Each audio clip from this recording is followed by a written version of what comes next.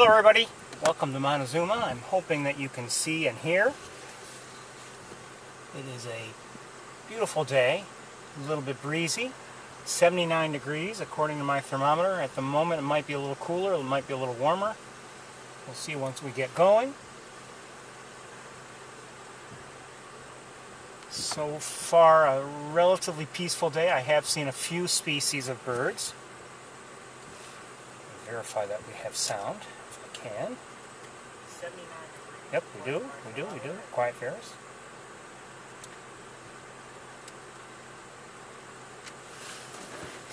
I have seen or heard since I arrived American goldfinch, turkey vulture, osprey, Canada geese. I did see some sparrows, I think, but I'm not sure what they were. And that is just actually about it. I haven't seen much.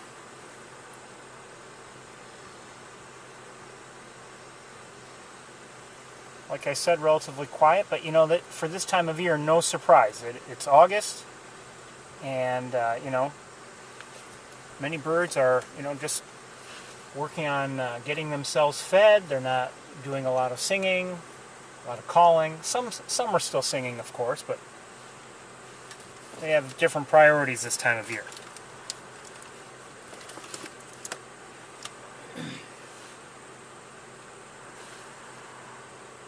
Starting a little early, I had predicted maybe around 10 after 1 or 1:15 or somewhere around there, but managed to get here and get everything set up in time, or a little bit early actually, so I thought I'd start up.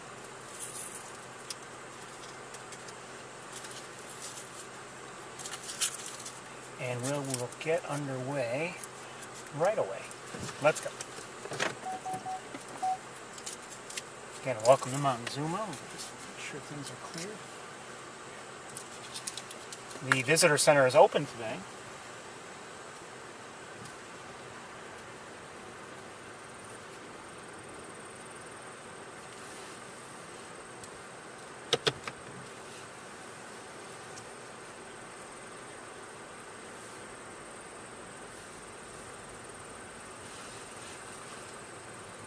Hi, Max.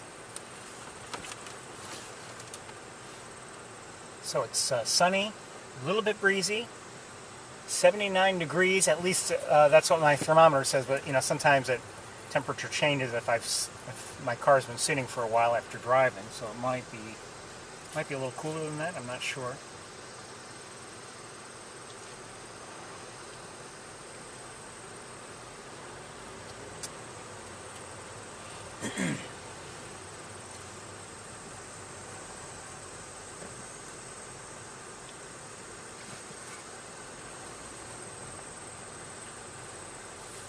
I had nearly made a journey to the campus last night, but then I was told it might rain, and you know, then I kind of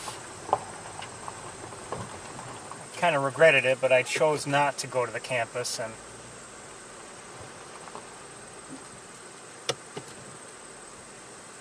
so I missed out on any activity. You know, I don't know if it did rain. I think it probably rained a little bit on the campus, but I was also concerned about my ride to and from the campus, so.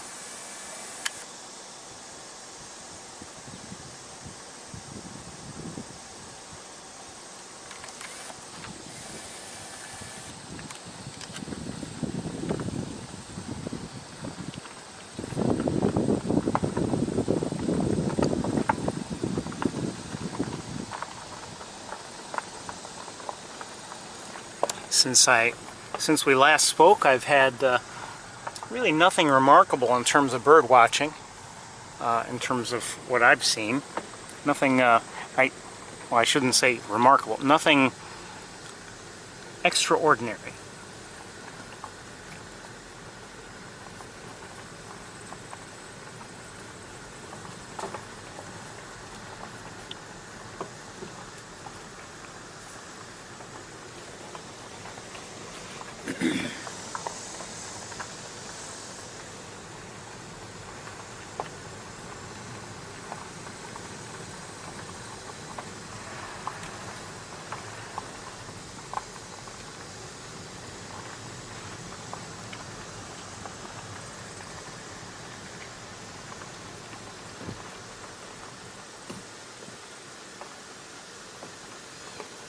Just heard a catbird, a gray catbird. Thought I heard it.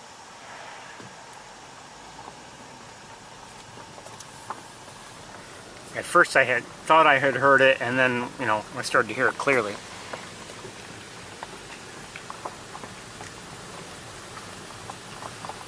Now with these breezes, you know, it might be the kind of day, maybe, you never know, I've been wrong on this before, sometimes this kind of day, you know, has the birds of prey taking to the air a bit.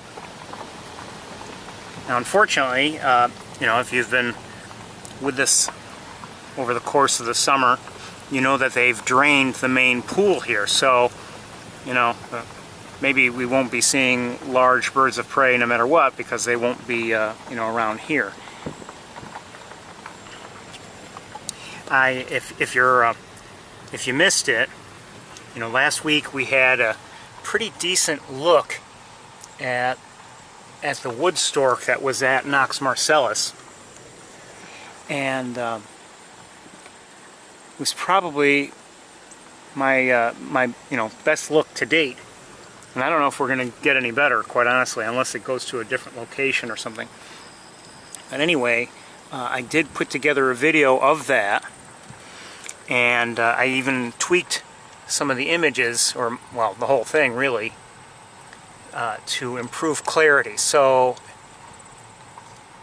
you know, if you're interested in seeing that wood stork, I would check out the video I posted to YouTube.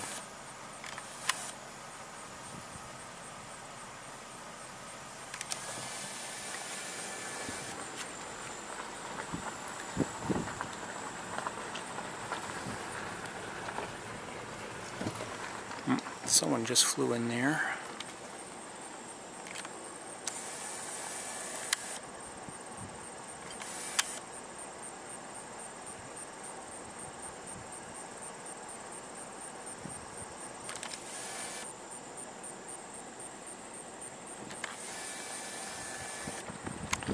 It's quiet here, both in terms of birds and in terms of people. Not many cars in the parking lot today.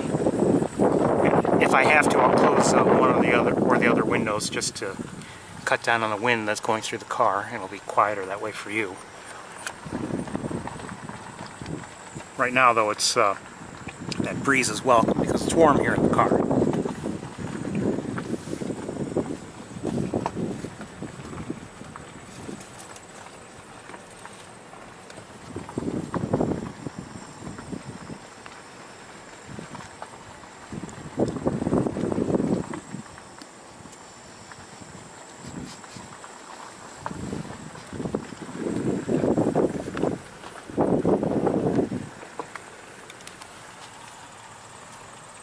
You know, looking at the various grasses and or cattails or whatever they are, grasses, it looks like a lot of things are kind of drying out, and we haven't had as much rain lately.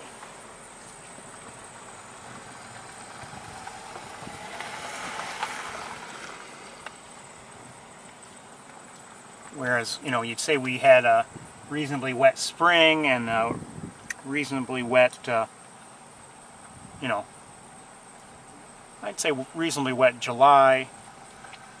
We've had less rain of late, so things are drying out a bit.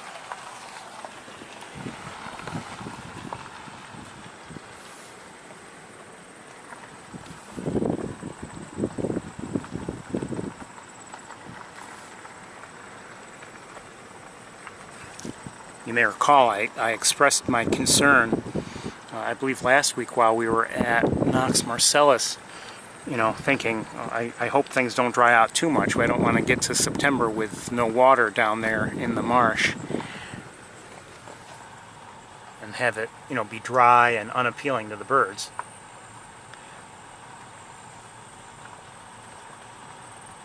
By the same token, I don't want so much water that it's just deep, you know, deep water there and, you know, not favorable for, let's say, shorebirds, for instance. Did I mention the Canada geese that I saw earlier? They were the first birds I saw here, a flock flying in the distance. Okay, just saw an American goldfinch down here. Just landed.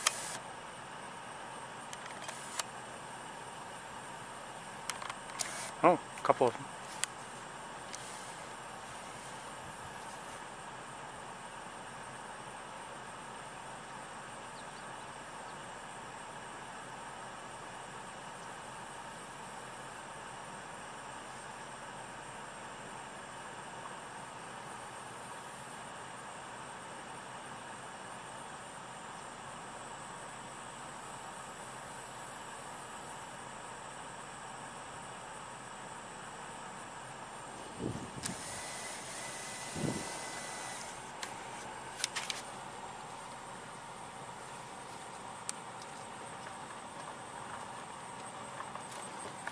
Hold on a second, is that a duck or something? Hold on, gotta look. No. Okay, let's keep going. Oh, someone just flew across the road. Looked like a sparrow of some sort, and I would guess song sparrow, but I'm not sure.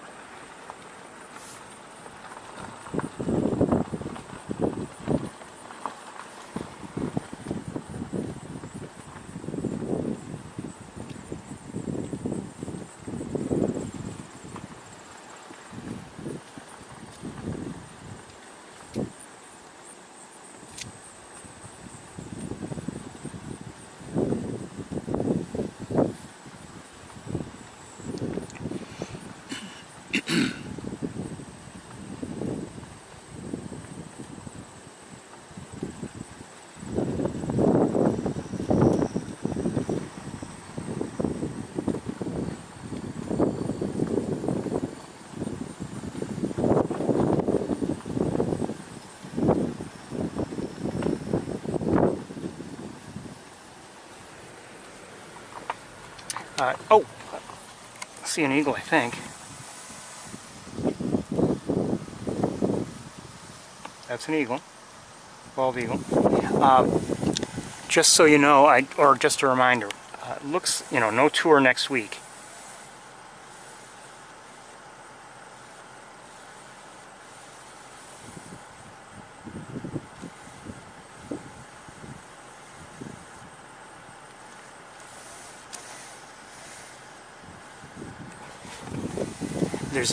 There's a chance we'll have a weeknight tour, but I doubt it. I don't know, but definitely no tour next Saturday or Sunday, as I've been mentioning for a while now.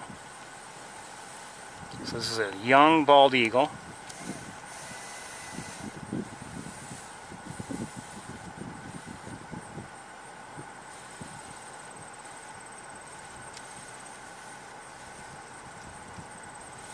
Oh, come on, focus.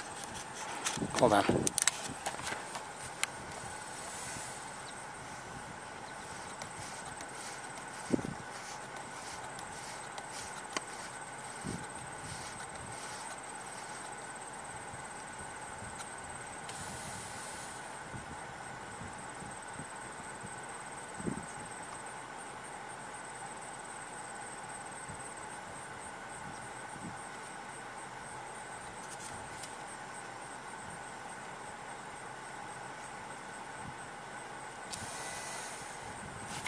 Okay, we're going to let it go.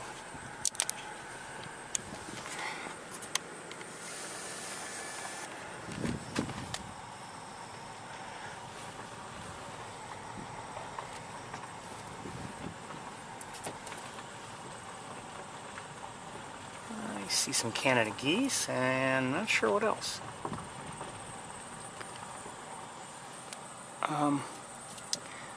Vegetation is a little bit of a pain right now. Okay, let's look at various things here. Some Canada geese here, and also some ducks of some sort, probably mallards. They look like mallards. That doesn't look like a mallard. I'm guessing, you can see how much smaller it is. I'm guessing that's blue-winged teal, but I'm not sure.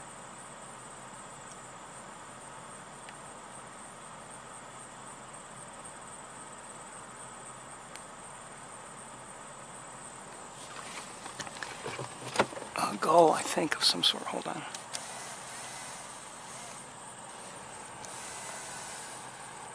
I'm not sure if that was a gull or not. That may have been a tern, but I don't know.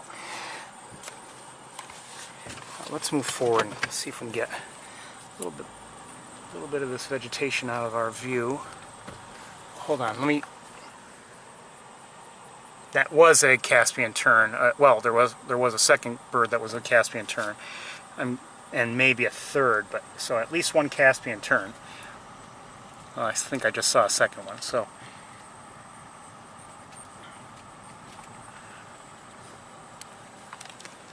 and let's look at.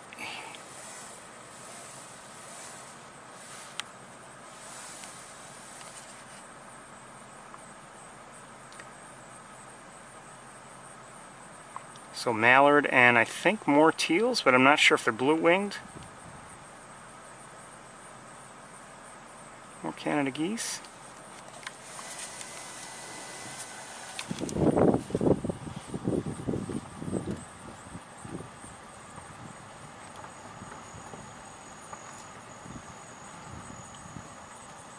One thing is for certain, they don't do much to make things easy for us here. You know, they don't trim anything close to the roads most of the time. And look, I can understand, you know, in fact, in many ways, it's probably the best thing. But it makes things more difficult for us. More Canada geese. I mean, so there are more geese than I had realized even. And more that I may not be able to show you from here.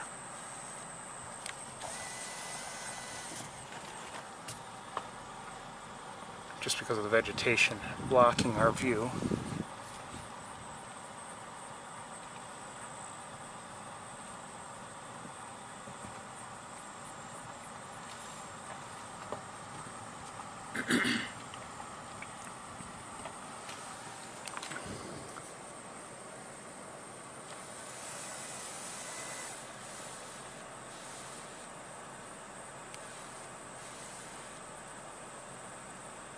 Some mallard there. So as you can see, more Canada geese.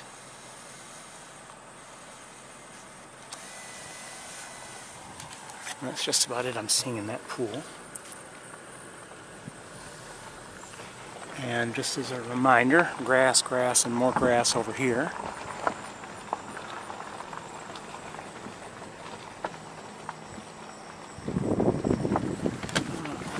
However, and I don't know if I'll be able to show them to you well or not, but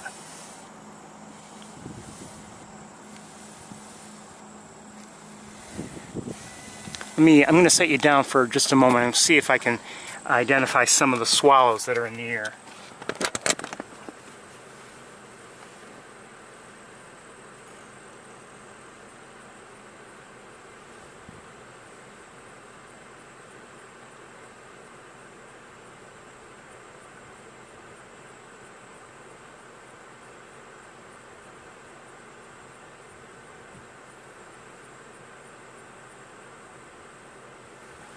No, I can't. They're a little too far away for my unskilled identification eyes. And now we may have seen this eagle before. Where is it?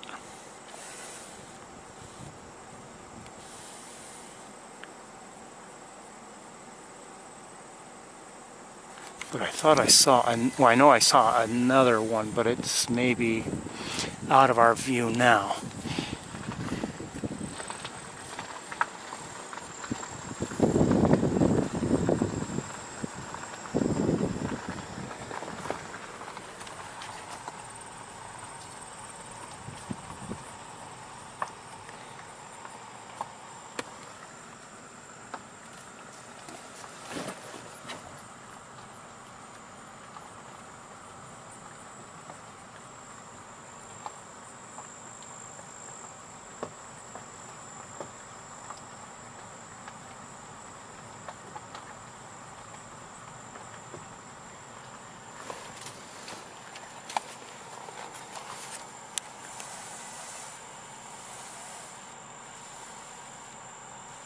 It's an osprey.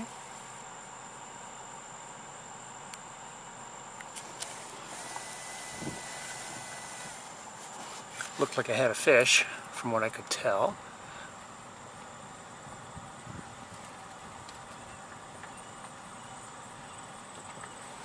I hear somebody.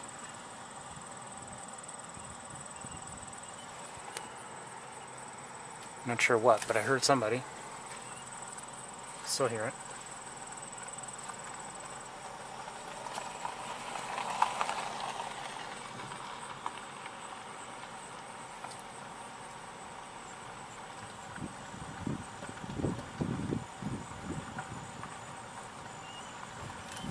Now I'm hearing it again. Might be maybe an osprey, I'm not sure.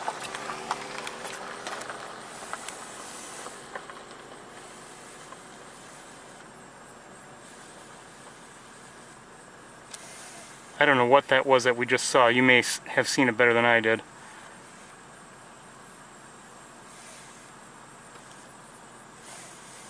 I can't see it now.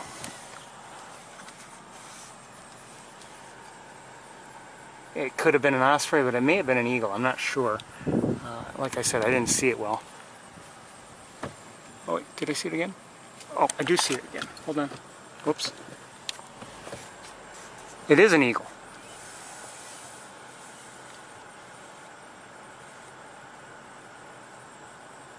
Or it was.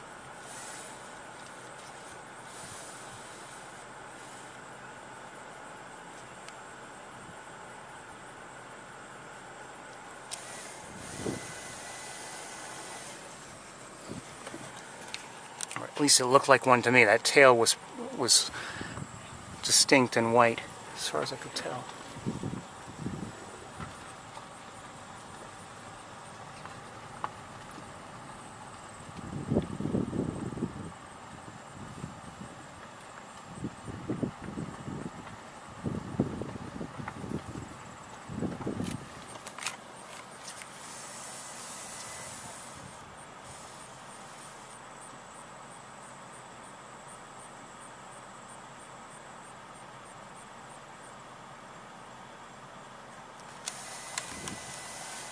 Oh, there's a great blue heron.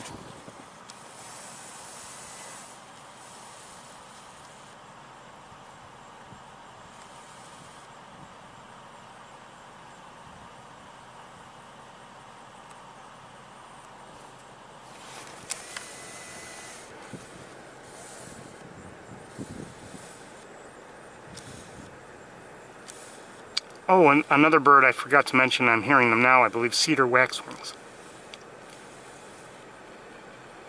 This is through the windshield, so not going to be razor sharp. What's going on there?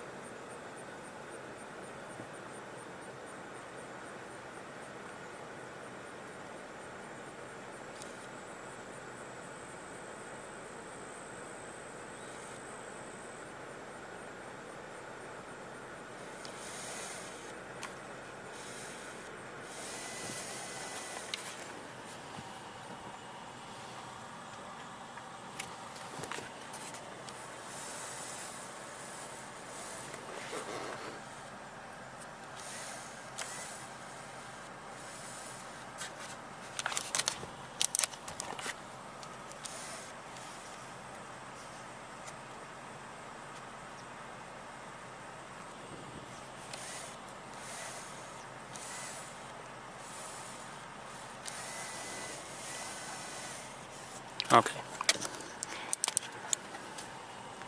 Okay, let's go. Is that a grebe? Looks like pied-billed grebe right there. Just glad we saw it before it dove.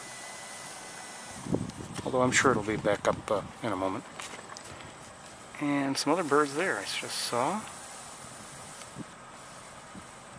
Wood duck. 3 wood ducks. Wood ducks. They look young, or no, I'm sorry, two young and one adult. One adult female.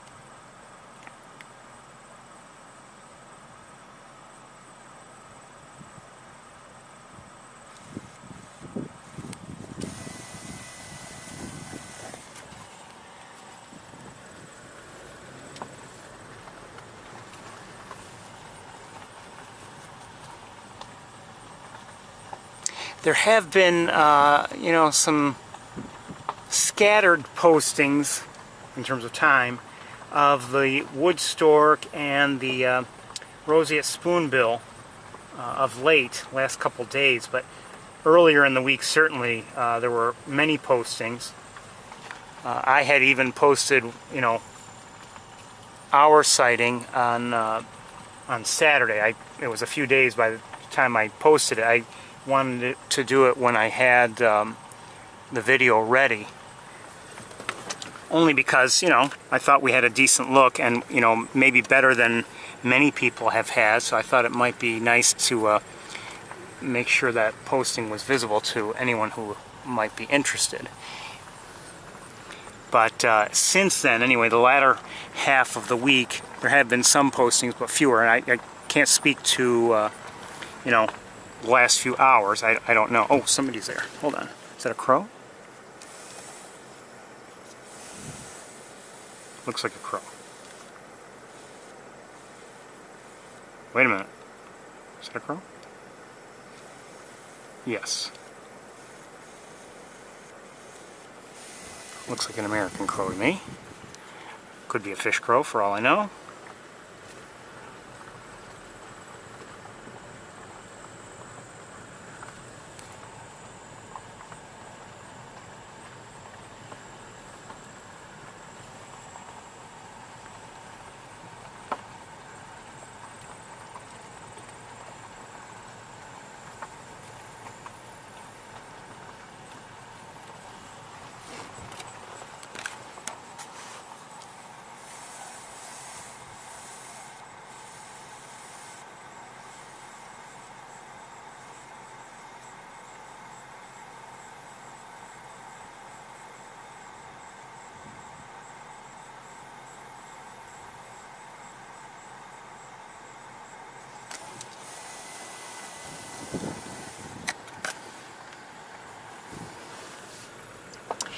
A rarity that popped up during the week, I believe, I may be wrong, but I thought it might have been, I don't know if it was first seen by Jay McGowan, I'm not sure, might have been, or he was one of the first maybe, I'm not sure, was a little blue heron seen, you know, at Knox-Marcellus, but that was days ago. I haven't seen any postings about it since.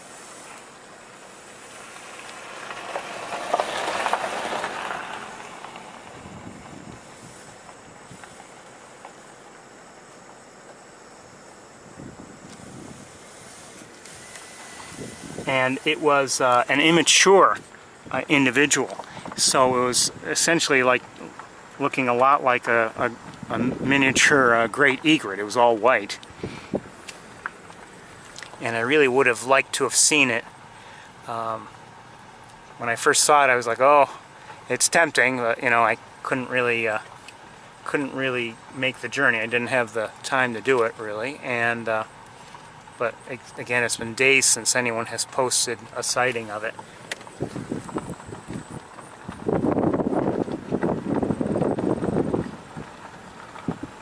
Maybe like, I don't know if I had seen it posted on Tuesday, but I don't believe Wednesday, or at least not Wednesday afternoon.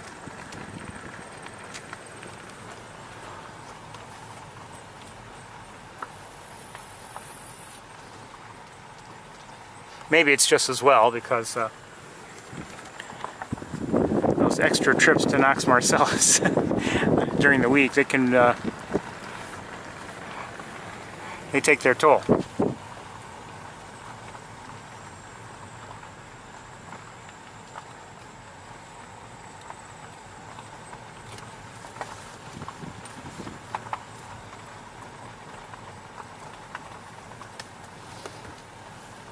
I'm sure the mosquitoes who would have seen me were disappointed.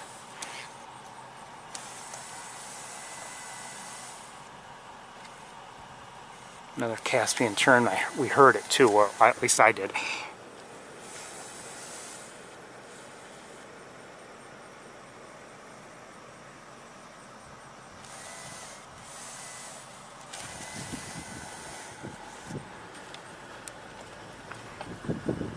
Actually, those could be the same Caspian terns that have been flying along the channel right along. I don't know if they've been flying back and forth.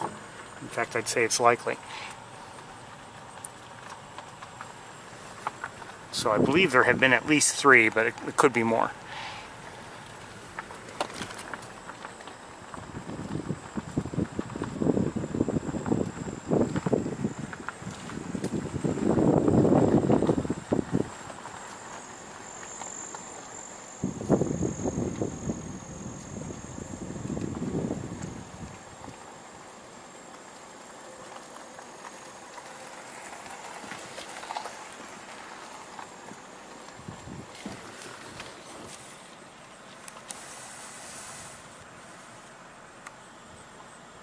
I just caught sight of something flying in the distance beyond the trees, but I don't see it now. I don't know if it was a turkey vulture or an eagle.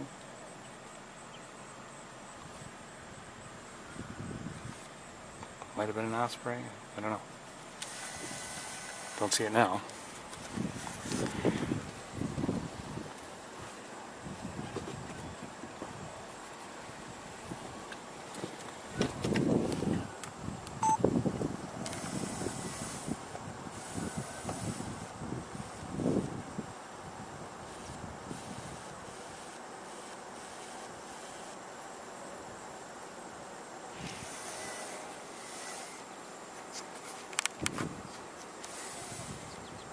Hearing an American goldfinch at the moment and watching a bald eagle.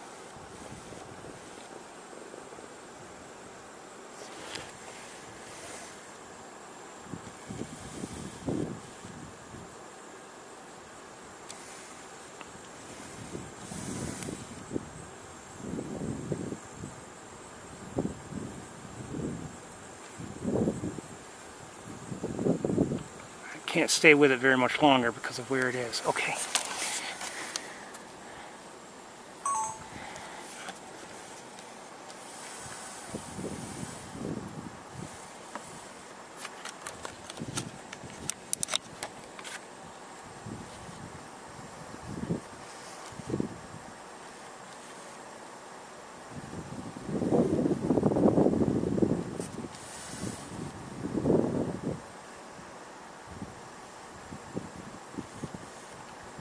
Okay, don't hold still.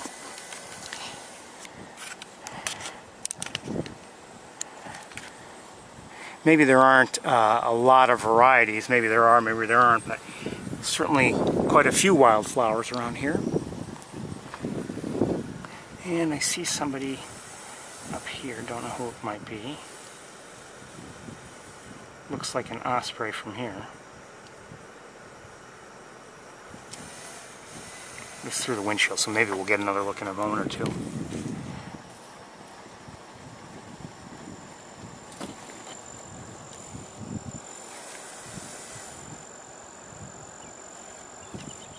Okay, I'm hearing, I'm not sure what. I saw what looked like a shorebird in the air, and now I'm hearing somebody, and I don't see who that somebody might be.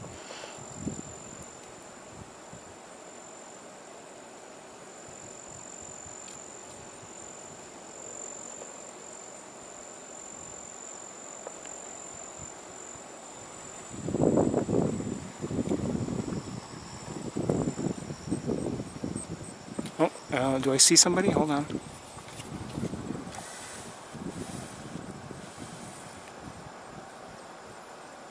Looks like greater yellowlegs to me. Goodbye.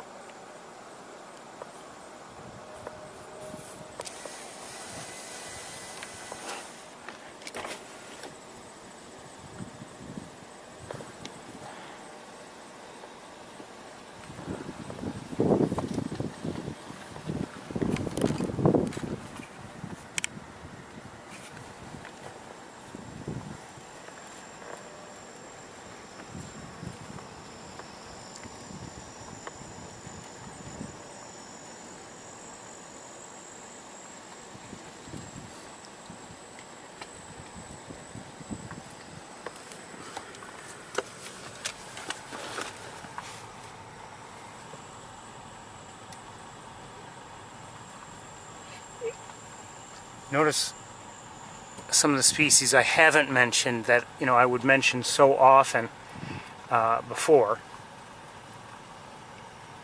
Red-winged blackbird, marsh wren, even the song sparrows. I may have seen one or two, but I haven't had a confirmed sighting of one. Here's that osprey. Just try to hold it steady. Sorry.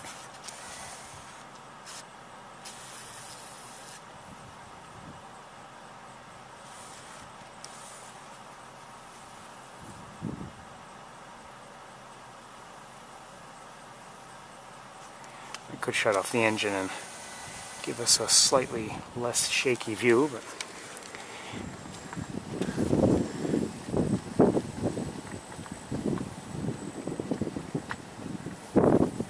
I see another shorebird.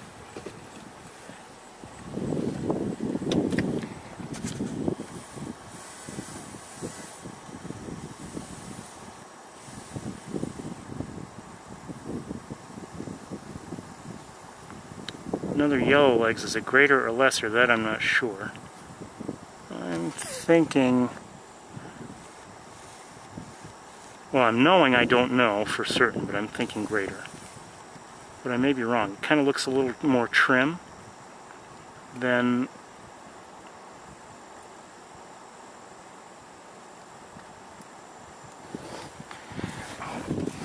we've got vegetation kind of blocking our view a bit.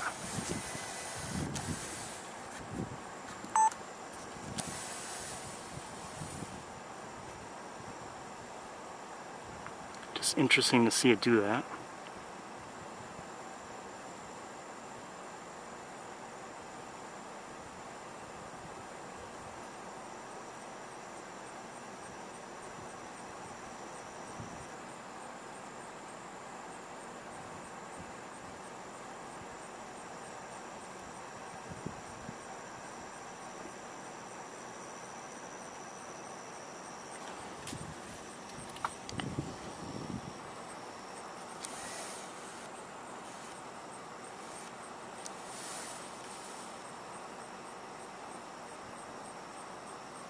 We'll let it go. There's a chance it sees us and is concerned. I think I just heard house finches, or just saw them too. I'm not sure.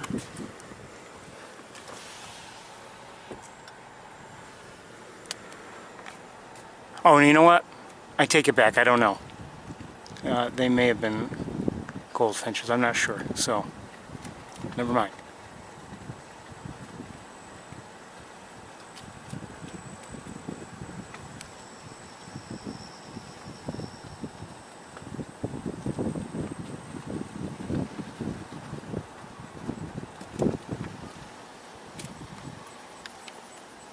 Hold on a second.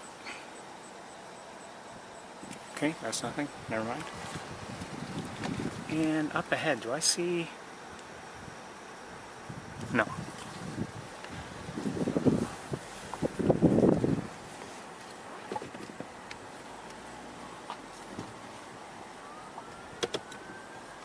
I see some, looks like more shorebirds of some sort.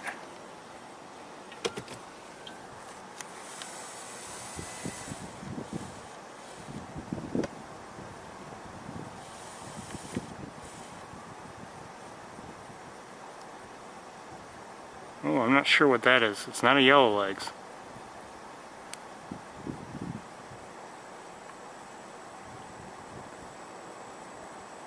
I think it may be just the one. Maybe.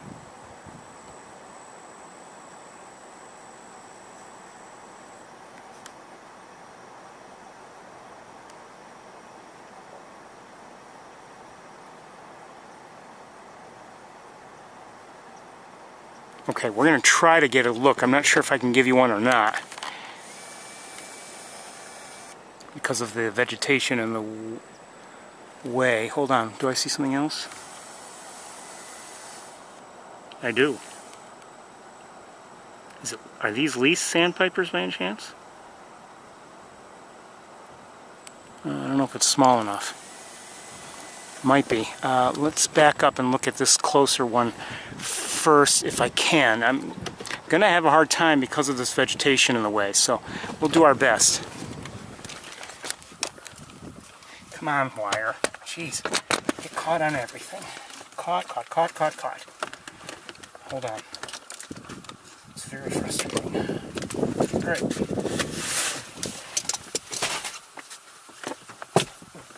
We may have a view of this closer one.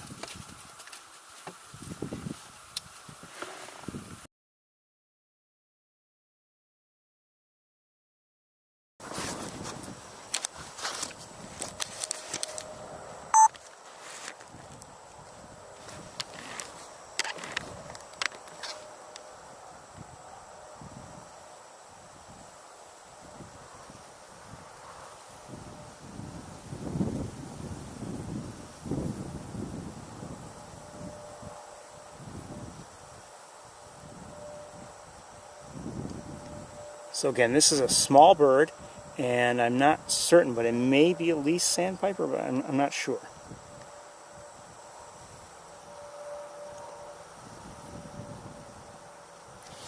Hold on a second. Is there another one? I think there might be another one.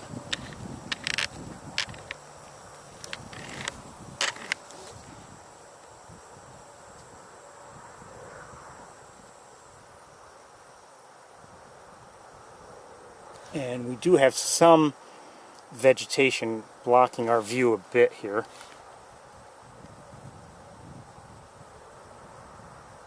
A little bit of heat shimmer.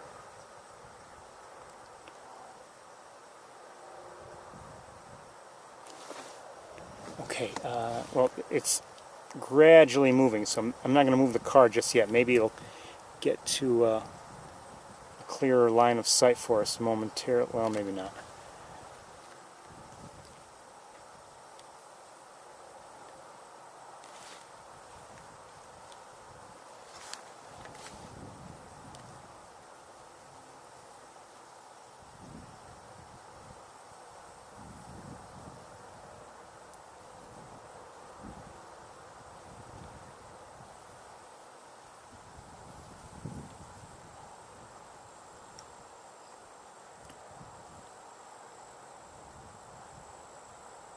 At least in this case, certainly a different pattern of feeding than we saw with the yellowlegs.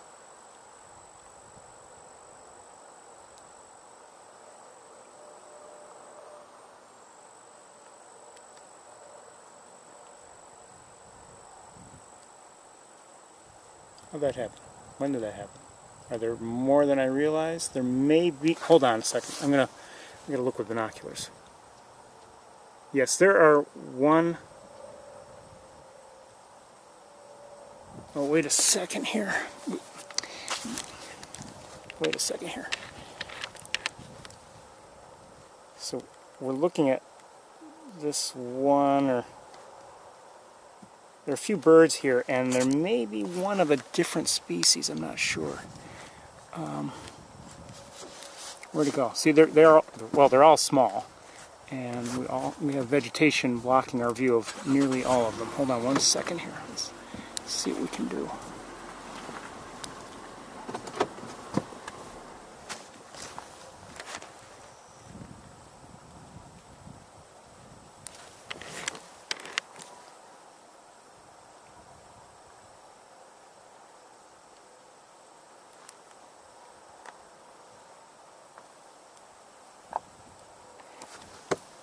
Sometimes it's hard to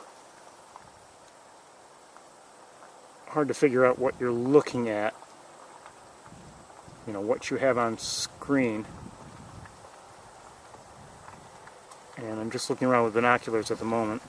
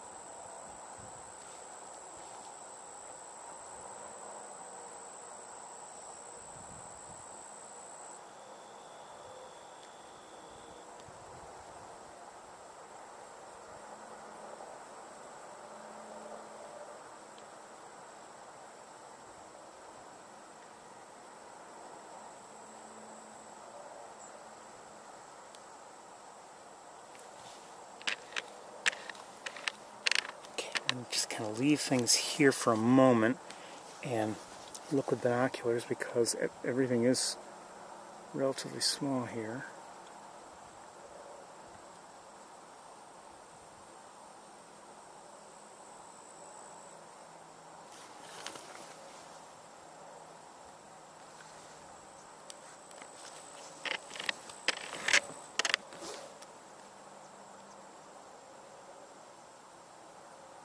Now that does not look like the same species right there.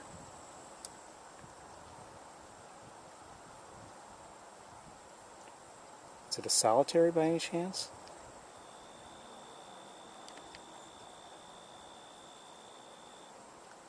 I'm not sure.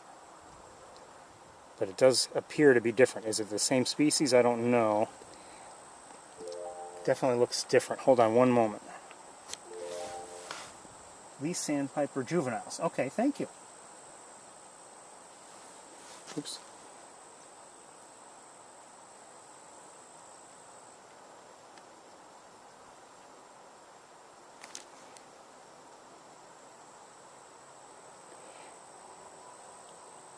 Now,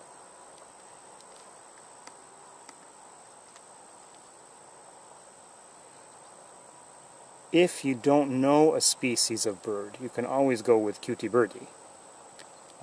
You won't be wrong.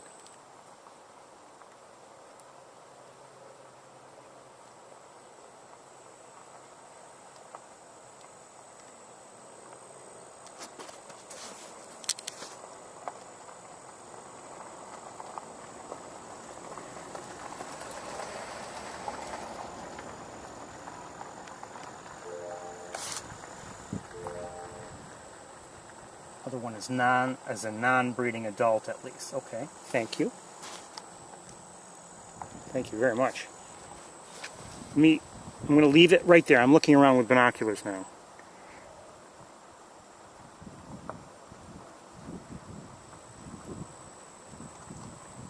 I don't...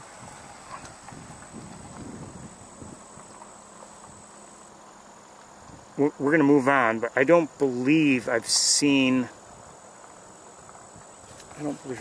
anything else in terms of species. Oh, there's somebody... yeah, let's look at this one here.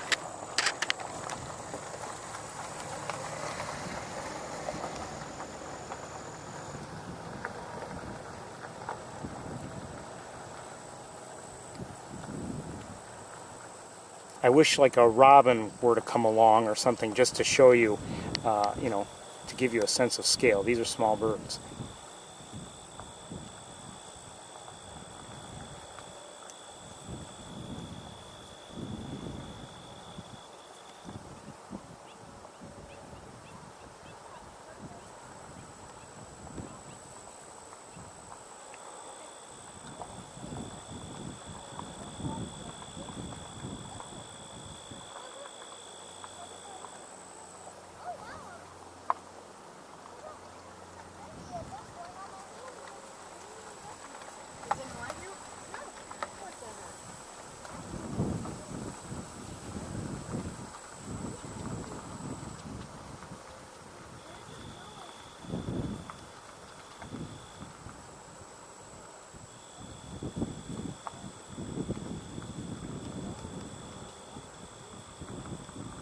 Hearing something. I'm not sure what it is or where it is.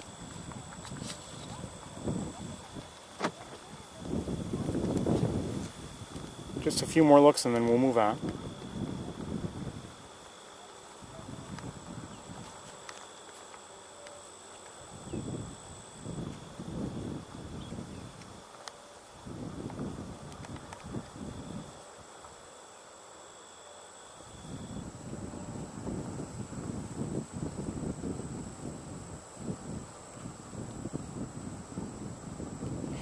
I'm guessing we're starting to get into shorebird season. We may start seeing shorebirds here and there more and more, and we've seen them at Knox-Marcellus. It's that time of year they're starting to move a little bit, and I believe usually August into September are good times at least around here, to see shorebirds, assuming the conditions are right.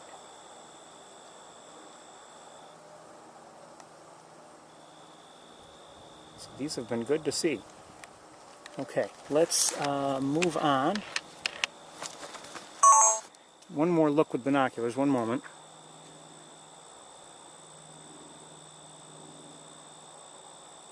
You know, everybody, I think, has essentially walked out of our view anyway. They've, you know, been walking to our left. I don't see anybody right now, so maybe our timing is just about right. All right, let's switch camera. They come back into view. I think some just flew back into view. I think, yeah, just maybe a look or two more, if vegetation allows.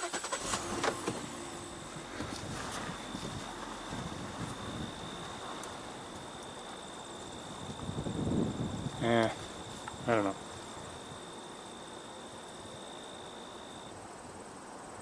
Okay, let's keep going.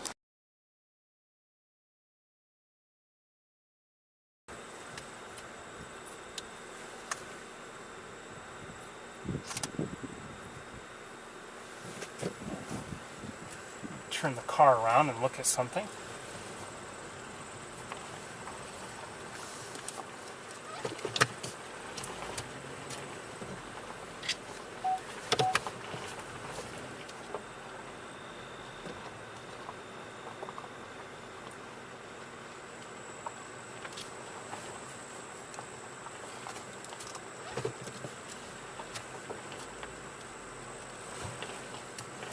About here should be good.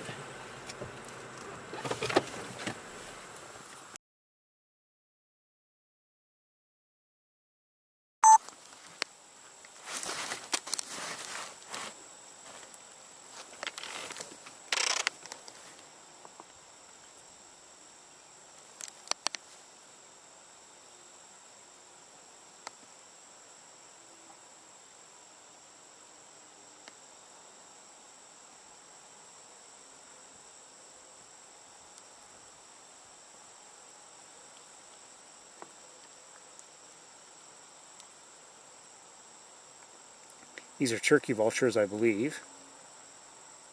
And over here in a different tree, nearby tree, is that osprey that we had seen earlier.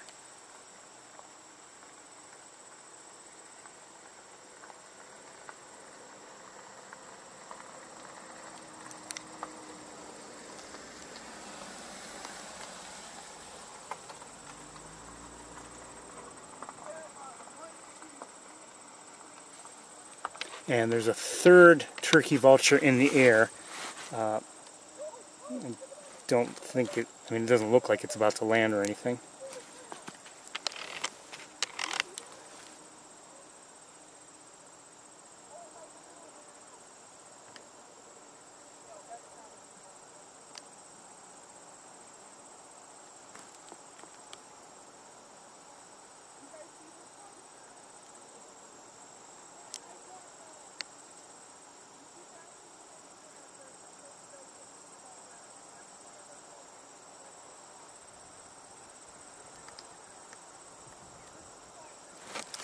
See if I can get things steady so I don't have to hold everything and give you a look.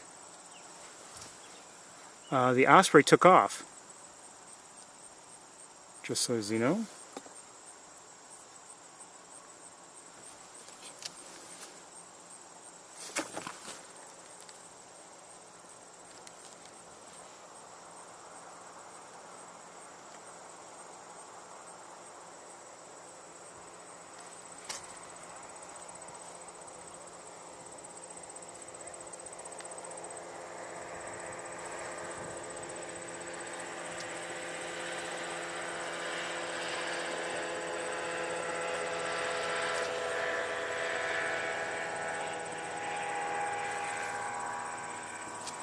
Okay, sometimes preening means a lack of cooperation for us, so.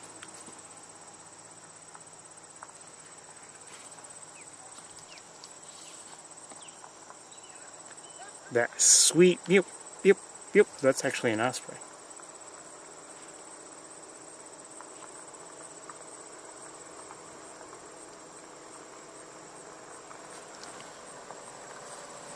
And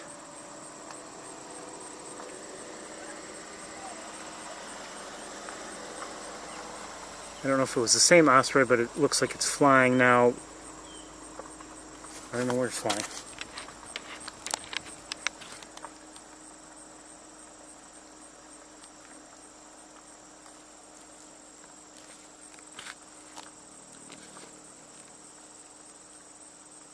Okay, it just landed in the same tree. Oh, this may not be the same osprey. Maybe it is. Not sure if, does it have anything? Is it carrying a fish? Maybe.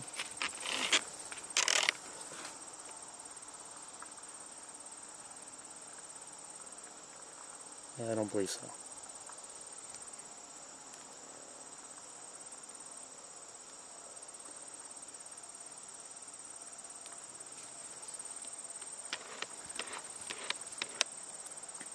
Okay, let's move on.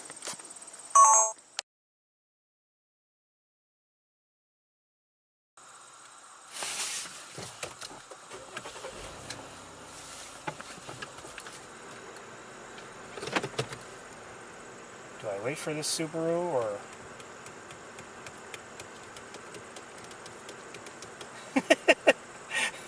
Subaru seen traveling at normal highway speed on Wildlife Drive.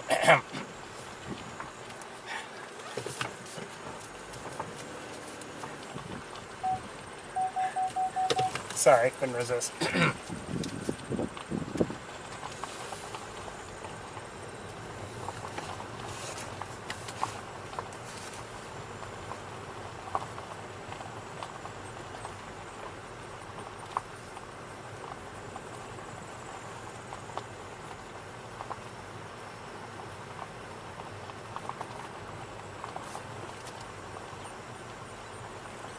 Looks like the osprey just took off again. It's hovering now. Well, not really hovering. Now it's moving again in the air. And one of the turkey vultures also left.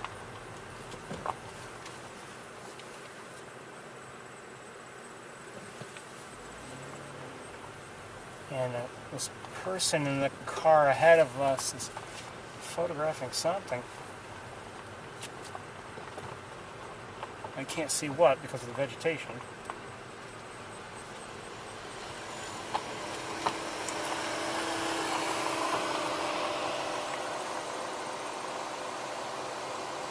Maybe another turkey vulture, which is now, I don't know if it's one of the ones we had seen already or if this is a different one. There's one there, and then there's something else in this tree over here.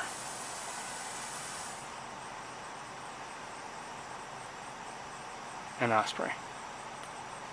Eating.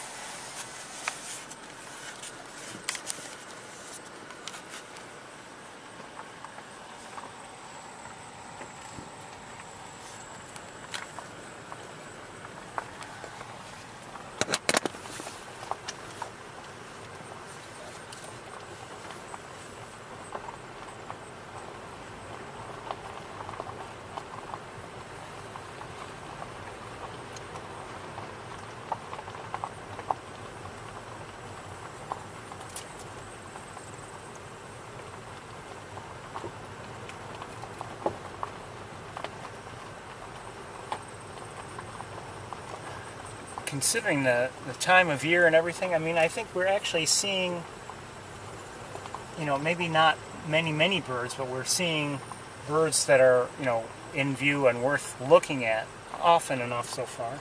Now,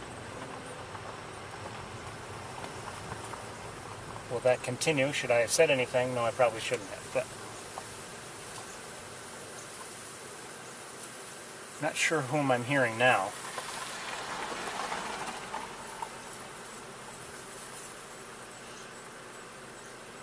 It's a high-pitched, sounds like a small bird, but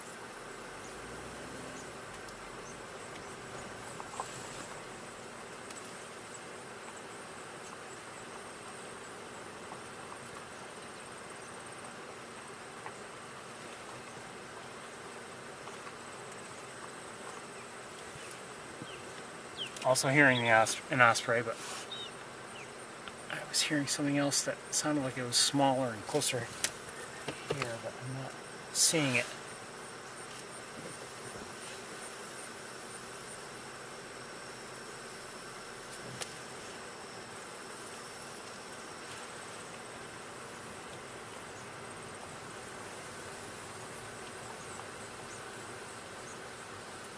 Phew, phew, phew, phew.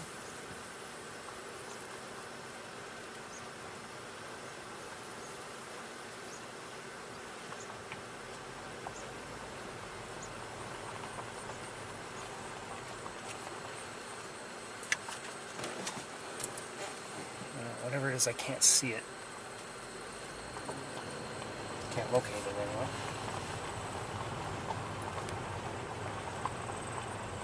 And just saw a great egret here on the other side. Come on, move. Very briefly.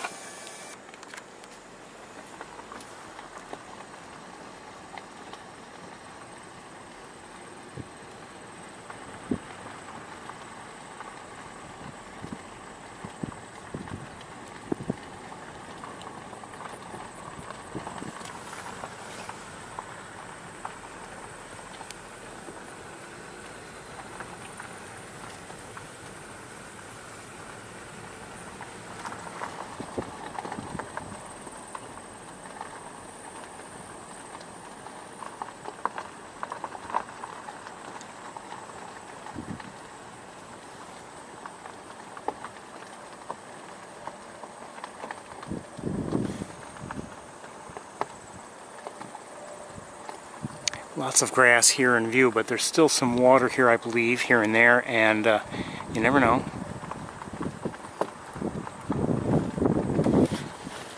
Might draw somebody.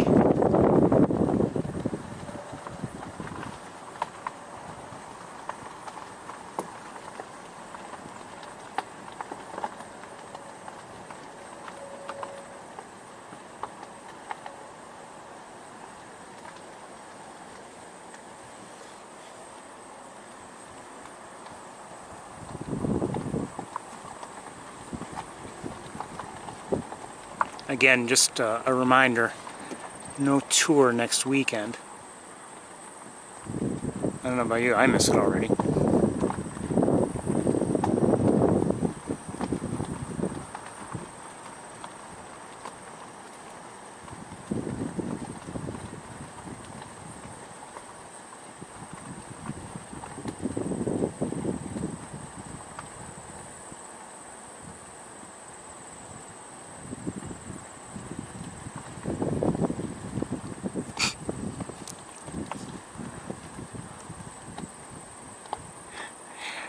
I say I miss it already. I'm reminded of, if you've ever seen the Despicable Me movies, Despicable Me 2, when Dr. Nefario leaves, and he's like, I miss you already, you know. Anyway.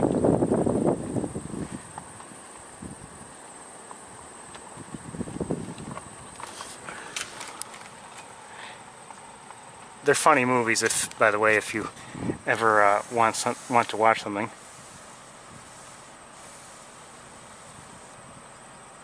Turkey vulture in the distance.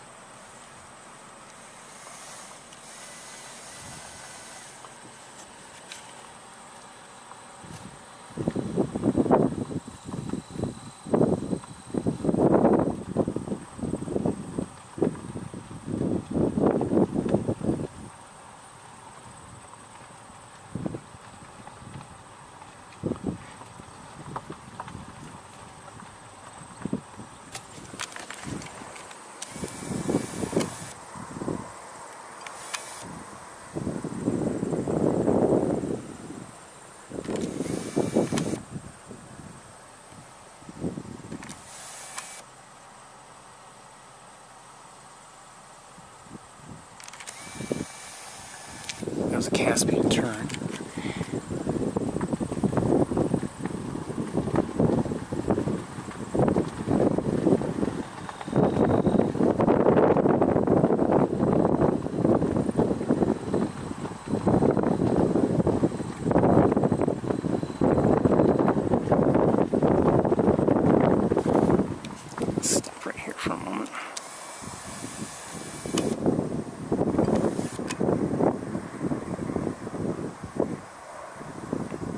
Okay, looks like we have Caspian terns here.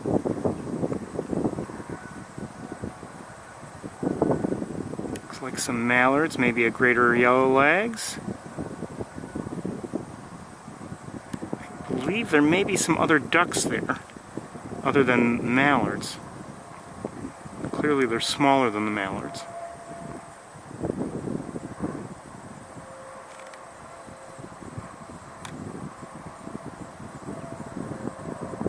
Are they green-winged teals?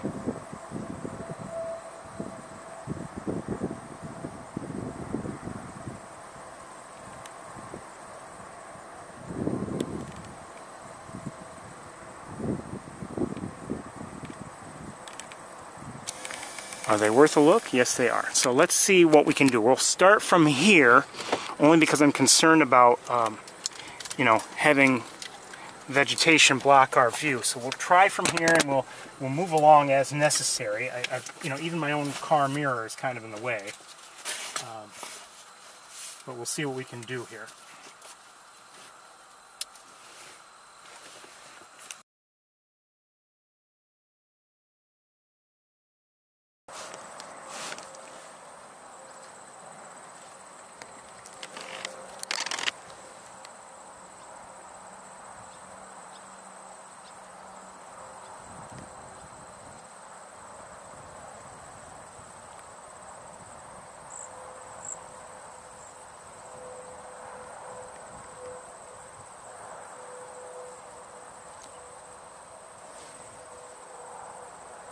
Just a reminder, you know, we're still in a period of time time of year when we have many birds, you know, they're out of their breeding plumage and they're in eclipse plumage. So that means it's more difficult for me to identify things. It's hard enough when they're in breeding plumage.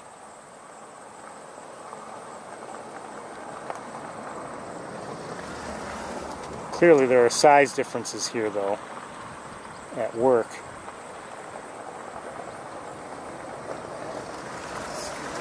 And plumage or no plumage, we can at least recognize their differences there.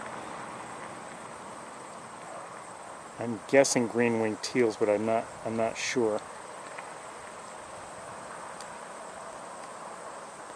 Don't know who that is.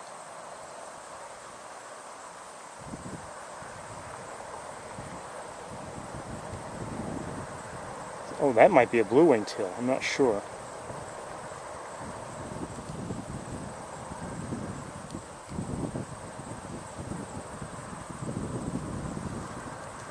We're going to move on very shortly, see if we can improve our view.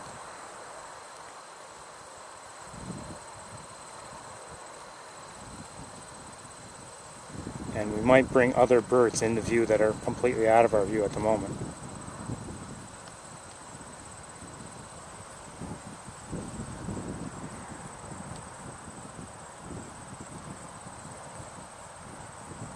Okay, let's see what we can do here.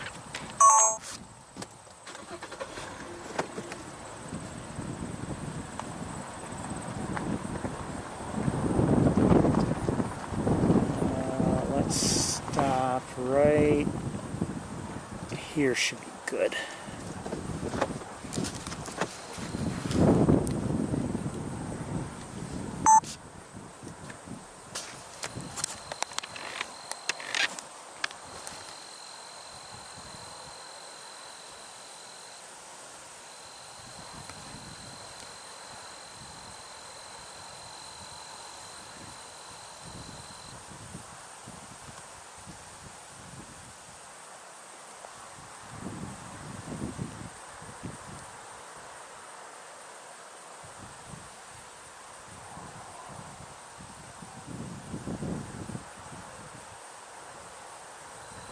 I must admit, I'm having a hard time with identification here.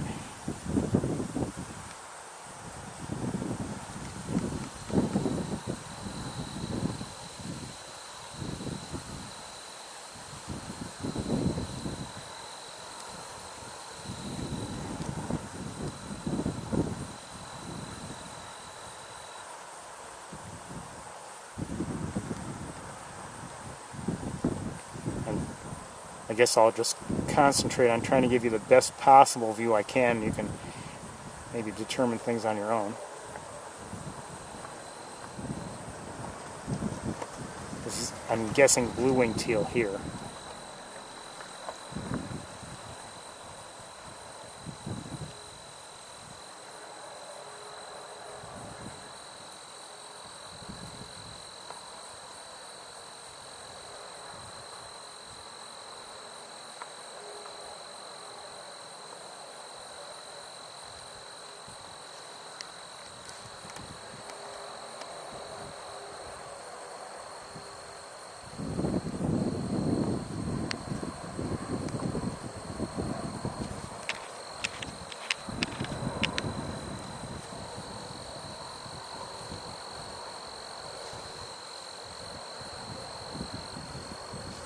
Somebody was splashing around here.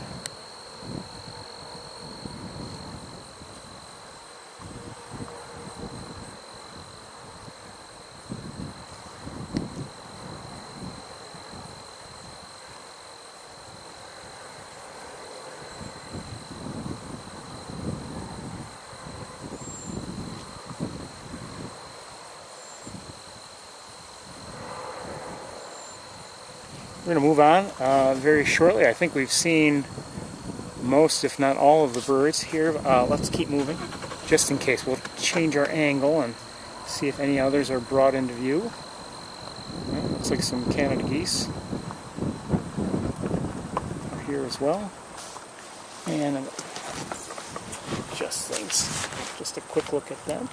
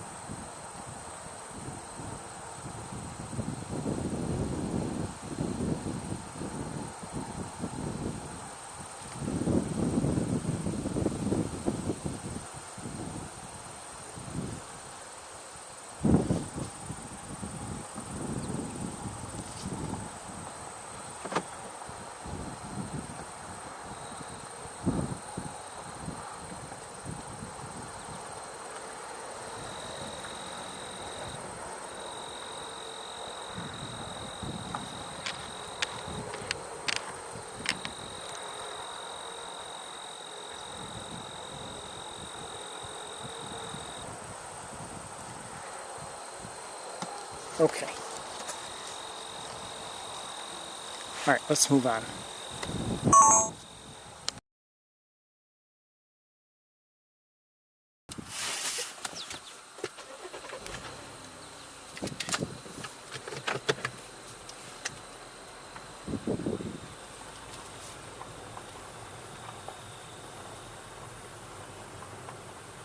Still supposedly 79 degrees, just so you know.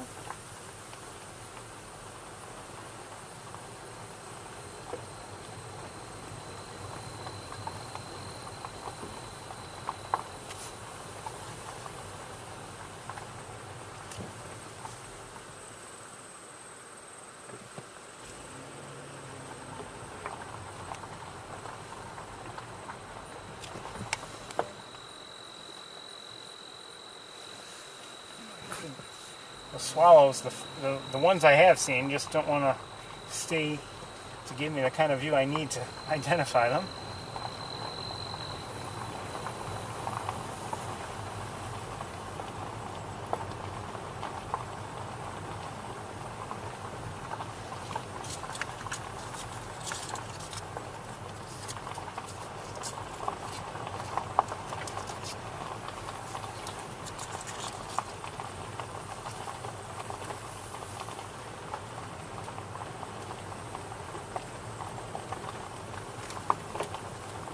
Just in thinking about today and what we might see or not see, where we would go. I mean, we'll go to the usual places, but you know, I was thinking about Sapsucker Woods and how it turned out last week. We Didn't get to see as much of it as I would have liked. What am I seeing? Hold on.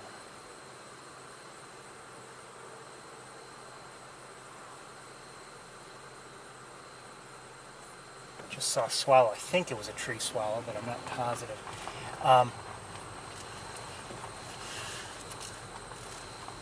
You know, much of our usual path there was off limits to us because of you know, damage apparently from the emerald ash borer. They closed some trails as they deal with it. I'm hoping that they won't be closed as long as you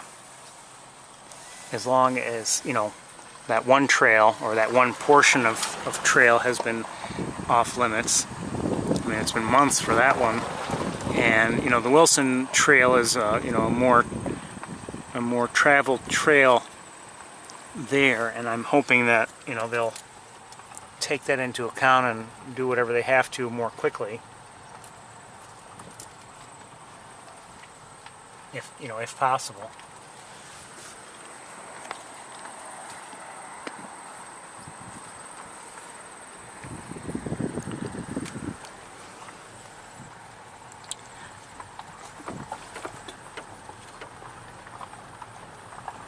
But, you know, depending on how things work out and how much time we have there, we may just spend roughly as much time there, but maybe we'll take a, you know, a different pathway and, you know, spend more time in other areas that we have missed generally just because of a lack of time. So we'll see. That may work in our favor for all we know.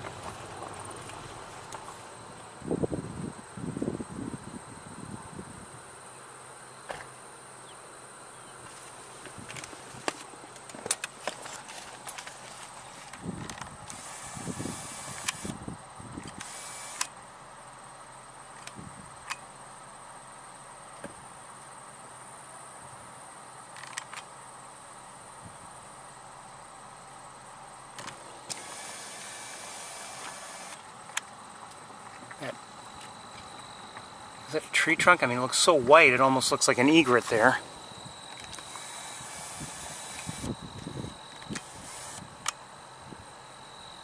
Yeah, it's just the way colors are washed out, I think.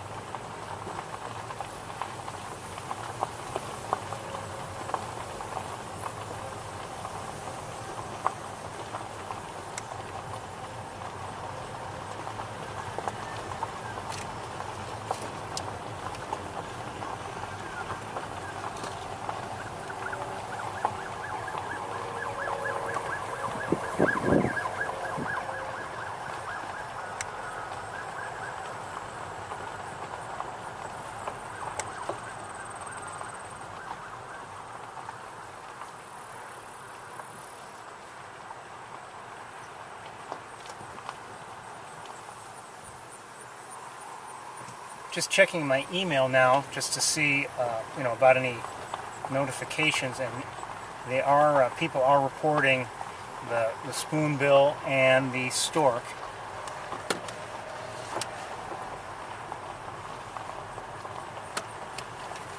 Now these conditions are tough, I think, because it's sunny right now.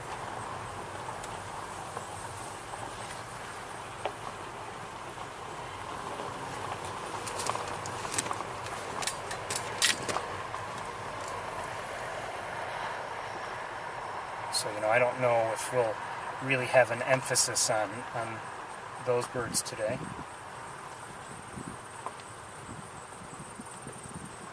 We'll see. We'll see how things work out.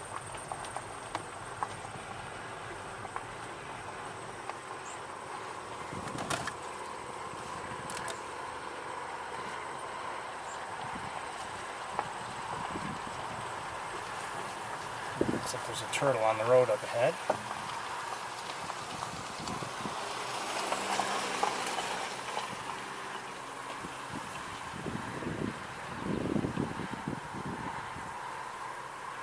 The minivan that just passed us seems to see it.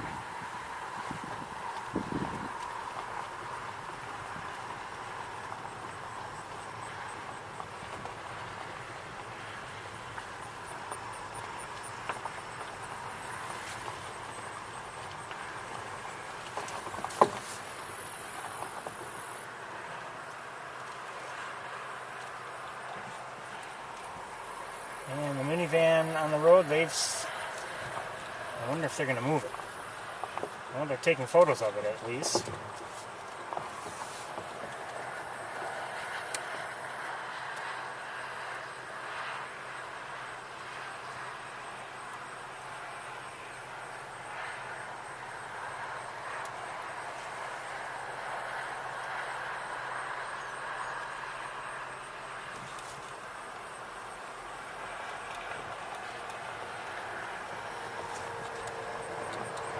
Looks like they are trying to move it.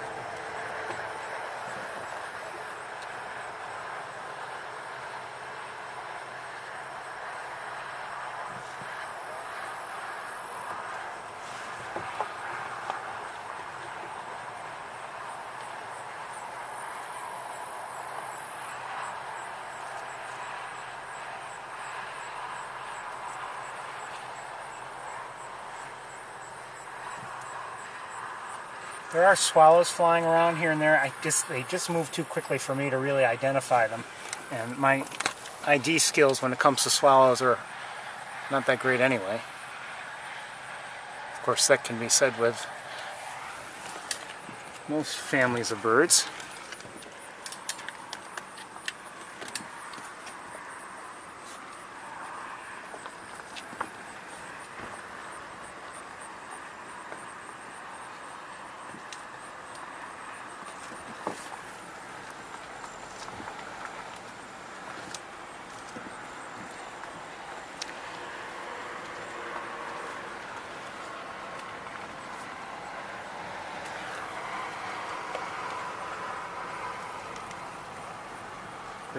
Many are over, or there aren't huge numbers of them, but they're over the Benning Marsh, which is difficult for us to see because of the grasses here.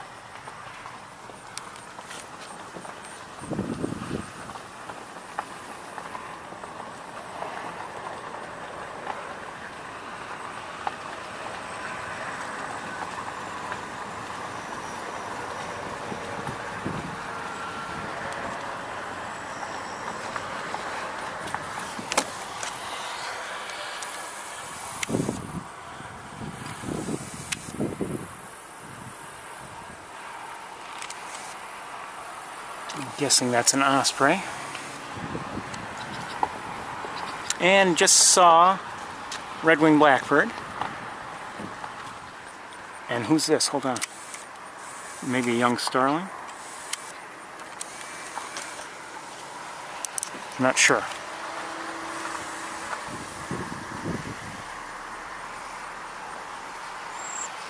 Oh, it's a cedar waxwing. I thought it might be, but at first I thought cedar waxwing, and then I thought, well, maybe young starling, but then couldn't get it focused and in time, but it flew off, and it certainly sounded like a cedar waxwing to me.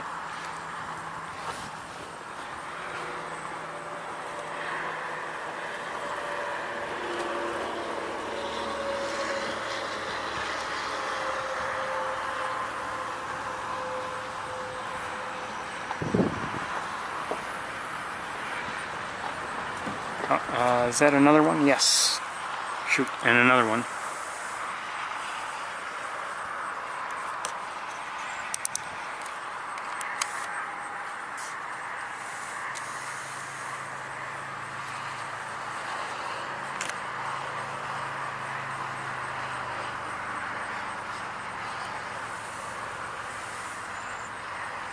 Thanks a lot.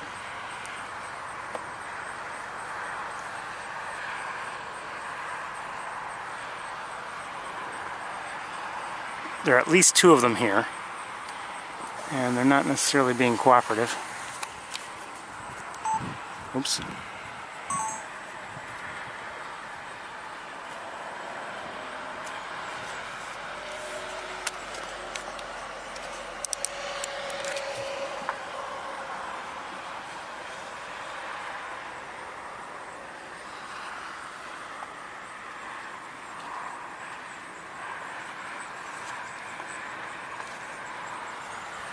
And now they're on the other side of the road, both of them.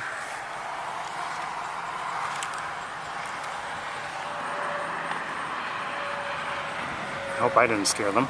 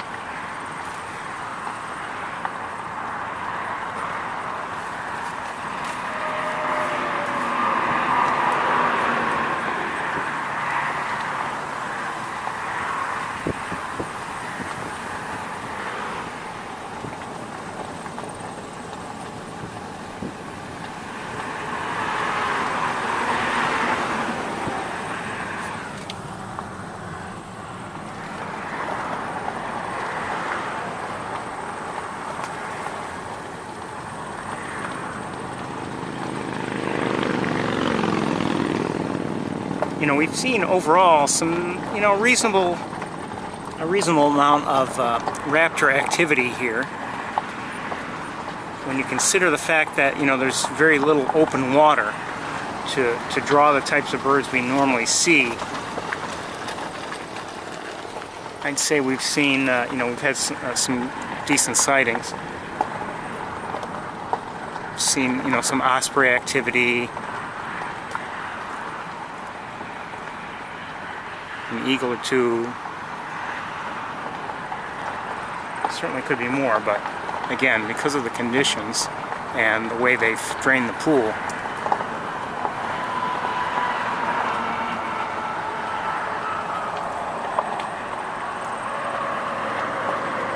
I do wonder, when are they going to, you know, allow it to refill? That I don't know. Probably soon, if I had to guess.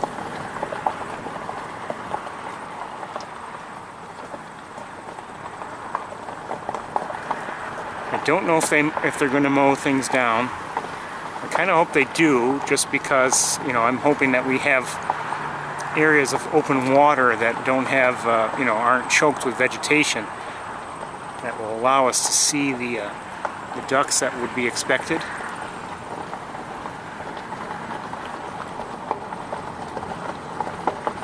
Ducks and other waterfowl.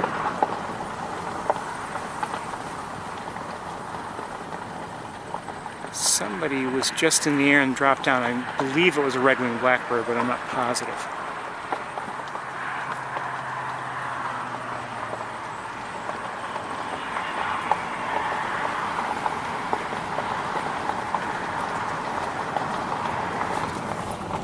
Can't see. And what I can see is not exciting. There's not much to be seen there. Those are some birds. That's a bird. Probably, well, I'm guessing ring-billed gull, but I don't know yet. We'll take a look from here, see if we can see things a little better. Just set things down.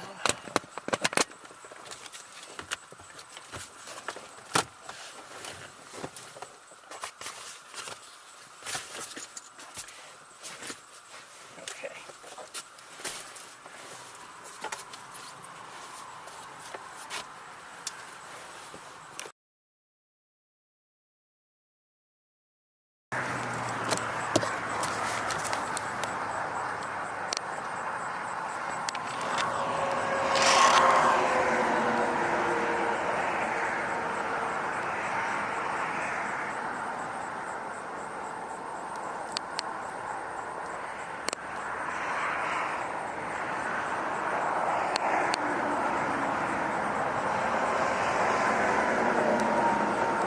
would say these are mallards, but I'm not positive. Hard to see them since they're so badly backlit. And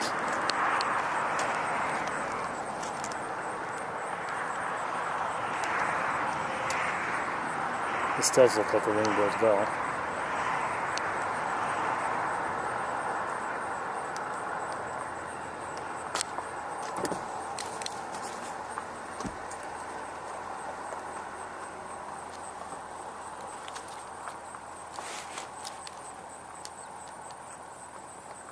Hearing an American goldfinch at the moment.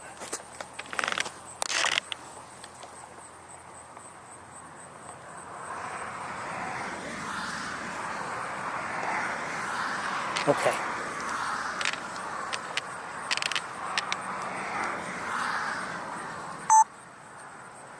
Oops.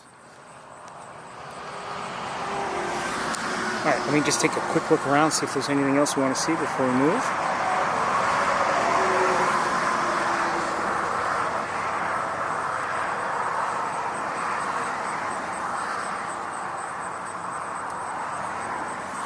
No, not really.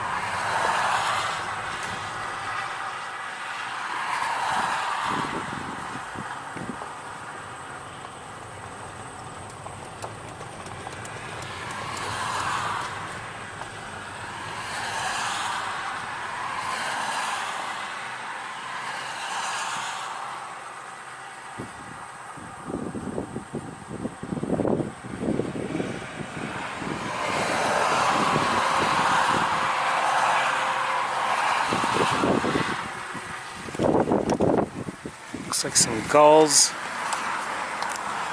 terns, great blue heron.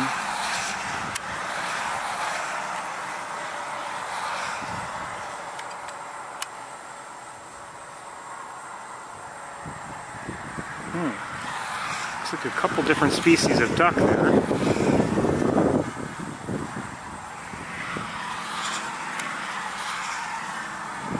Greater yellowlegs there, if I had to guess.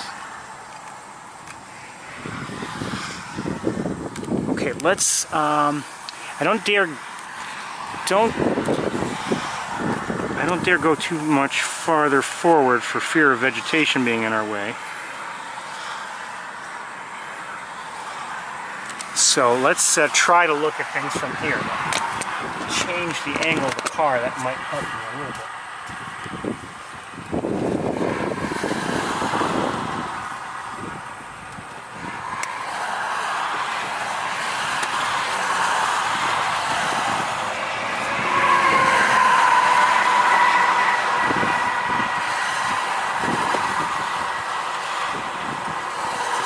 Sorry, I have to leave the window open for the highway, so we're going to deal with the highway noise, but it's too hot in here if I don't.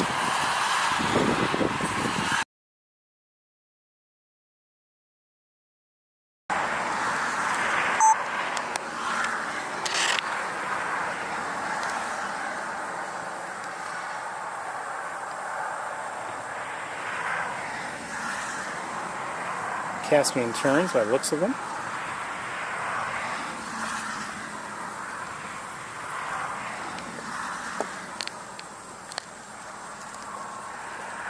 I know it's bright, but I need to do this because it's the backlit, but I'm not sure what these are. Looks like likely mallards there at the center. I'm not sure what the smaller ducks are though.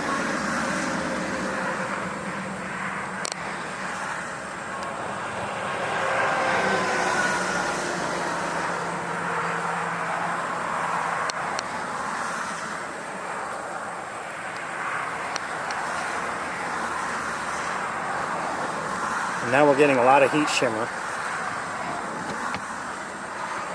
Now that one in the back, I have a guess. I'm not sure what it is though. It may be a mallard, but it may be something else.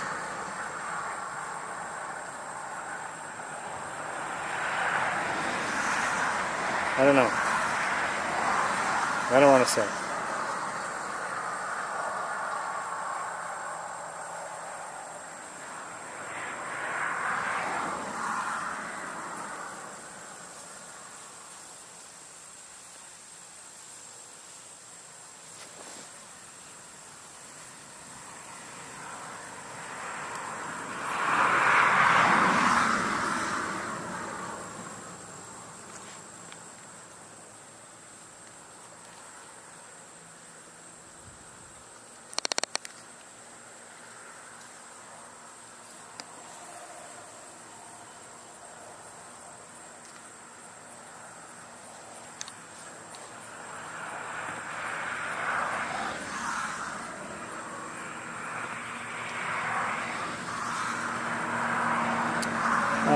The great blue heron left. Okay, yeah, I saw one in flight. I didn't know if it was the same one or not, but it looks like it probably was. And we're going to move on, I think, right away.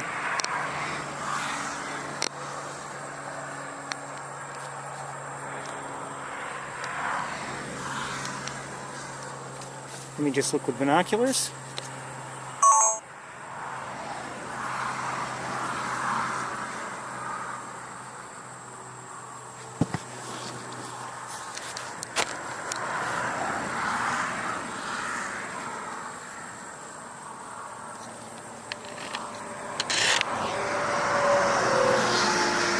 Oh, wait a minute. Those are not... I don't believe those are...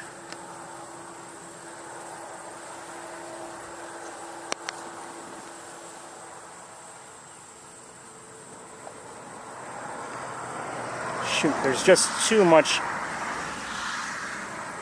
Those don't... I don't believe they're greater yellow legs. Could they be dowitchers? I don't know.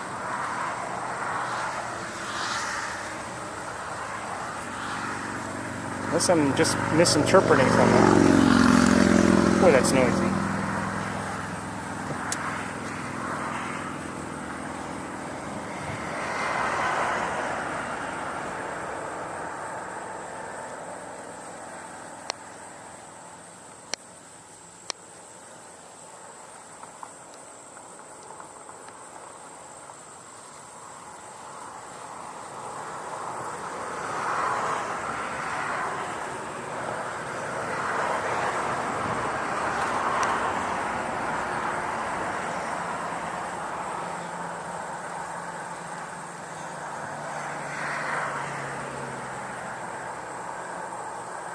Greater yellowlegs have, you know, reasonably long bills, but these look like they're longer, unless I'm mistaken.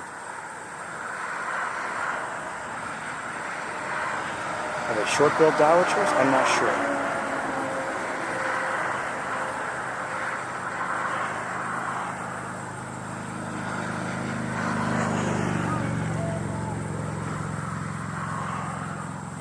You know what, let's move a little bit. Maybe, I think we may have a problem with vegetation here. Might clear up our view a little if I move. Yeah, that might be better, I'm not sure. There's only so much I can do with this distance and this light, but...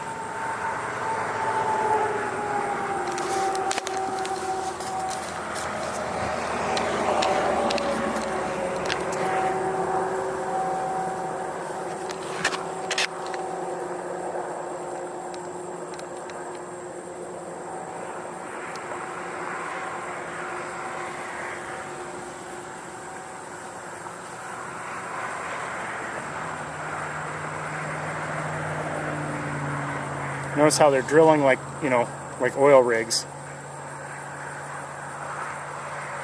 You know, the oil drills, I should say, rather than like the tall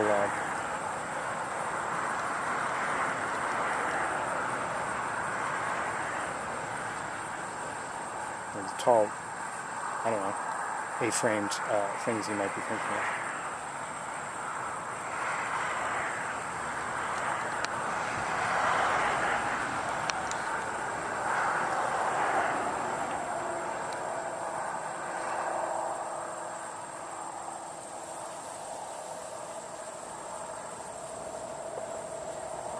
Okay, we're going to move on. This, you know, I'm not going to get a much better look than this, I don't believe.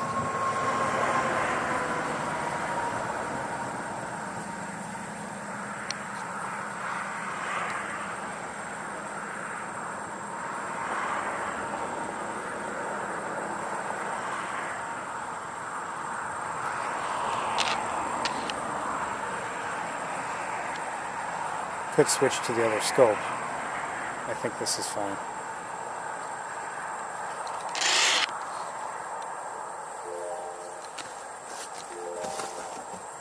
Short-billed dowitcher. Okay. Thank you. I thought dowitcher when I first saw the you know, their style of feeding, and then when I saw the bill, it looked like, oh, maybe not quite long enough to be long-billed. Not that I can remember exactly, but somehow it didn't seem overly long like the long-billed dowitchers does. The few times I've seen dowitchers. But thank you. So we're looking at short-billed dowitchers, and we're moving on. I'm glad we looked. I caught sight of them, and glad we had a chance to see them. Well, I guess I wasn't recording, but you know what? Video quality really is not as good as I would have liked at all anyway, so let's keep moving. Hold on one second. Let me just look with binoculars, see if there's anything else we want to see.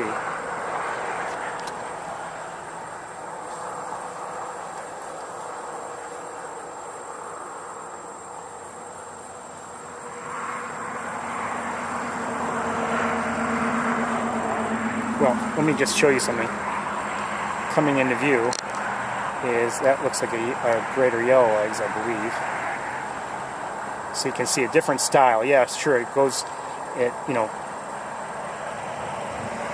it does duck its head down. Bill is shorter, longer legs, of course, and, you know, not as much of that, like, obvious, like, drilling action that we're seeing with the dowitchers.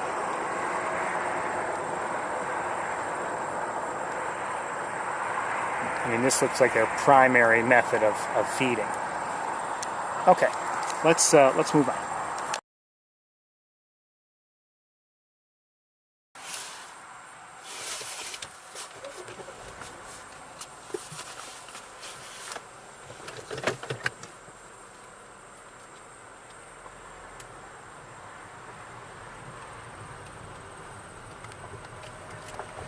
Hold on one second.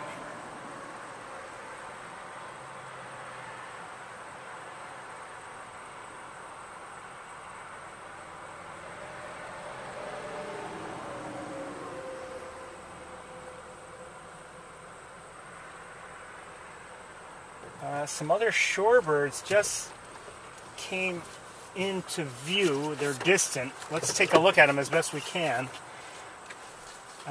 This is going to be tough, where they are and how far they are, but let's see what can happen.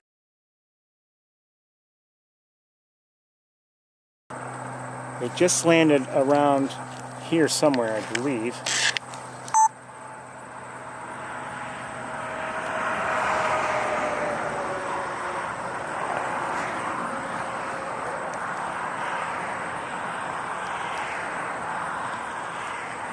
Unless I'm mistaken. Hold on, let me look with binoculars.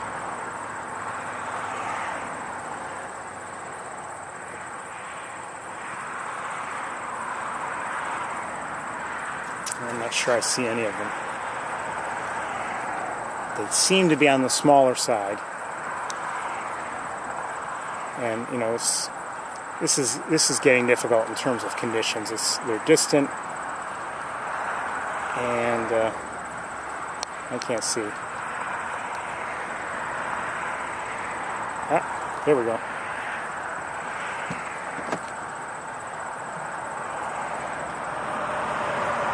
It could be, for all I know, they are also, you know, they may be least sandpipers also. I don't know. We saw some earlier if you're just tuning in. But we've got a lot of heat shimmer going on now, and so I don't think we're going to get a much better look given where they are and everything. Okay, we're moving on. Let's leave. I'm going to leave this camera in place, I think, just for a few more moments.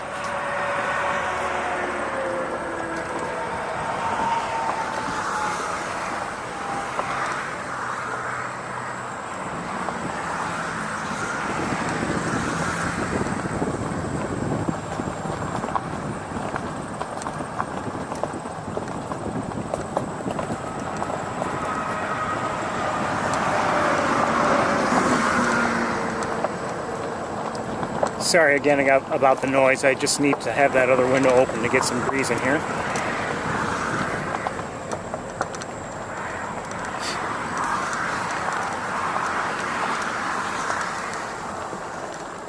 Well, there is another great blue heron. Oh, and a great egret, I believe. Hi, egret.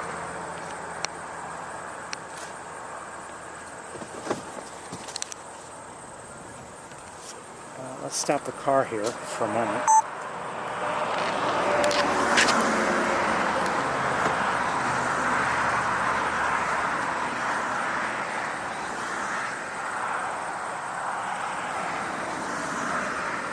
Okay, so there's the egret here. Not great. We're not getting great views of anything just because of these lighting conditions. But there's also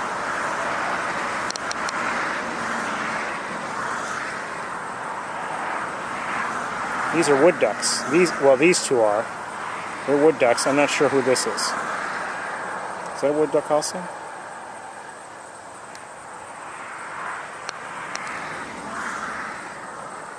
I believe so. Somehow seems smaller.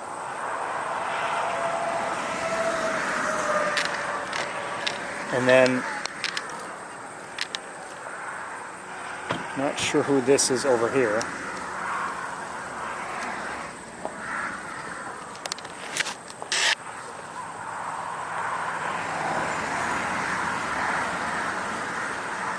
That could also be a wood duck.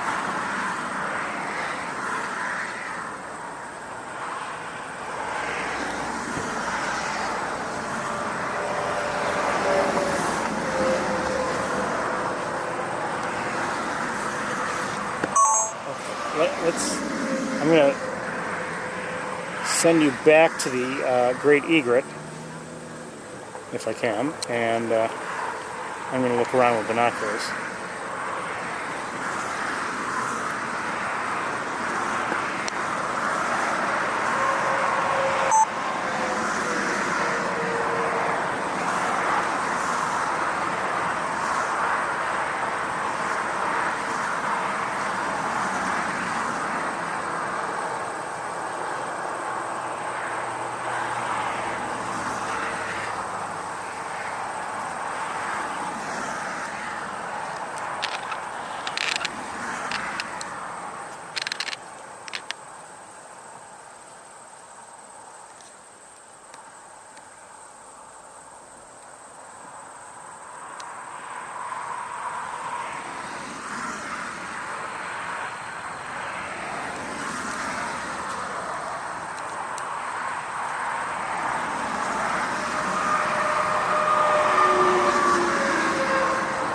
In the distance, I'm not going to show them to you now, but in the distance there are some Canada geese, several of them,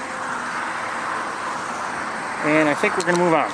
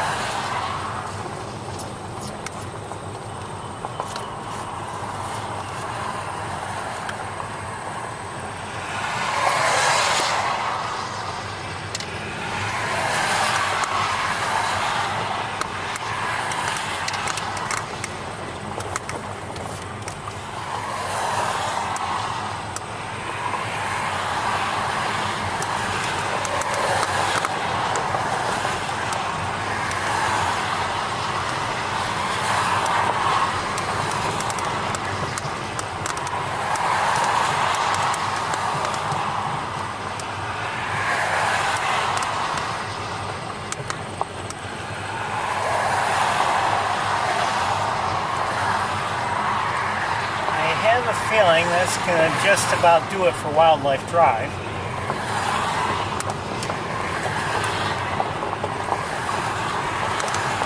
We're nearing the end of the road.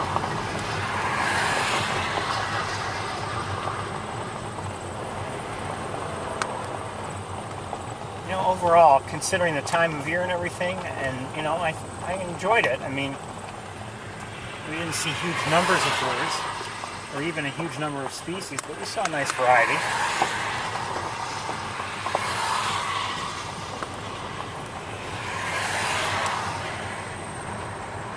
Starting to see some things that we haven't seen in a while, like the short-billed dowitchers, or what I believe were the the blue-winged teals.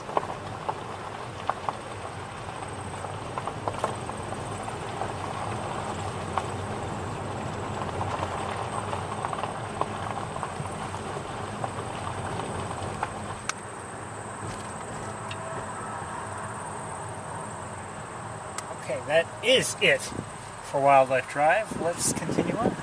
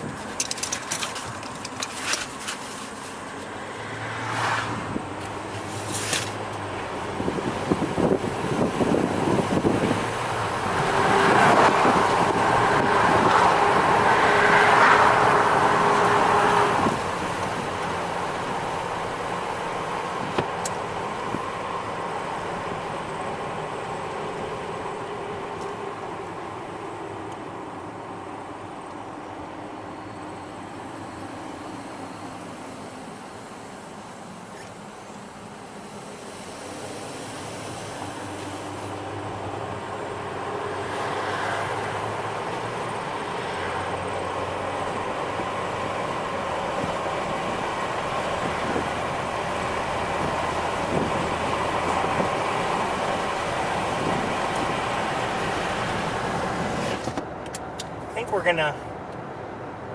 gonna head to Van Dyne Spoor.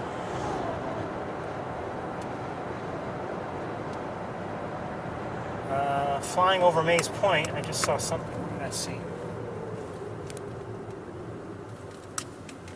Looks like a cormorant actually over Mays Point. No surprise, they've been in the area. You know, they've been seen regularly in this general area quite a bit. And up above Shockey is, I believe it's an osprey, and another osprey, I believe, at Mays Point.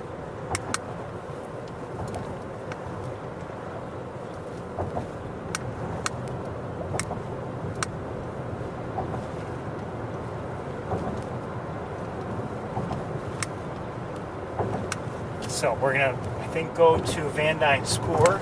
I may lose you here or there because of poor signal. Just so you know. Just saw an osprey and a nest, maybe two.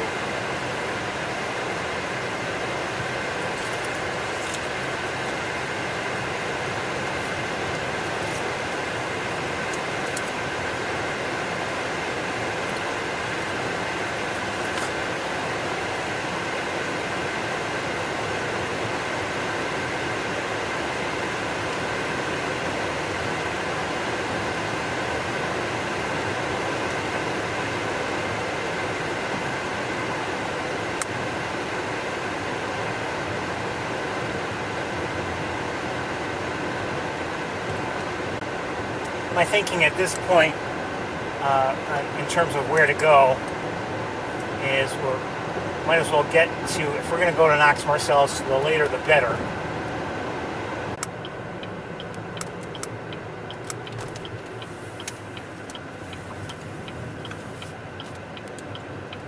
Wow, look at this line of cars. I've never seen this many cars here before.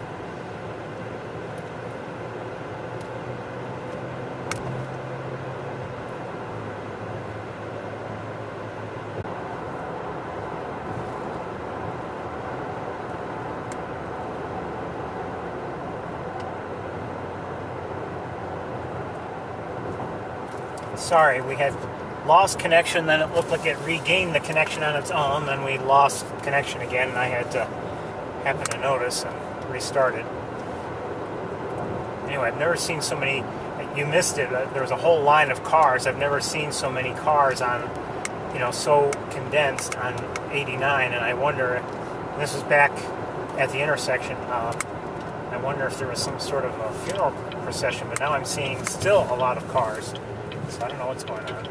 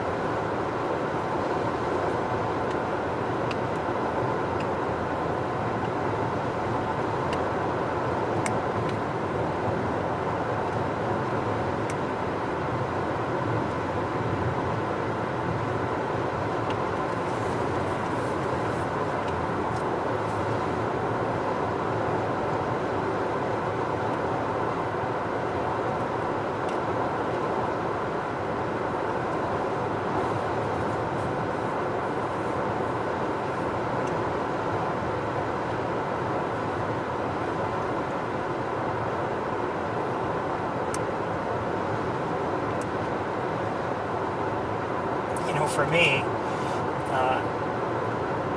the tour and bird watching in general, I mean, it's not, again, for me, it's not just about like seeing the birds, sharing the birds. It's also, often trying to like solve one sort of problem or hiccup or another. And, maybe trying to put two pieces of gear together or something to make something work better, make a situation work better. And often, maybe it's buying just that one little part and, oh, good, this will be the solution to everything. And then, oh, wait a minute, that's not going to work. That sort of thing. It's just interesting challenges to deal with.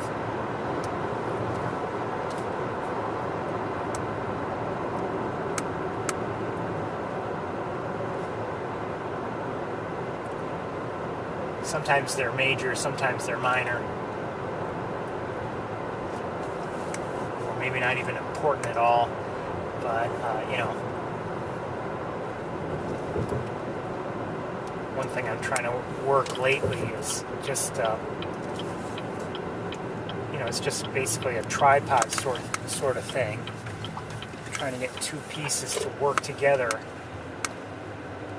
because they'd be more convenient the way if they would, but they're not, weren't necessarily meant to work together. So I'm trying to adapt one to another.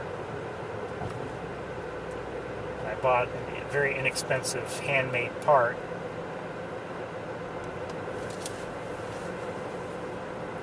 And then I've since realized, oh yeah, that's on its own, that's not quite going to work.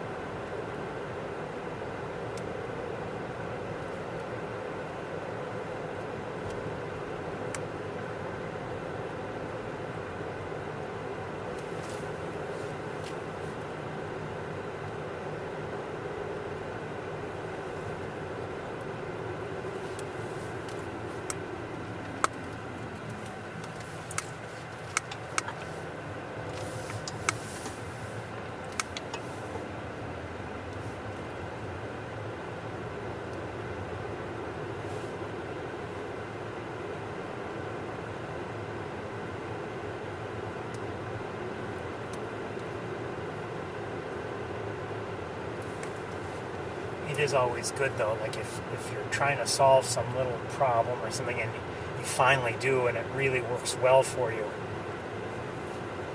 and it ends up being something that you can benefit from every single time you're bird watching. It's just it's great.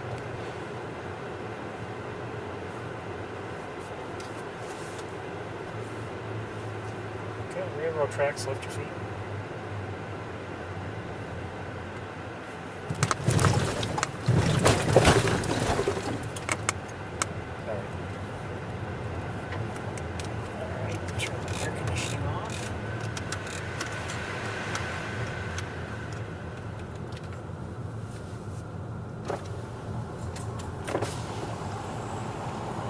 Hopefully we won't get attacked by mosquitoes.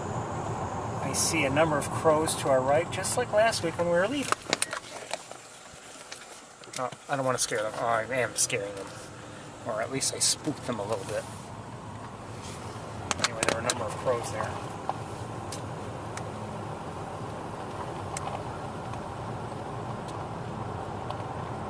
But as we were leaving, I saw them last week, and it's almost like they had stayed there the whole time.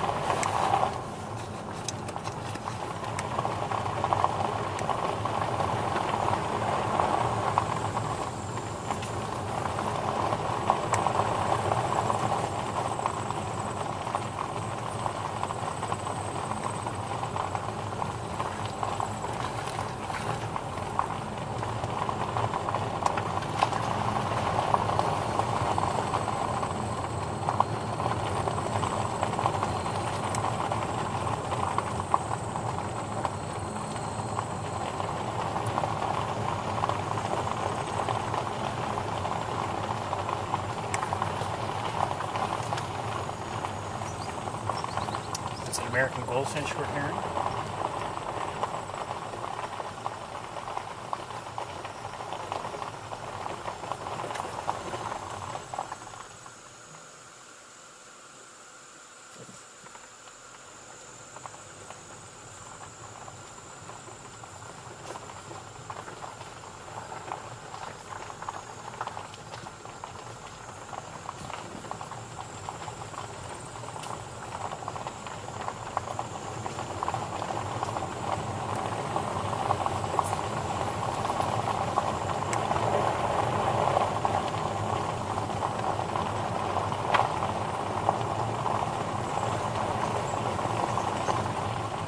Black-capped chickadee.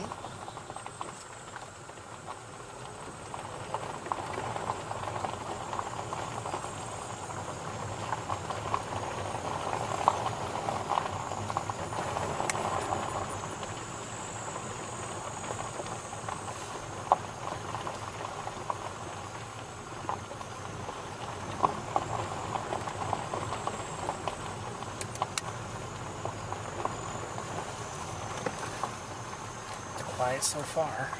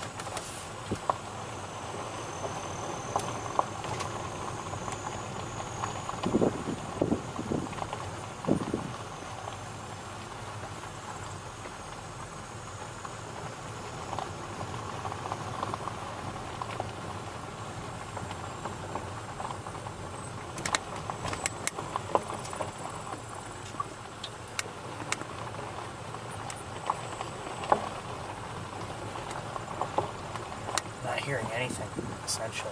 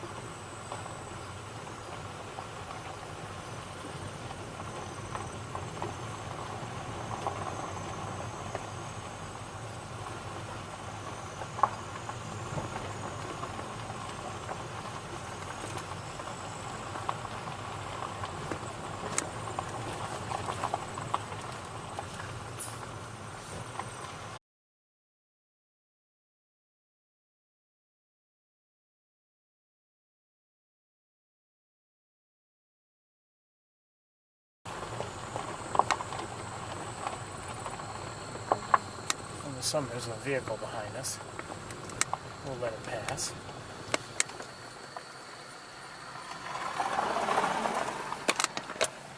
And there's a great egret out there.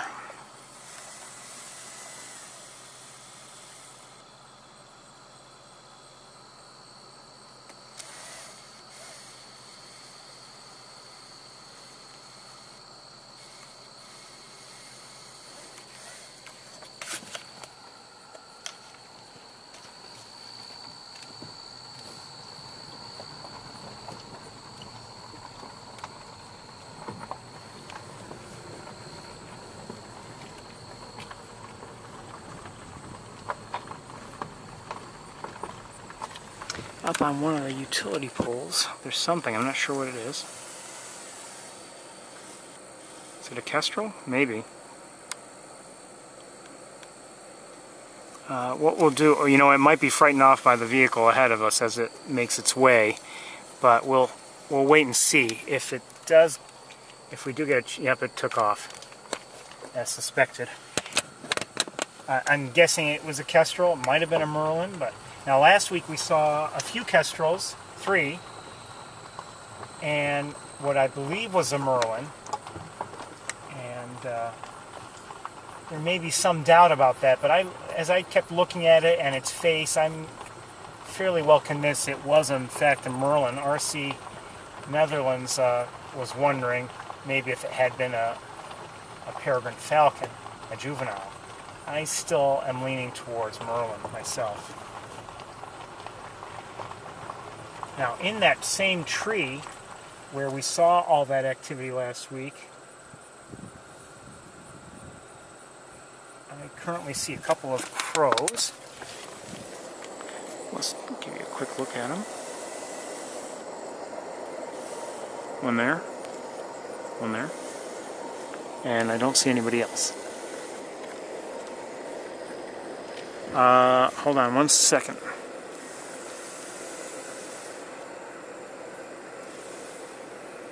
Somebody up there too, but we can't tell from here. Chances are that Subaru is going to scare it. And we would scare it too, so I'm not blaming the Subaru for that. In fact, if anything, the Subaru might be moving so slowly that whatever that bird is might not even be able to see it.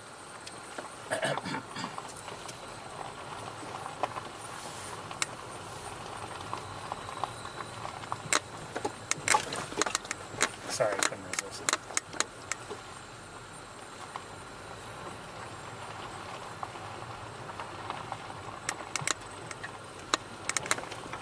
Couldn't resist.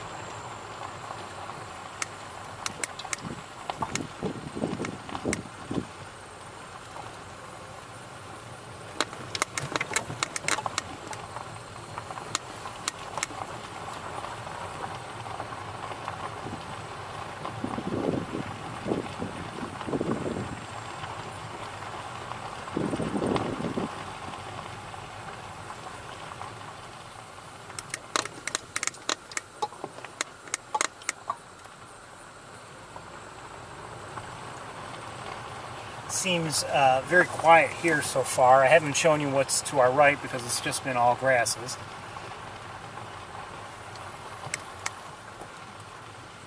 Which was expected. You know, I didn't expect to see if there's any water there. It's obscured by those grasses.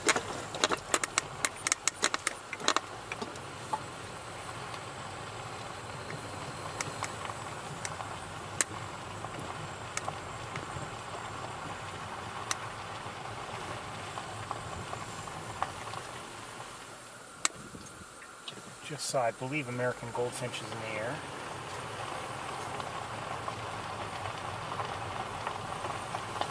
And now we're getting some water in this channel near us. Don't see any birds, but...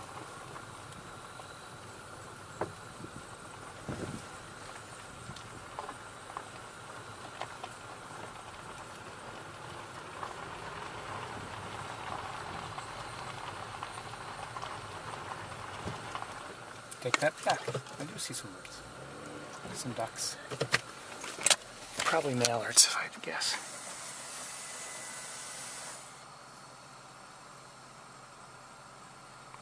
We're going to move on. They're kind of spooked, I think, but they're mallards by the looks of them. And, oh, there may be more mallards or other ducks of some sort right here.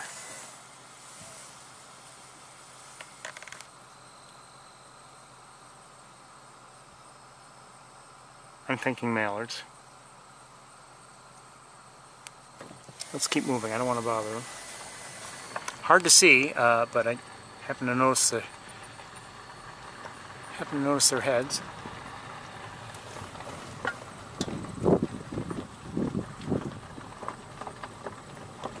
And you know, we could stay and look at them, but I believe I just, oh shoot. Hold on, let me see if I can see it, at least with binoculars.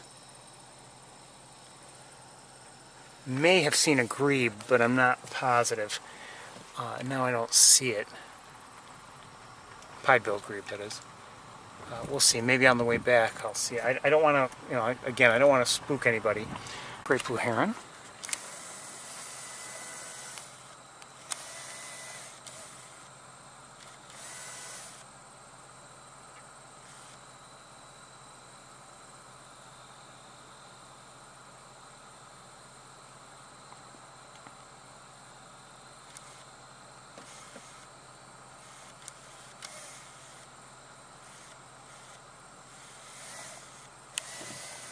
Oh, I don't know if any of these are the same ducks we've already seen.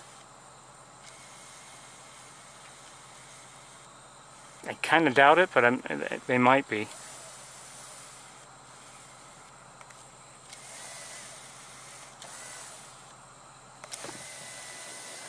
And they could be that they were just, yeah, here, and I see another duck taking off, so maybe, I don't know if we've spooked anybody, maybe not, but they've just decided to take off a bit.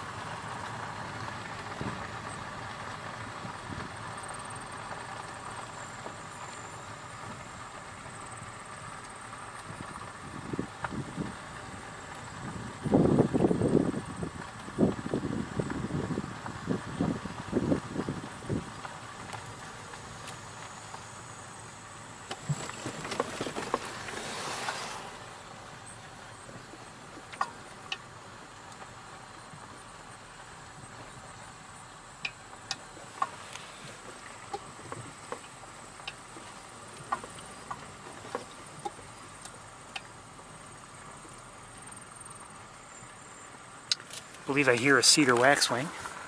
I think I just saw it.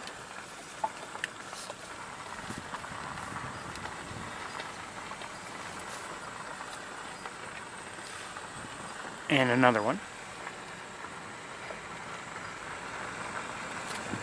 Up ahead on a pole.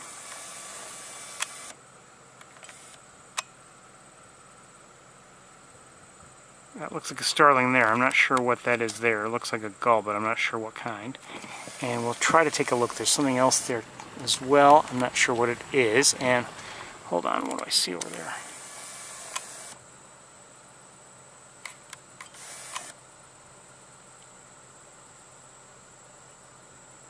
Not sure what that is. Maybe an osprey?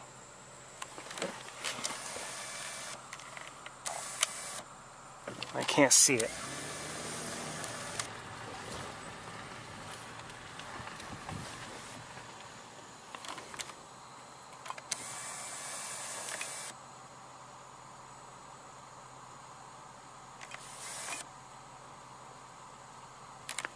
Well, whatever it was, it is apparently not to be found at the moment.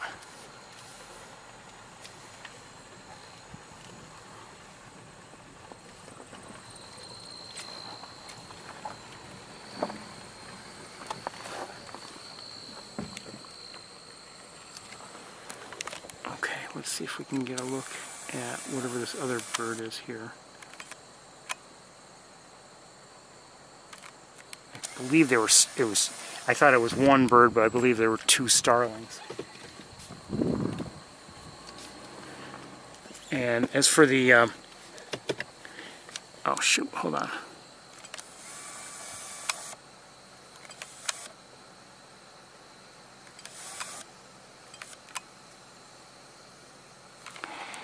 Okay. All of a sudden this sumac is right in our way.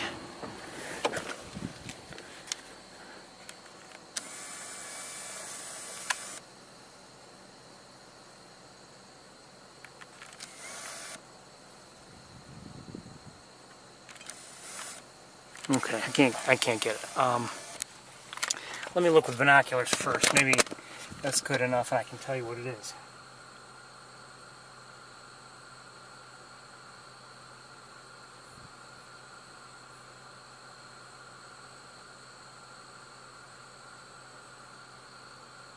Well, I think it's a ring-billed gull, but we'll try to see if we can get a view of it with the other camera.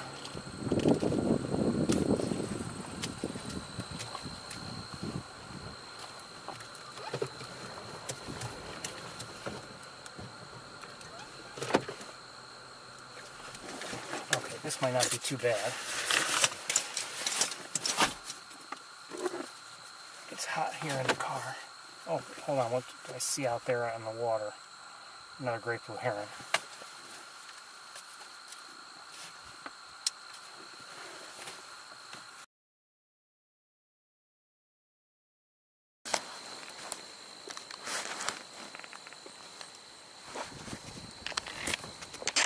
Okay, the bird has turned a bit for us, so might make things easier. Yes, it does look like a ring-billed, I believe. And some starlings here.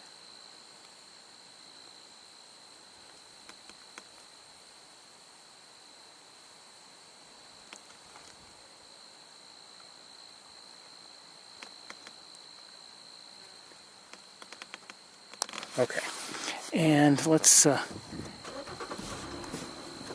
hold on one second.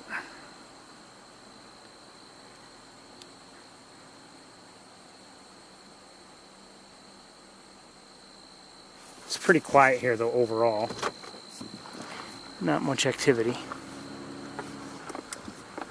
as far as I can tell.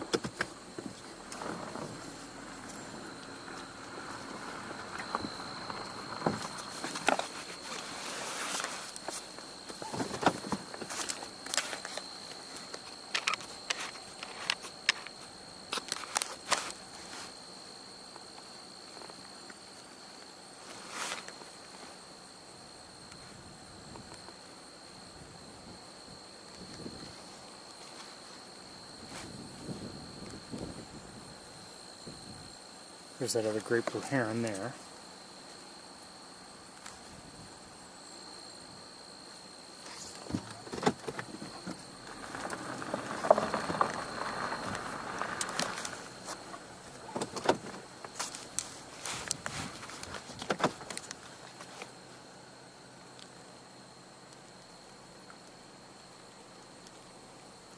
Not sure what these are.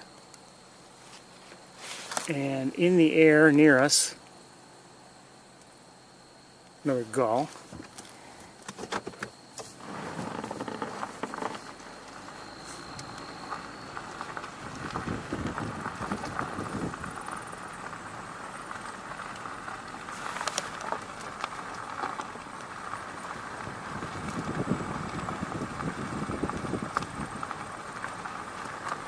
I haven't yet seen again the that bird that I had suspected was an American Kestrel. I'm not sure if it was or not. And you know, ever since it flew off that one pole, I haven't seen it.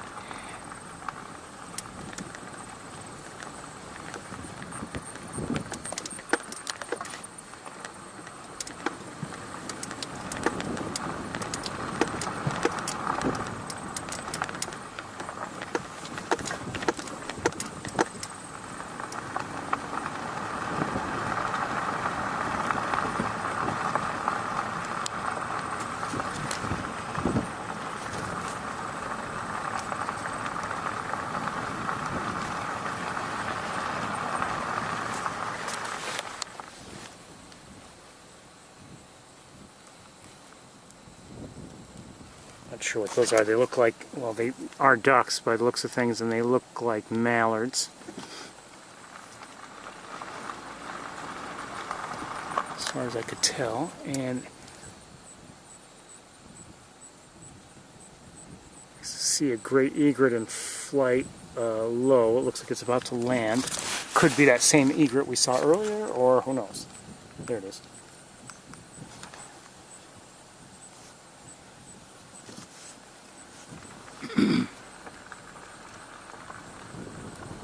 Oh, and okay, great blue heron in the air, and it looks like it's landing. I just wanted to move a little bit.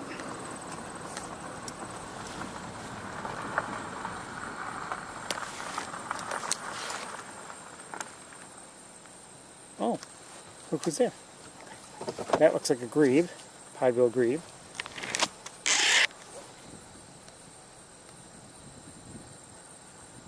Not even a dive, it just sank.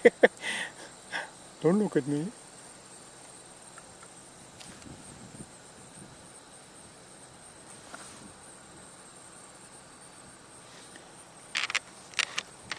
Oh, what do I see in the air? Hold on.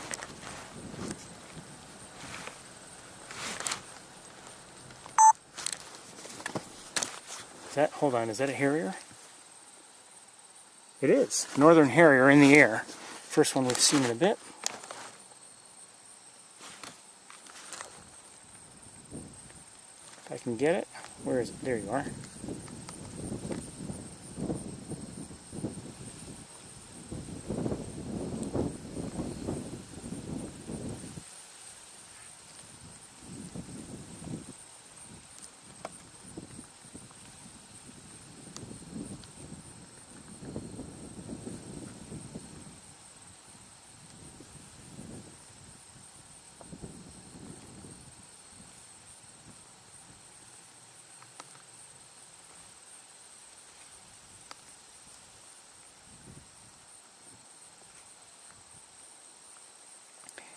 Not getting any closer, but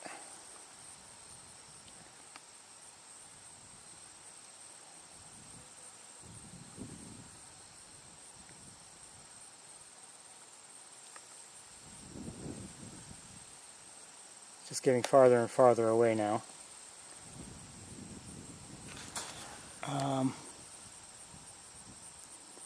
I don't even see it with the naked eye, and I think it did land.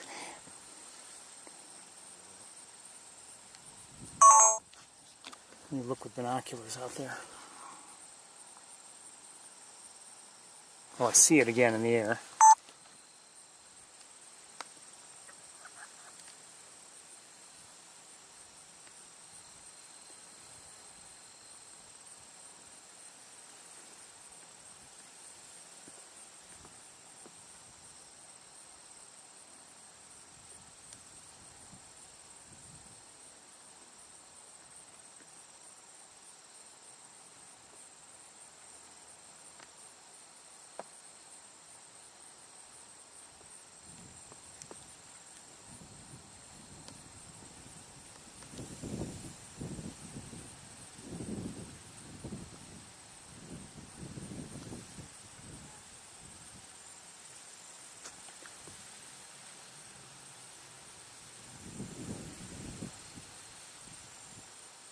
Still not close to us. I'm going to let it go, I think, if it's going to be that far out. You know, I could get could try to give us a closer view, you know, just by zooming in a bit, but okay, let me look closer to home.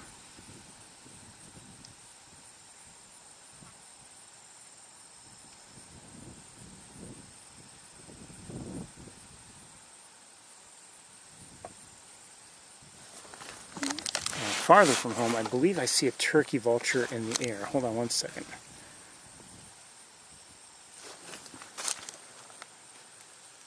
It's hard for me to see my screen. I've got reflections on it that make it hard to see.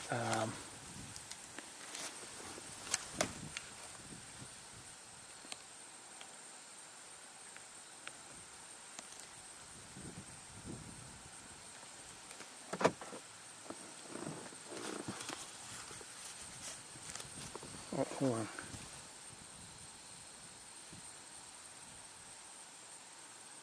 Well, I don't see the turkey vulture anymore. Oh, I do. With binoculars I do, but I don't see it with the naked eye.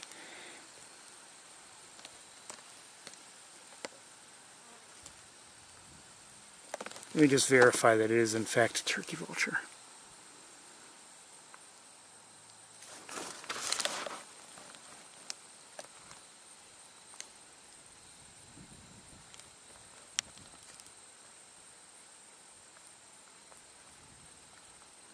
It's not close, so it's hard for me to get it for you.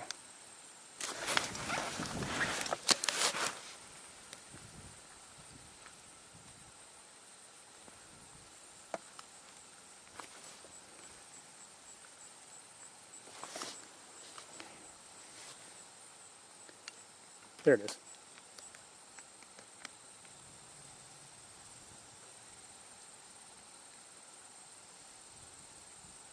Okay, like I said, not close, so we're not going to stay with it. Just wanted to show it to you. And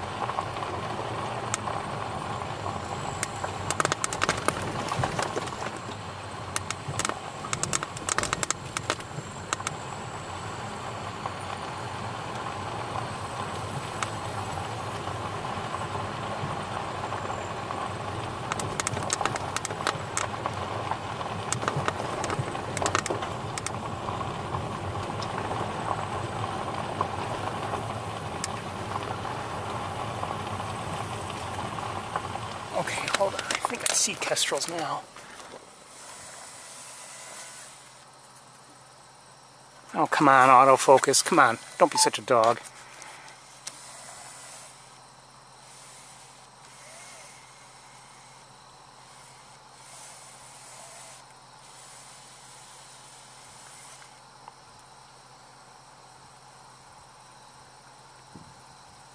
So we have an American Kestrel there, and I lost sight of the other one that had been in flight. Let's take a look back at that tree.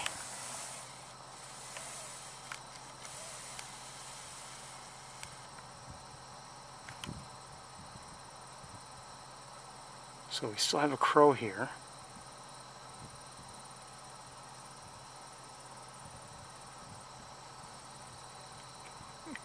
Is that a Kestrel with prey? Yes. Okay, let's see if we... And here comes another Kestrel in the air. Just through the windshield. Okay, it is... I believe it's there, but because of the pole here... No. I don't know where it went. I think it landed there somewhere, but I can't see it. And or is that the Kestrel? It is. I thought it was... looked so small, I thought it was something else. I thought it may have even been a starling. Okay, what will kind of, I don't want to disturb anything, but I'm worried that I will if I move the car to give you a view. Let's back off. Let's see if we can back off and see what happens.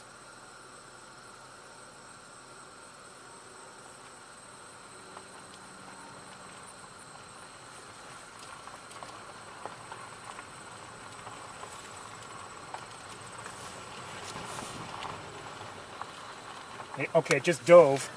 It's on the ground now, and now it's no longer on the ground. It quickly touched down, and it's still in flight now.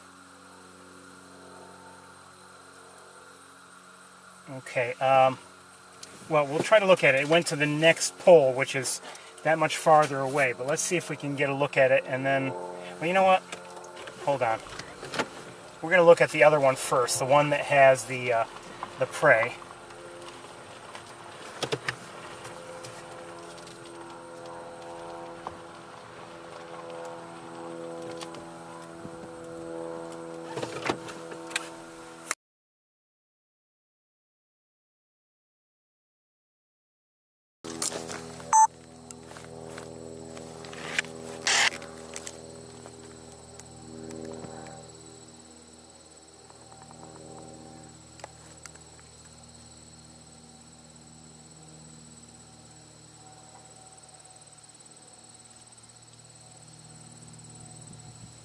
So again, this is an American Kestrel, smallest falcon in North America.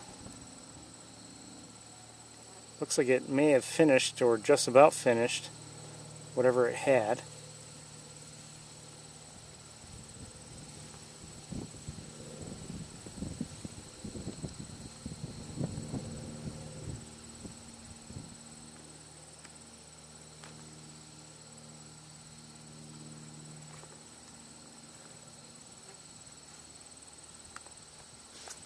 Oh, come on, hold still. There we go.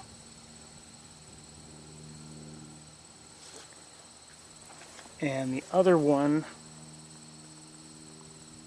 is still on a more distant pole. And in this same tree is... Actually, there are 3 crows in the same tree.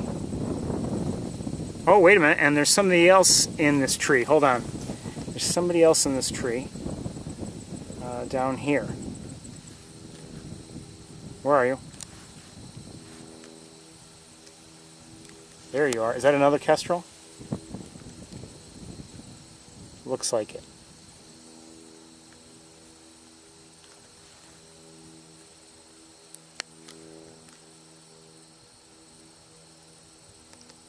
And now hold on, let me stay there for a moment.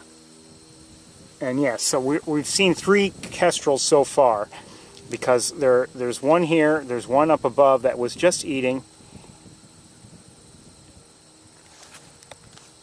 and there's one on that on the pole on the other side of the road here.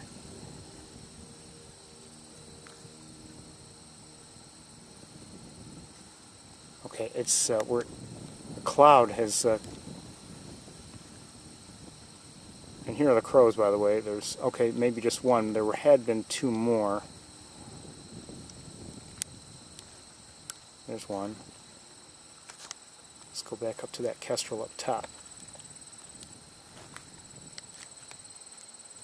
All of a sudden the battery's almost dead in this camera.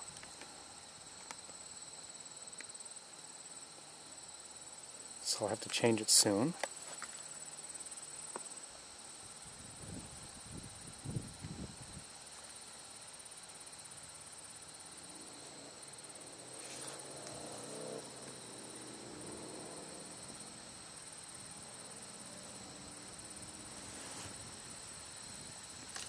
So we have two kestrels in this tree, American kestrels. Wait a minute, 1, 2. A third one is on a utility pole, and there may be a fourth. Who's that? Or is that a crow?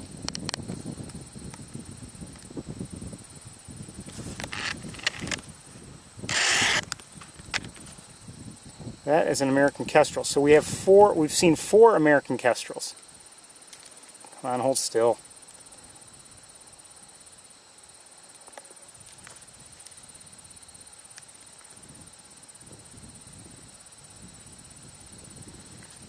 There's one there, unless that's the same one that had been down here.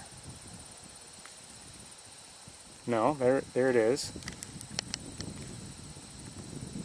This battery's going to die any moment. And one up here. So we have 3 in this tree. And then, let me just see if I can show you. Come on, wire, come on.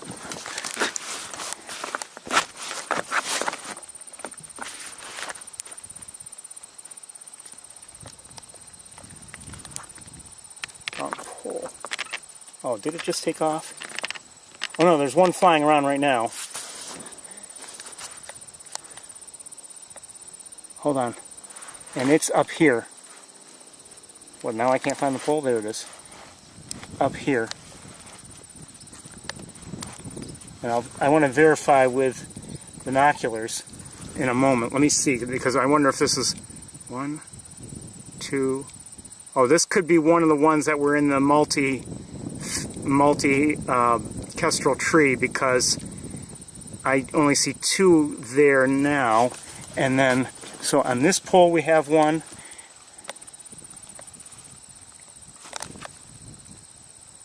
And this one, no, it's not there any longer. Well, we've seen 4 anyway. Seeing a swallow of some sort. Don't know if it's a tree swallow or not. Probably. But I don't know. We're going to move on pretty soon.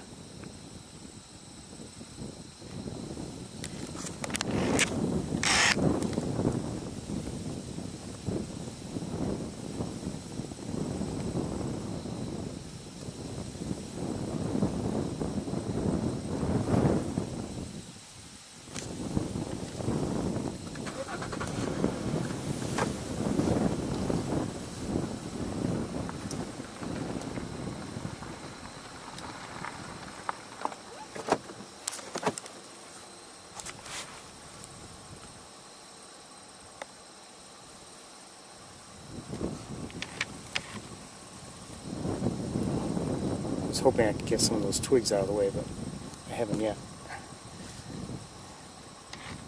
Okay, let's. We're going to get going anyway.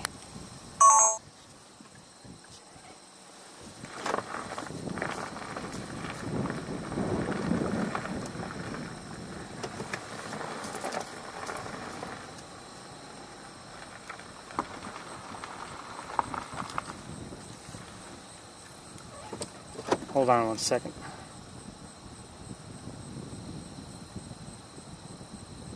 So in that in the tree that has had the multiple kestrels, right now I only see 1, and I thought I had maybe seen one elsewhere. And let's just take a look up here at this Kestrel here, while we have a chance, before the battery dies and before it flies away. Lighten it up.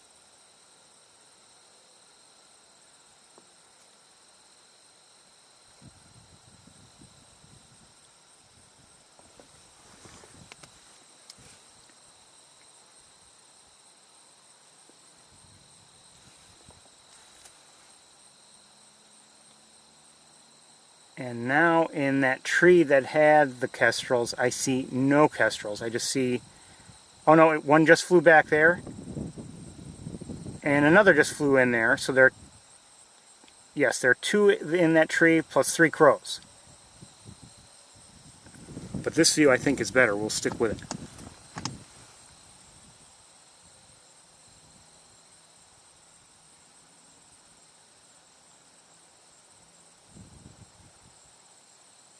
So all the kestrels had left that tree for a moment, and now there are 2 there again.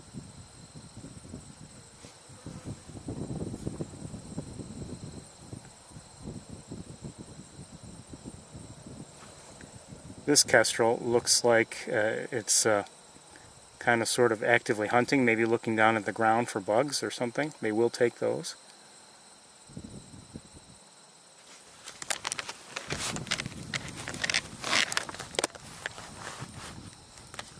Oh shoot, it was on the ground very briefly, and then it was too bright and I wasn't aimed properly, but then it flew off.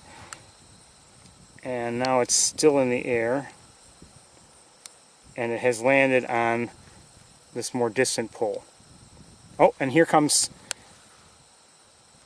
someone to back to the closer pole. Hold on, let me see if I can get it before this battery dies.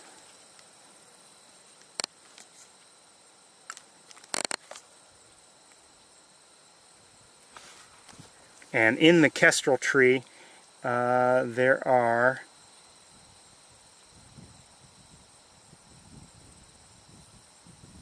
at the moment none that I see. Nope, one just went back up there just now. So now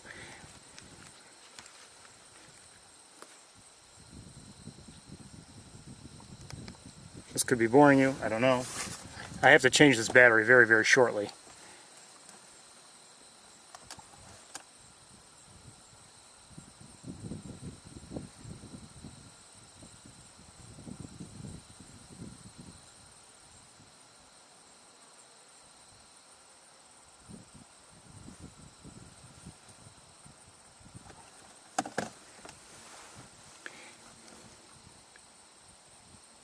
So we have one in the kestrel tree,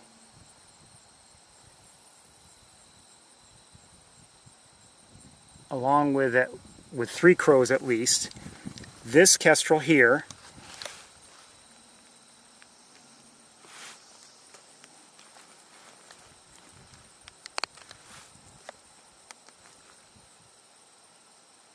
and this one here, and mosquitoes, I think.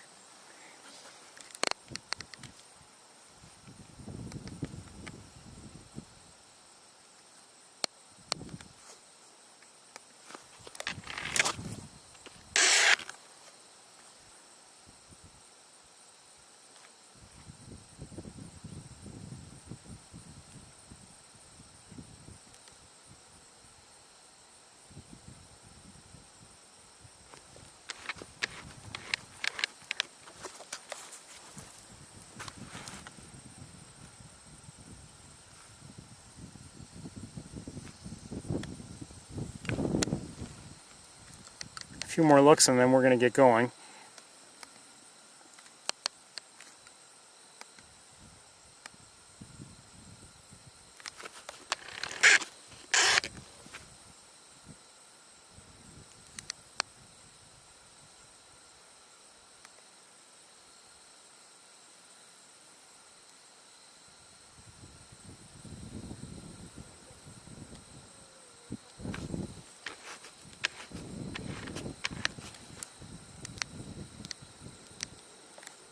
You know, I'm going to change the battery now because it's ready to go.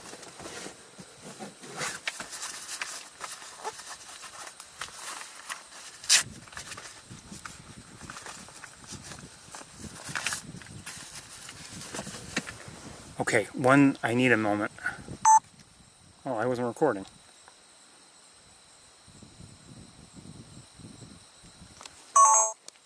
Okay, hold on.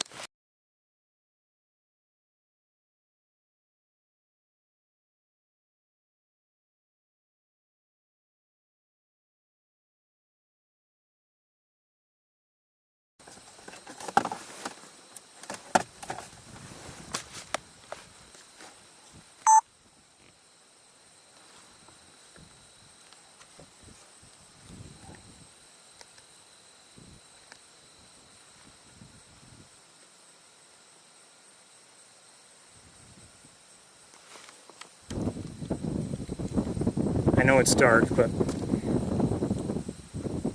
let me look at the Kestrel tree. I see one in the Kestrel tree right now. One that you're looking at, one on the next pole down. So I have 3 in my sights. Don't know where the 4th one might be.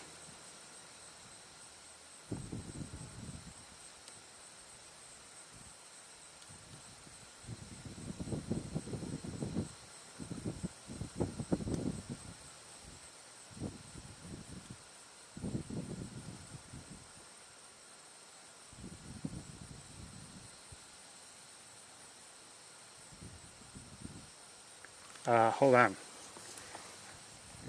So, one on these 2 consecutive poles, 1 each I mean, and then on the Kestrel tree there are 2. 1 and 1. So I have 4 Kestrels within my general viewing area now.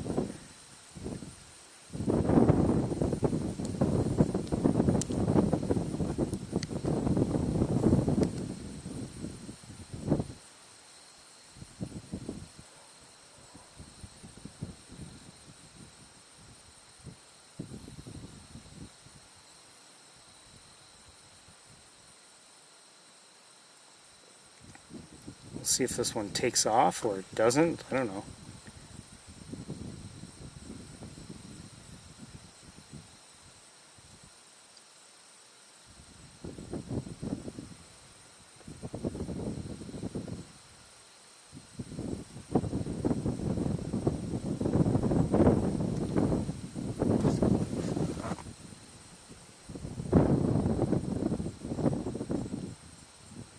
Could be just positioned for the wind. That's very likely.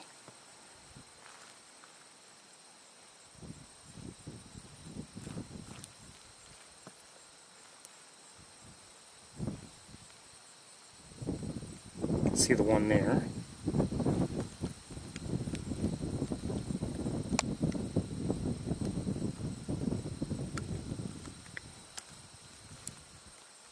And I'll check the tree. I can't show you the tree with this camera because it just can't. Oh, wait a minute.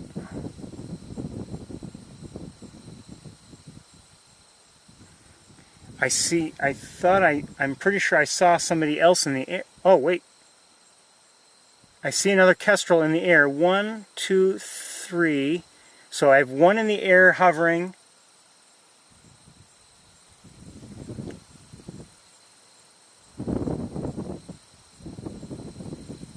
Only 1 in the Kestrel tree now. 1 that's in view for you. 1 is on the next pole.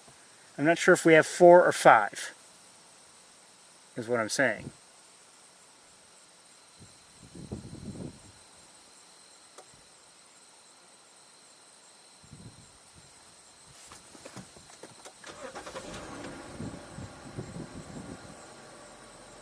Oh, well, there was another one on a bush that I was seeing, and now it's flown off of that. And is it within view? It is within view. Hold on one second. Let's see if we can do this. Oh, it just took off, and it now, well, flew back. And the one that was on the pole took off, the one that we were watching. And it's going to this. Okay, it just took the place of the one that was on the next pole, which has flown off. And let's go to the, well, let's go to this other bush before we go to the Kestrel tree. I think I see one with the naked eye, I'm not sure. No. How about here? There was one right here, and I don't see it now. Or do I? Do I? Come on. No, nobody there. Oh, up higher, higher. Yes.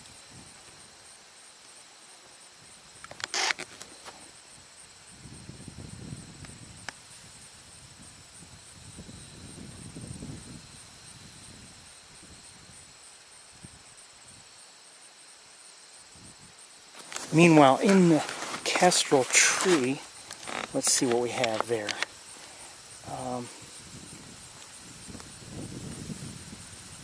Crow.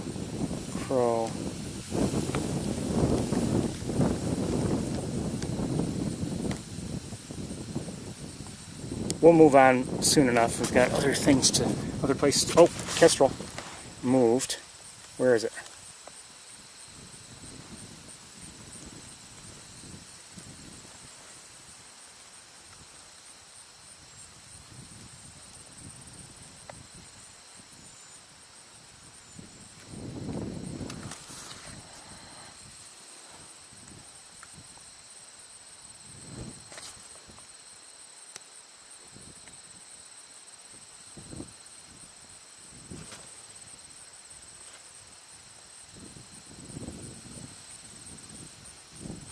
This weather, today's weather with the breeze, can be very nice for kestrels. They do like to hover, and if we're lucky, if the breeze is just right and we're pointing in the right area, there's a chance we'll get to see one not flapping its wings at all, and it's just with perfect hovering.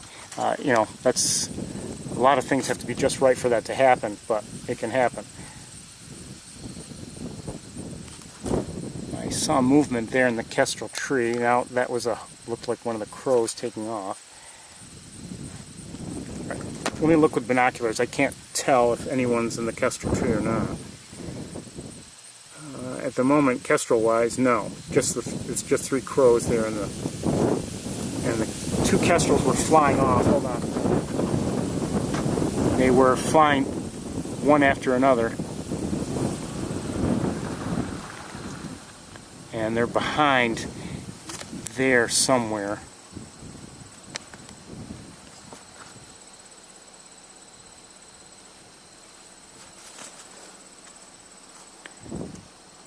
One of the crows just took off. Oh.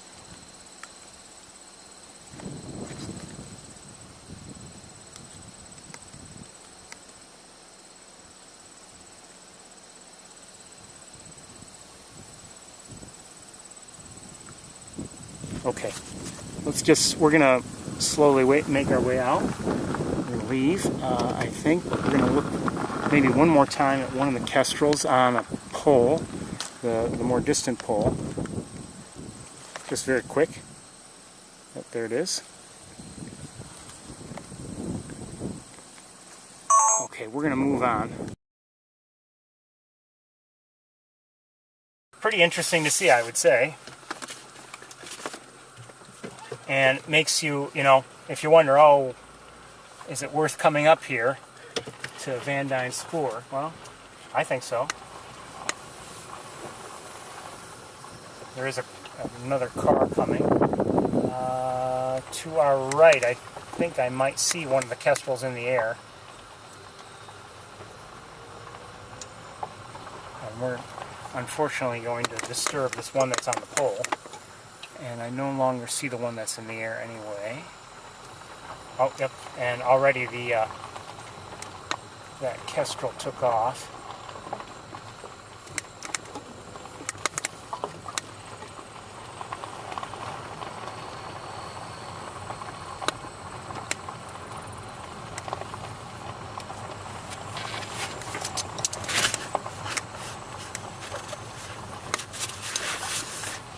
You know, I've said it before about Van Dyne's spoor. It seems like for us, you know, maybe we don't see a lot, but we often see something of interest that makes me want to come back again. That great egret that we first saw here looks like it's still in the same spot, so maybe we've seen a couple of egrets.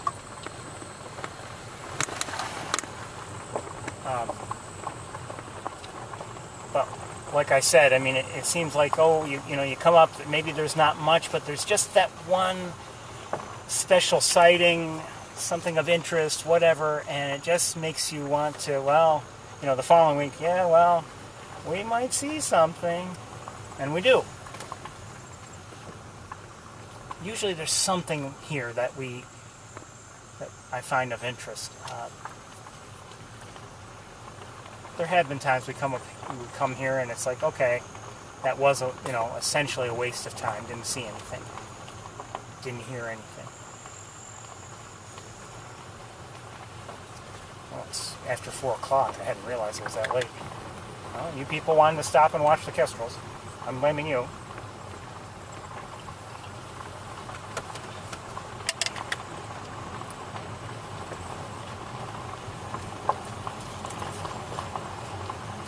Anyway, I think we'll make our way to, I'm afraid of what we'll see there because of the sunshine. Let's head to Knox-Marcellus, East Road. Take a look around.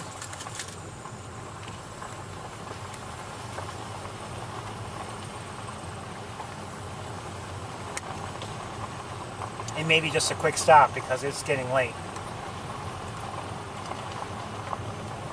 You know, it's August, it's not June anymore, and the days are getting noticeably shorter.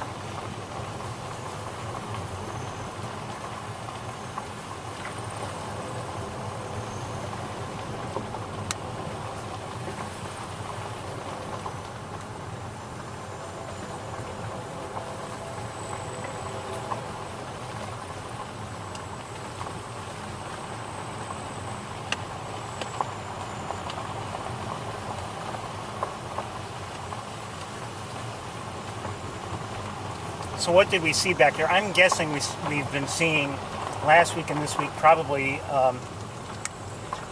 you know, a couple of adults and a couple of young.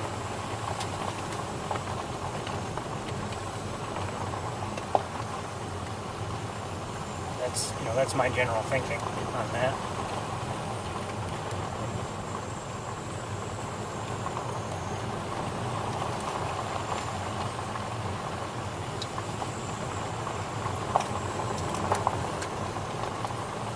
It's always good to see, you know, American kestrels. Their numbers are declining, and there are groups,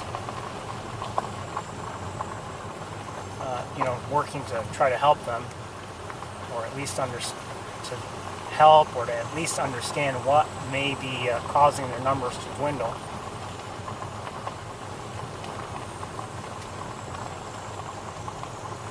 I believe, is it called the Peregrine Project? I think they're trying to help them. I can't remember the name of the group. I'm pretty sure it's the Peregrine Project, but I'm not positive. And somebody just flew over the road into our right. I don't know who it was. And I don't see whoever it was. Just heard a cardinal. Northern cardinal.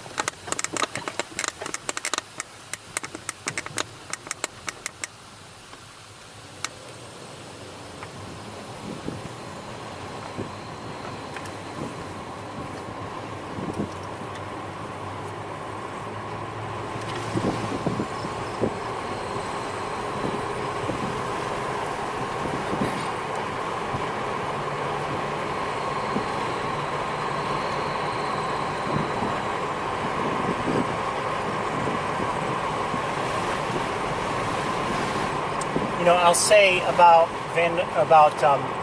Knox-Marcellus right now, you know, just saw him wind up. Let's say the stork and the spoonbill are within view. We may get a look at them, or you know, okay, fine. I'd like to see them. I don't look at those birds like, okay, I've seen them already, you know, okay, who cares, been there, done that. I'm not like that. Right now, though, before even reaching Knox-Marcellus, it's only my suspicion, okay, the viewing is not going to be all that good.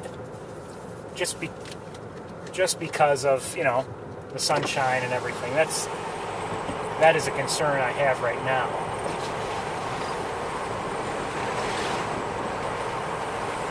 Now, who knows? We could get there and we'll be there at just the right time to have a spectacular view. That'd be wonderful as far as I'm concerned. The views we had of the stork last Saturday were, I would say, the clearest views I've had yet of the stork. And if it's going to remain there in the Knox-Marcellus area, you know, barring any like flying around and getting closer, I don't expect to have a much better view unless it happens to be there and it's, you know, maybe slightly better lighting or something, maybe because a cloud goes over at just the right time, you know, whatever. But I don't expect to get that much better over what I saw last week. And as I said earlier, I did post a video from last week. I enhanced things a little bit to cut down on some of the haze that's a result of distance. Can't get rid of the heat shimmer, but I hopefully improve the view if you wanted a look at the stork. Now, you know, of course, if you really want to look at a stork, sure, go to All About Birds or something like that and have a look at, you know, those photos, whatever photos they have or other sites have. I mean, that's always a possibility. And I know I can do the same thing. But, you know, for me, anyway, it's what I see with my own eyes or my own camera that is important very often. And, you know, you just want to get the best possible view that way. See some Canada geese to our right.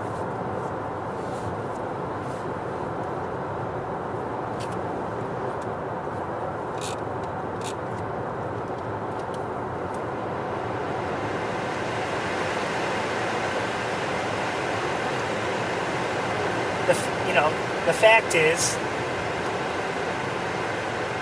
for the tour in general, I mean, if there's any bird that we see, I mean, you can always look up professional photos of that species.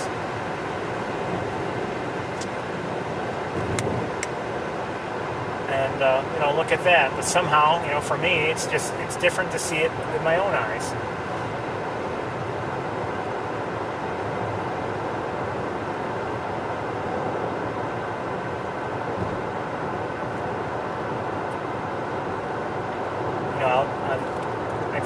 Mentioned this. I know I've mentioned this before, but you know, the first time I had ever visited Sapsucker Woods, and you know, went there and went on one of the guided walks.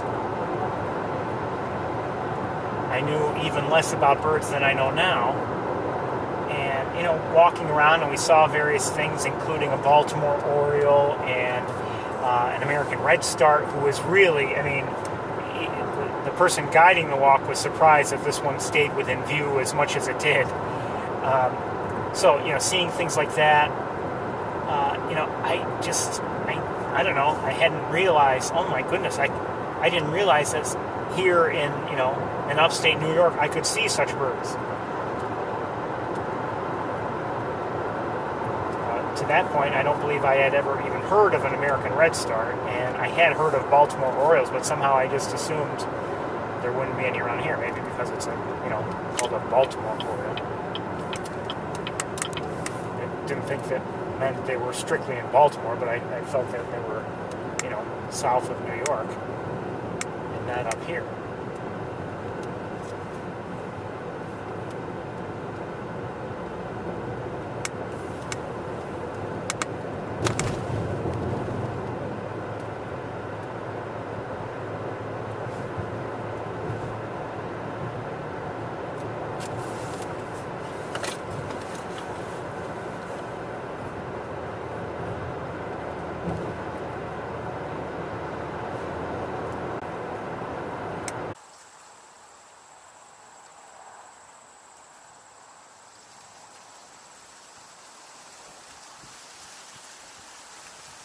Okay, it looks like we're live again. So I believe this is a barn swallow. Now, hold on, let me see where we are. This is one of 4 birds on the wires.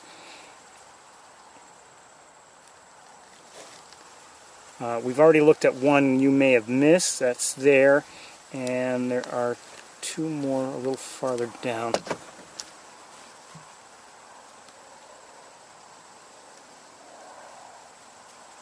So again, I believe they're barn swallows, but I may be wrong about it.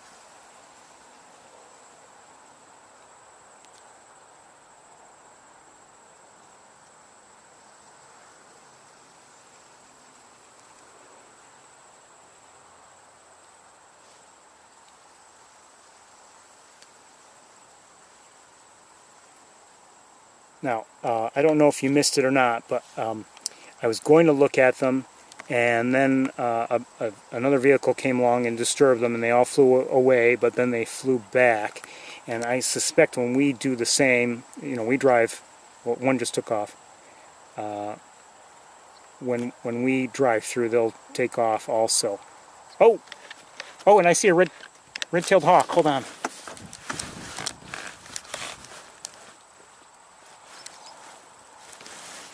Shoot. Not getting it.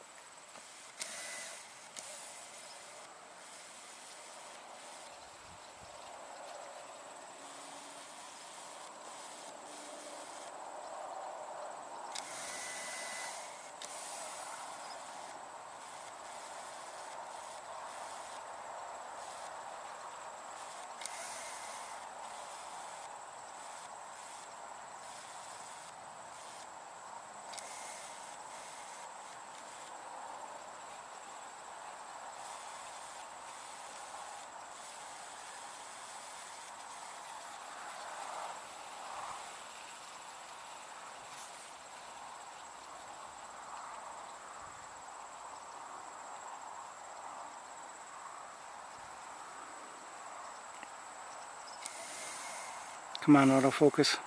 Stay with me.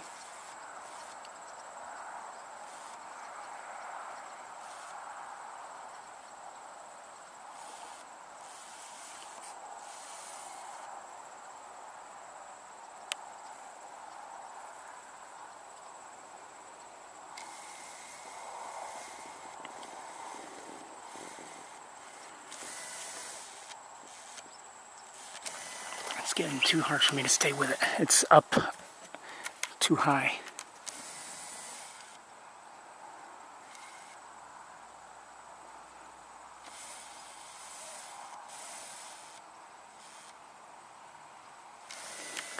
Okay, we're going to move on. The swallows seem to have moved on, and I don't believe that's because of us. I believe it may have been because of the red-tailed hawk. What do I know? They may have just moved on anyway. I don't know. The hawk is still in the air, and now relative to us, behind us, still roughly that same altitude.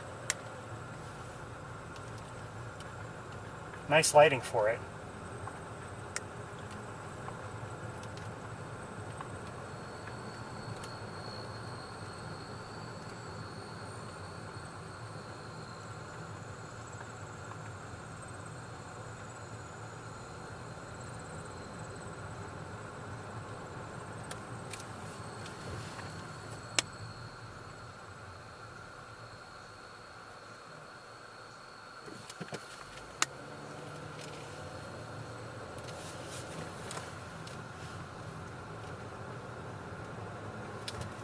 On the power line, or whatever line it is, Kestrel. This one might be well lit for us to look at. 1 second here, if it stays put. Now you stay put, you.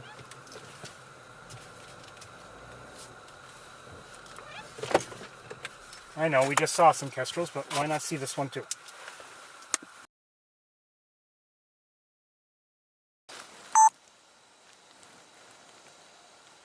Where are you? There you are.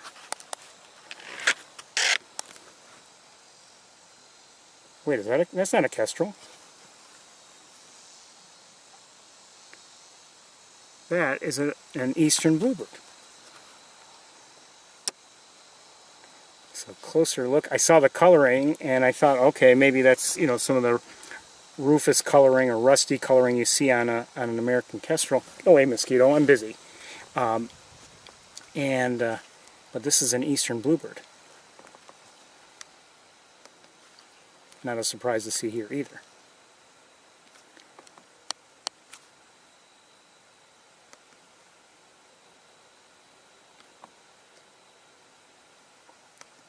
I love it when you're going to a bird watching area and you haven't even reached like the main area and you're seeing nice things, you know.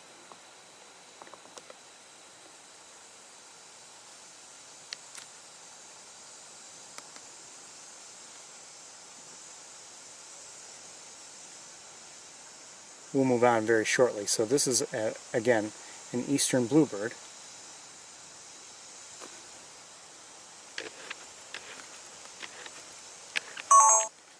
Let's move on. We might as well leave this camera in place.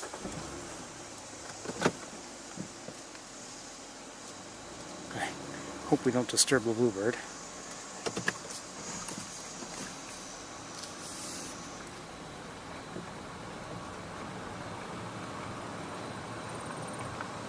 It took off, but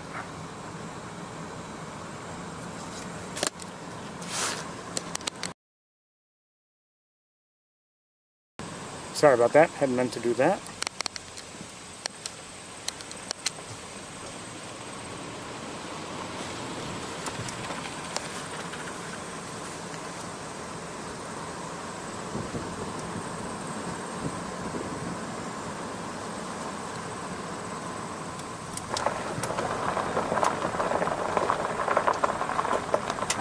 Looks like the field that's, I'm not showing it to you, but this one to our left has, I think it's been harvested. I don't know what was growing here. Maybe I'm wrong.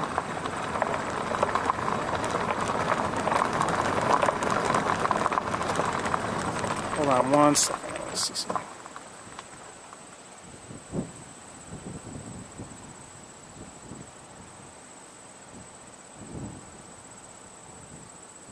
I don't know if it's a piece of trash or something, or a bag, but there's a white something or other in the field here. It's probably some debris or something by the looks of it.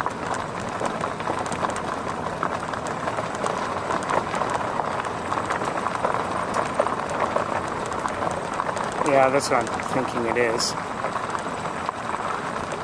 There are some crows here. One just took off, and the other three just took off. And yes, that white thingy is just a bag or something, by the looks of it. Still don't know what it is.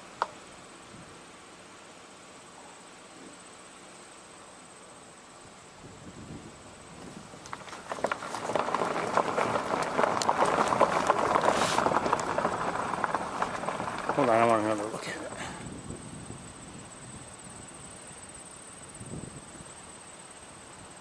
Yeah, that's my best guess. It's some kind of a plastic bag. You know, a big, I don't know, not a grocery bag, but some kind of bag of some sort.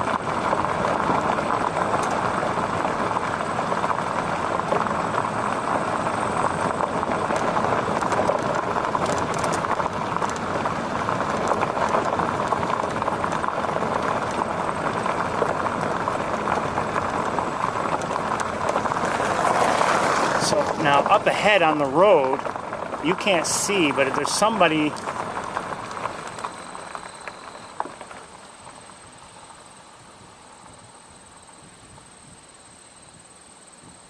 They're looking at something. I don't know what they're looking at. you know what? I want to tell you something. I'm not happy with the water levels here at Knox-Marcellus. They're way down. Way down. Let's stop here. They are way down. I'll give you a quick... I'm not going to switch cameras, but I'll give you... I don't need to show you that water levels are down. I mean, you know, all these areas here. Now, maybe it was shallow all along, but things have kind of dried out.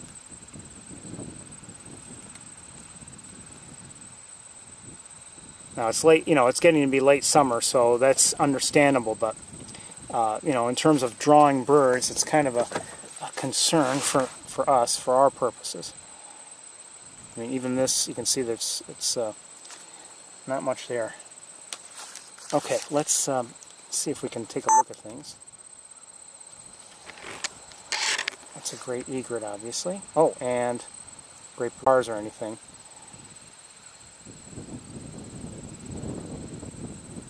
And we may need to move further ahead, but we can't move too far ahead before the vegetation cuts us off. I think I hear American goldfinch. And I'm now we're hearing the Caspian terns.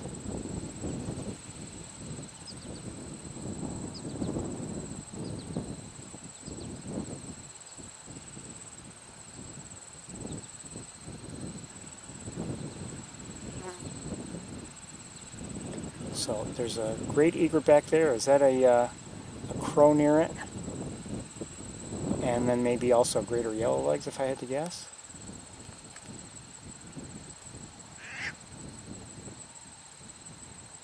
I'm not sure who that is swimming there. The Caspian tern doesn't sound too far away.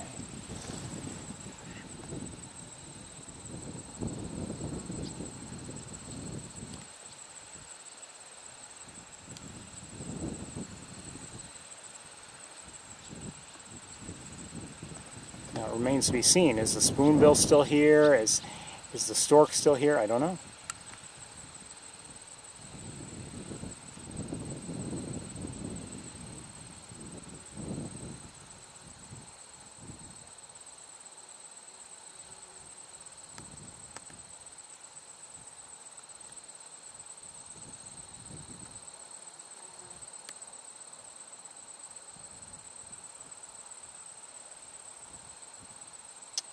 That looks like a cormorant there, and what's that to the right? Looks kind of, okay, it is a cormorant also. And it looks like I'm guessing those are greater yellowlegs, but I'm not sure. Gulls of one sort or another.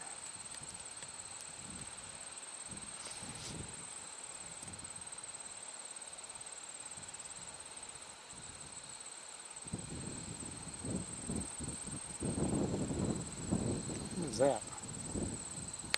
Oh, someone was flying around closer to us, and I don't see it now. It was, you know, over the grasses. I'm guessing it's a harrier, but I don't know. Oops. Oh, you know what? It may not have been a harrier. It could have been well, I don't know what it was. It could have been a crow. Not sure if I could get it if I wanted to get it. No, I don't. Whatever it was, I don't see it now. We'll move on from here. I don't think this is an ideal location, but it was good last week for a time, and then we saw other things from other vantage points.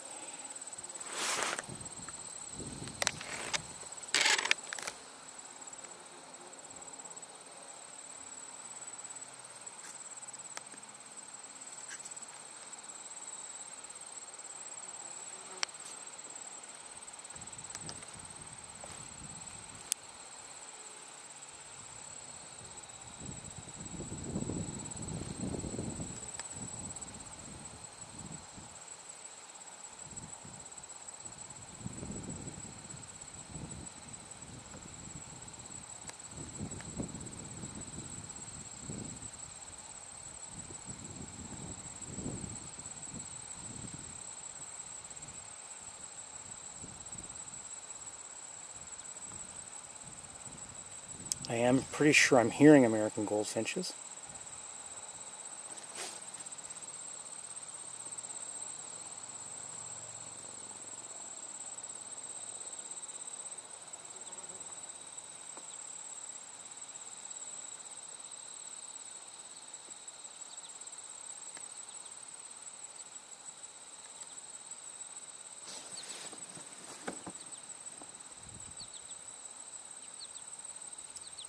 Potato chip, potato chip, potato chip.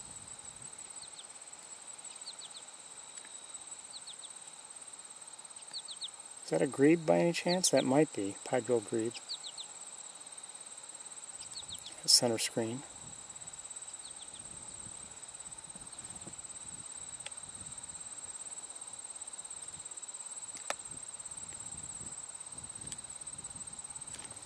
Okay, I'm going to back off here a bit.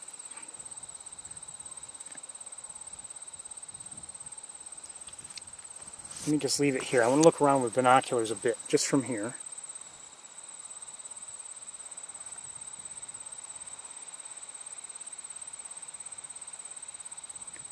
I do see some Canada geese I haven't shown you yet.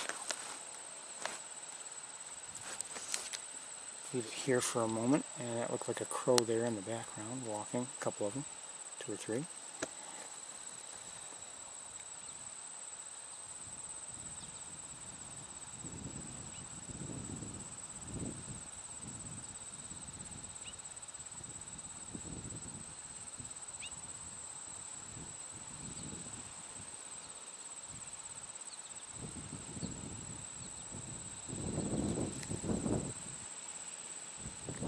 Well, at least from here, I cannot see the stork, I don't see the spoonbill, don't know if they're both here. Quite honestly, like I've said before, I just assume that they leave and head south.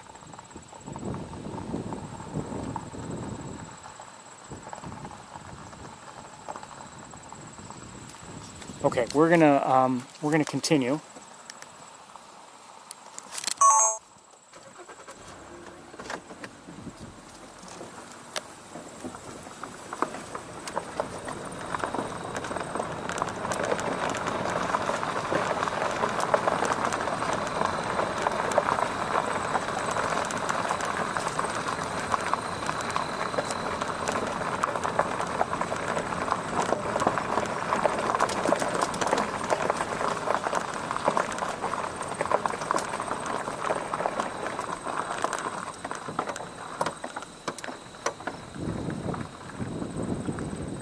It's been a pleasure to see the stork, it's been a pleasure to see the spoonbill, but I want them to leave for their own good.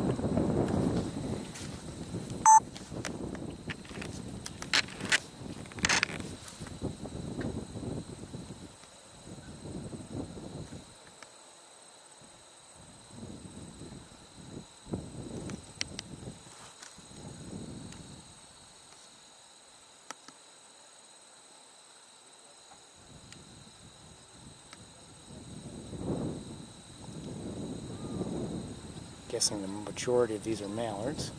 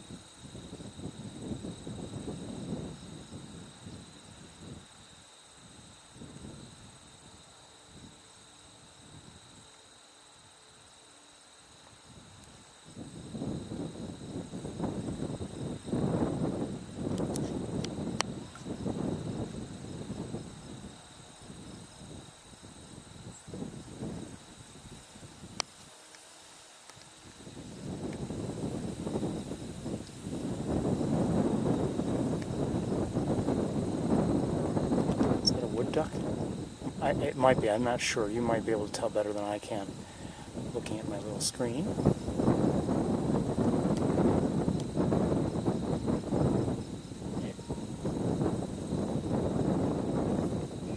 I'm seeing a swallow or two. I'm not sure what they are, to be honest with you.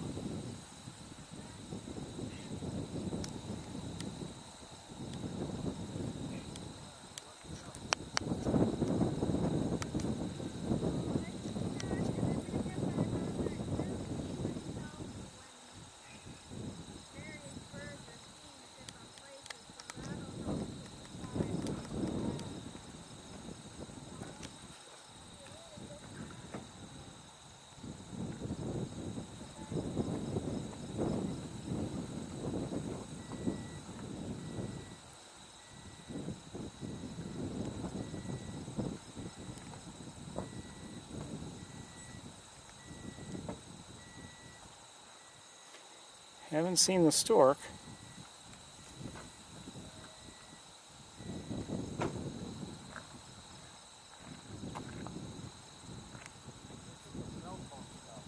Like I said, you know, we actually saw it fairly well last week, so, you know, if we don't see it today, I'm not that, you know, terribly disappointed because we have had a chance to see it, but sure, I'd like to see it again.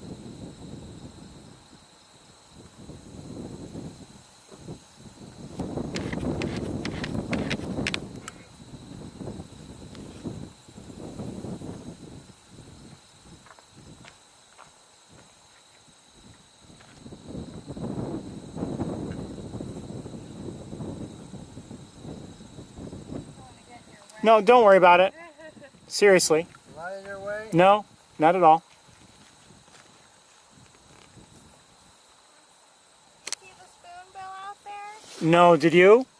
Yeah, it's staying asleep right now, so Okay. it's kind of easy to miss. How about this? Is the stork there? No, we didn't see it, but if you... Well, you can kind of tell just with bends. There's like a silvery, like silver maple or something out there. Then there's a clump of trees with a whole lot of egrets in front of it. Okay. If you go to the right of the biggest clump, there's a little space, and then there's the spoonbill and two more egrets to the right of that. Oh, you know, I think I see it. Thank you. Yeah. Better with the scope. But Absolutely. Thank you very much. Yeah.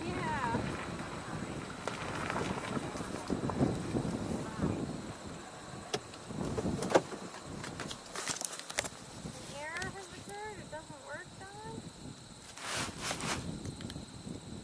It could be because we don't have good service here. But the other thing is, if we just remember the number, if you put the number in somewhere else, I don't think it matters. Hold on, let me try to get it again.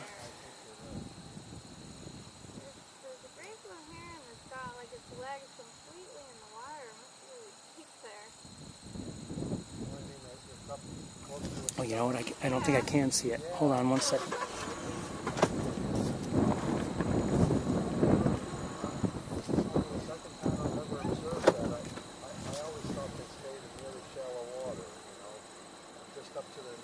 Not always. Yeah, sometimes we'll go in pretty far. Did you see how many there were kind of out by those Canada geese? There's sure a lot of them over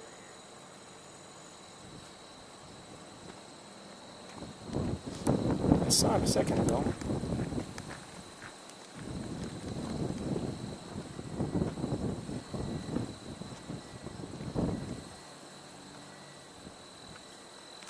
Hold on, I've got to get my bearings here.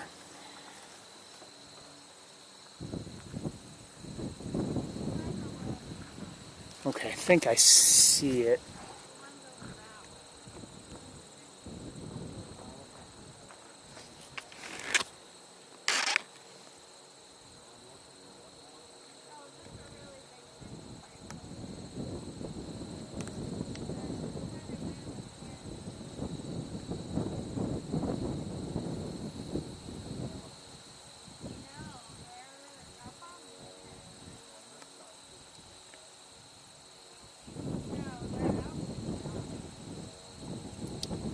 That is the roseate spoonbill.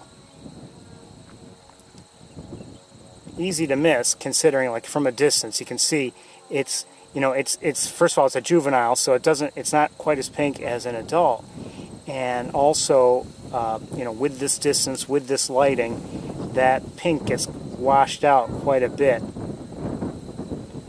in comparison to the great egret to the left. So here is the spoonbill, roseate spoonbill, and it is kind of snoozing. If it had its if its head were a little bit more obvious, and we could switch scopes and get closer, but I don't think we're going to, given where it is.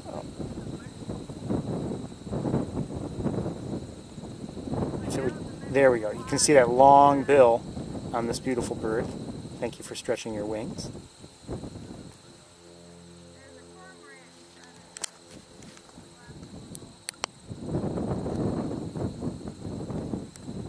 Like I said, I'd just assume it went home or back or wherever for its own sake. Okay, we're gonna I think we're gonna move on. Actually, you know what, I may just, I think, head back to Ithaca.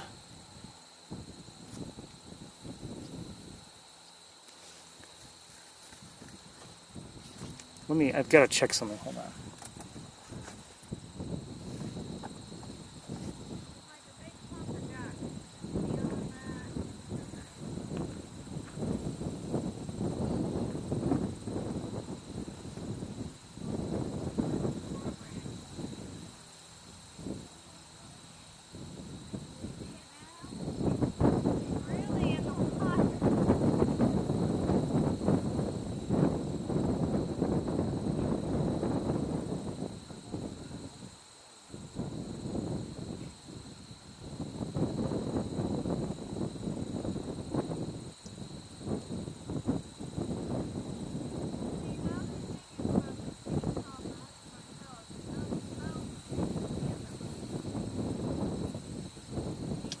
Just checking for eBird alerts.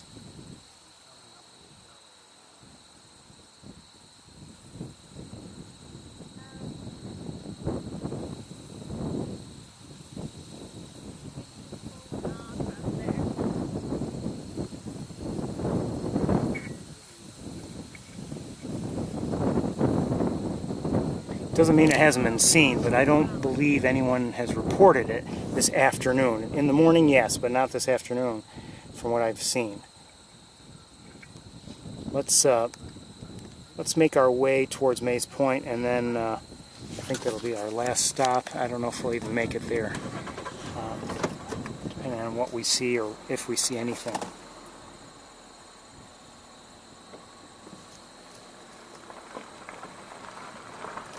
Thanks again.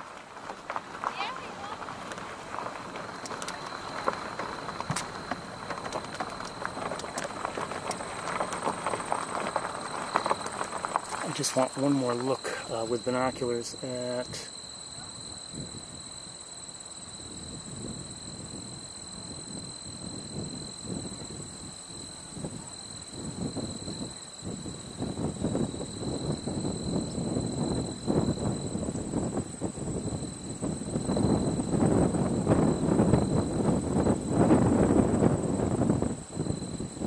if there are any cranes here or not.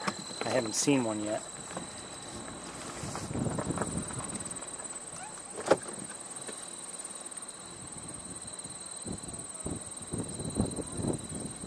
No, I see more great blue heron, but I don't see any cranes.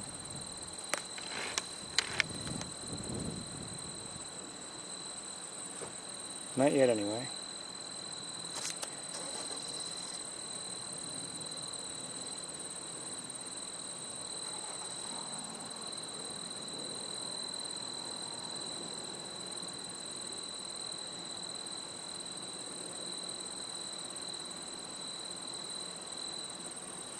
Okay, let's switch cameras.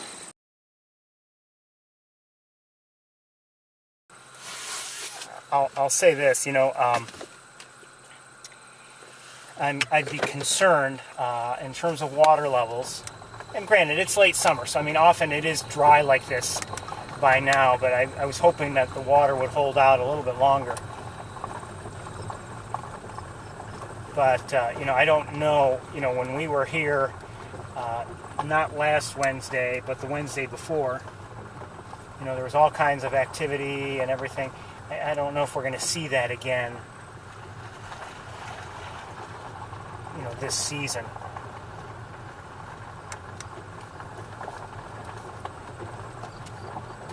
And it is, you know, even if the water remains, some of those birds are likely to move on anyway, you know. In the air, I see, by the way, a turkey vulture.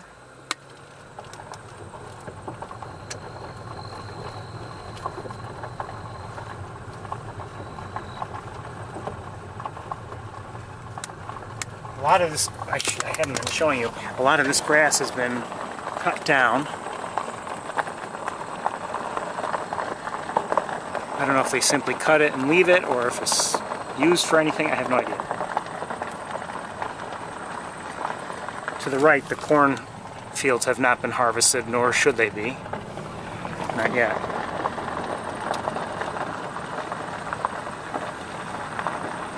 In the air, something is in the air. What's in the air? Who's that in the air?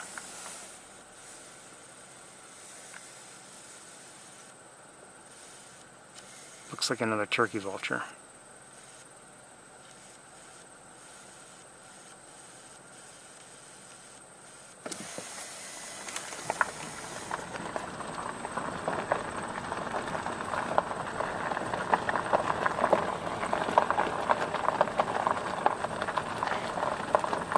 So there's a lot less birder activity here right now than we've seen in recent times.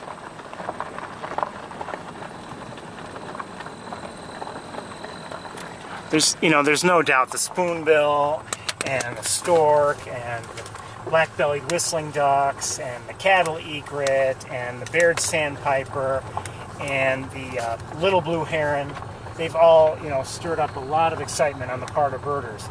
And it's because, they're the rarities for the area, and people want a chance to see them. And that's great. I've come up here because of having, the opportunity to see. What do I see on the road ahead?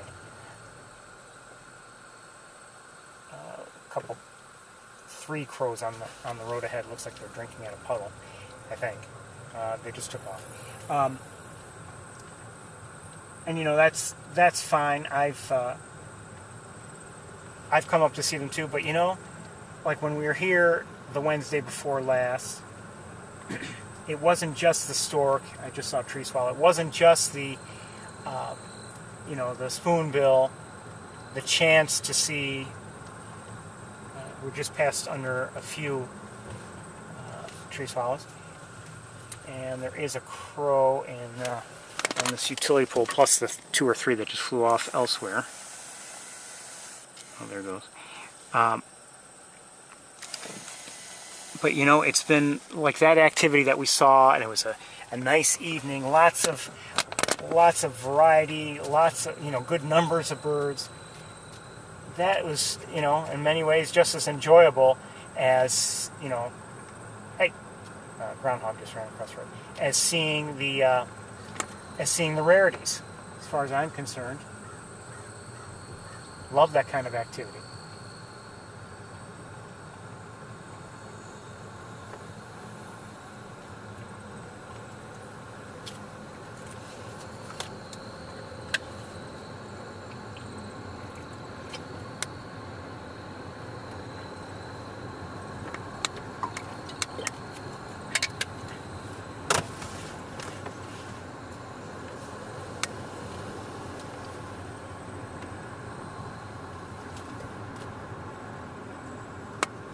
Quiet here.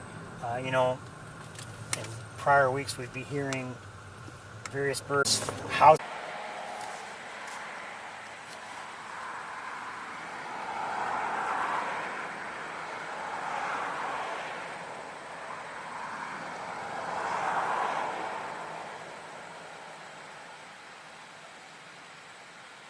not a perfect view. We've got some heat shimmer at work here. But this is an osprey nest.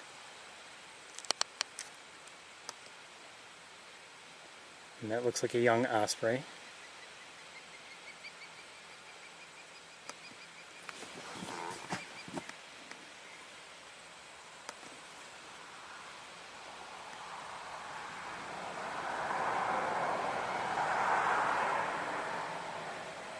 We're running out of time, so we're going to get going.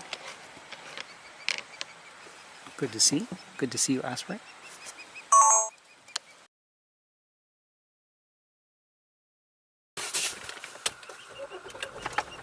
Oh. Shoot, what was that?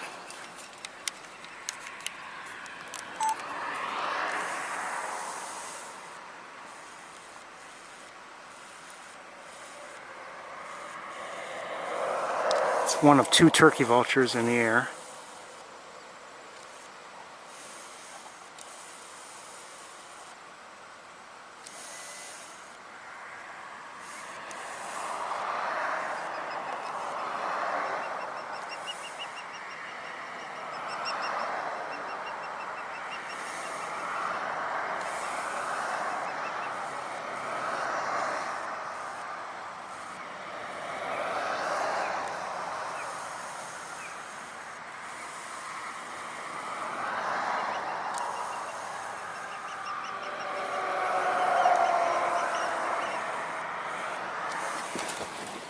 I wonder if maybe, if any of this calling that we're hearing from the osprey has to do with the,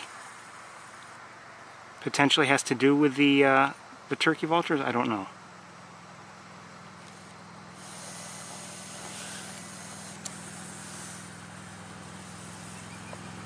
Maybe just hungry. I don't know.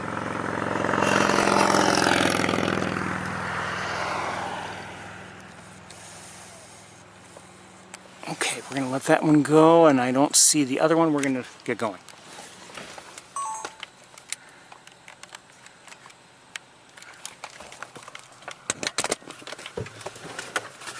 Probably should have shut off the car. Sorry about that. Would have led to better looks at the osprey.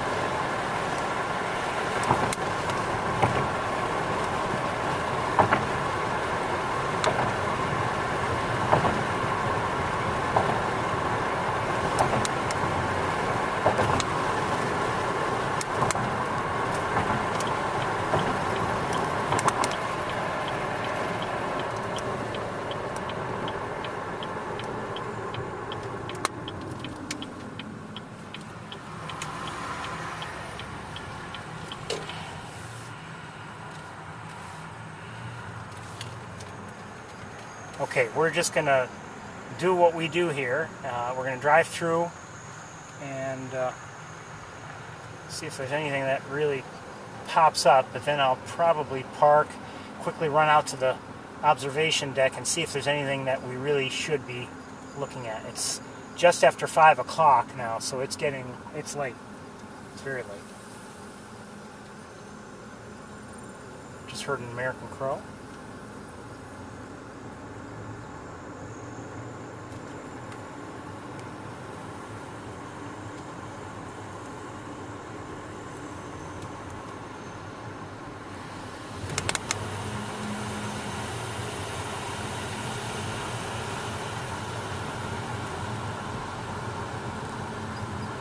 I know that was a quick drive-through, but I didn't see or hear anything. You know, this is a different time of year. You don't hear as much singing or calling, especially singing.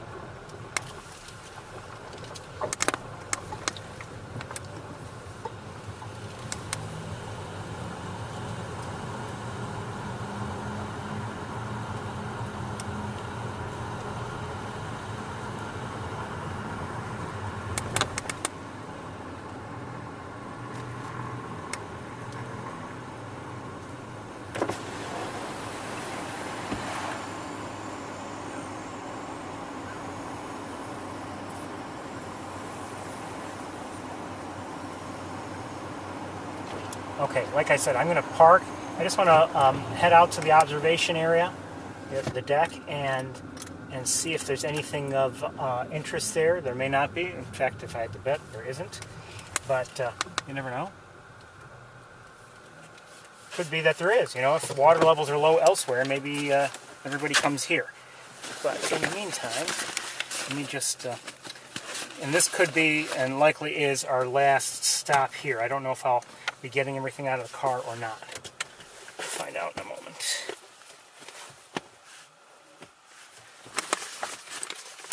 It is late. I mean, it's after 5, and I need time to drive back to Ithaca, and then we'll see what we can see there.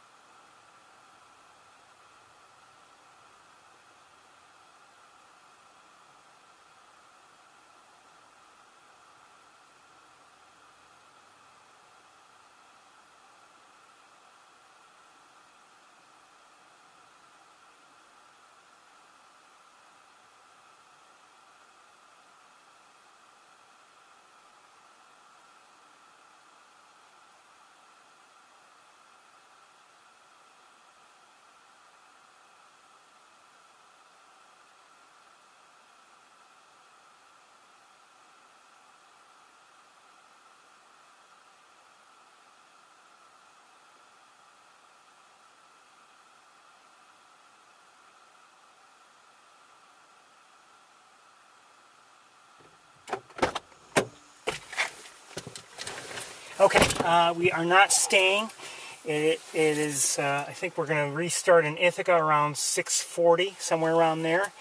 The only thing I saw, I heard a gray catbird, I saw a double-crested cormorant, I saw a number of American coots, and I heard a crow, I think. And that's just about it. So we're moving on, and I will see you all in Ithaca, roughly, like I said, 6:30, 6:40, probably 6:40. Okay? Okay, let me see if you got the message. There was some debris out there. I couldn't tell what it was. It was hidden by grasses. I couldn't tell if it was what it was. I don't know.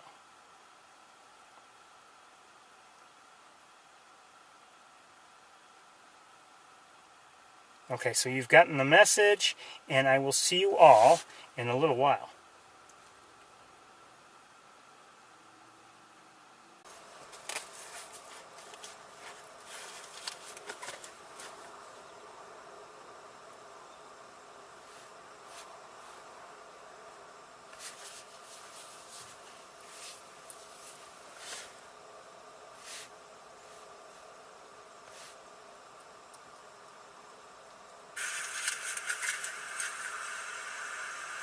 Hello everybody, I think we're live. Welcome to Sapsucker Woods. I forgot to note the temperature, sorry.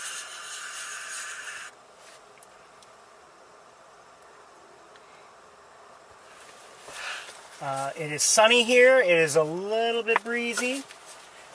Looks nice. Just getting things buttoned up here.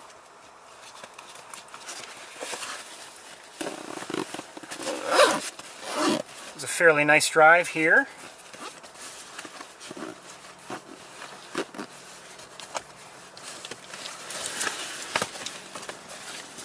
I was in traffic the whole way, but essentially that traffic was essentially moving until until I reached the Ithaca area. Okay, I think we're just about ready to go. I just need to get a tripod and then we'll take a walk. Again, I forgot to note the temperature. I think it's probably roughly the same temperature it was, upper 70s.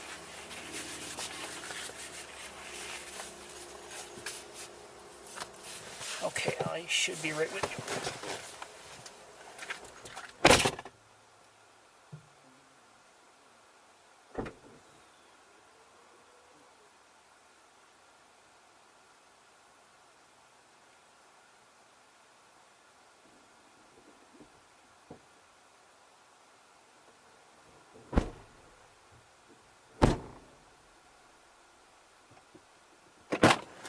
Just saw a black-capped chickadee. I also heard a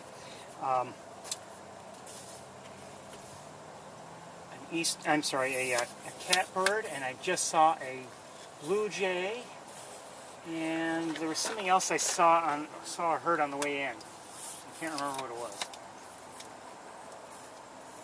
Oh, well, that's about it, I think. Oh, I saw an American crow.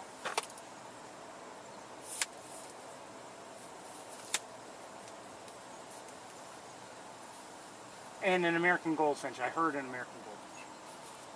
So I think that covers it. That covers it. So I'm starting a little early from what I had promised, and that's fine by me. We don't have much time. I want to, before we head to the water, we're going to head to see if the trail is closed. It'd be nice to know ahead of time.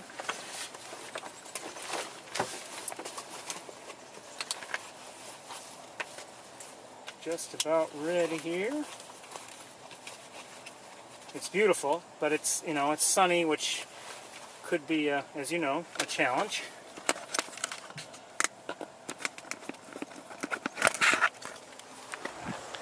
But we'll do what we always do, and that is deal with it as best we can.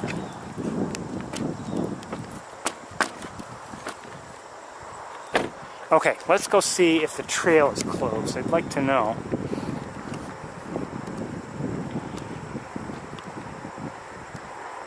That may have me taking a different path on the way, as I go around For all I know, they've closed even more. Who knows? I hope not. Not just for our own purposes, I hope not, but I hope not, because if they have closed even more, that means there's, you know, that much more damage is happening here. And that would not make me too happy.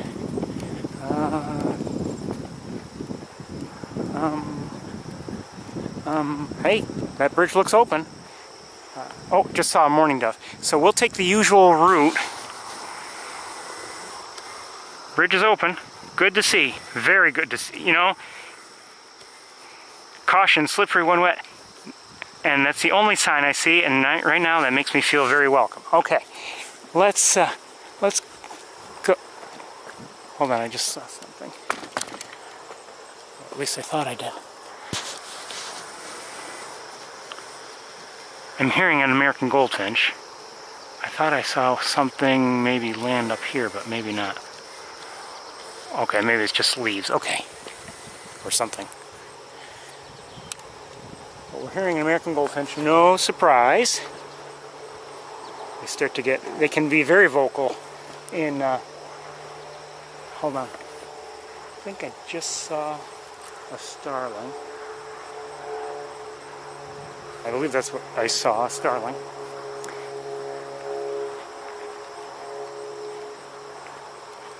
Now what would really be wonderful is if all the trails are open, even that one that we've been seeing closed for an extended period of time. Not that we, you know, we ordinarily wouldn't take it anyway, open or not, but it'd be nice to have it open.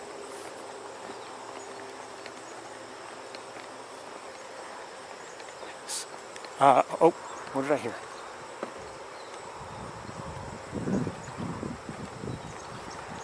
Okay, what else am I hearing? I think I'm hearing...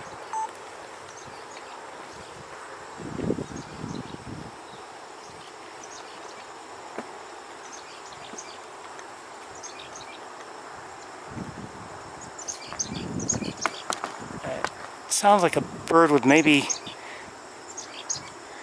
not its usual expected voice. No, wait. Oh, it's a chickadee. No, wait. It is a chickadee.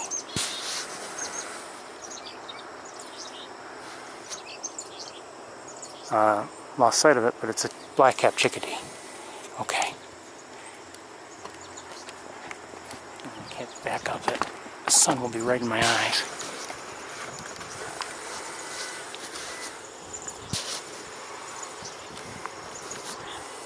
Okay, we're gonna let it go. I wouldn't mind going to the campus. We'll see how much time we have.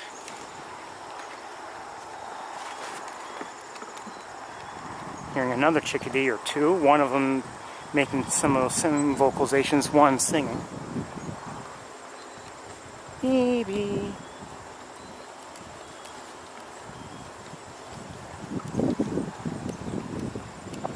And there's a mourning dove. Mourning dove.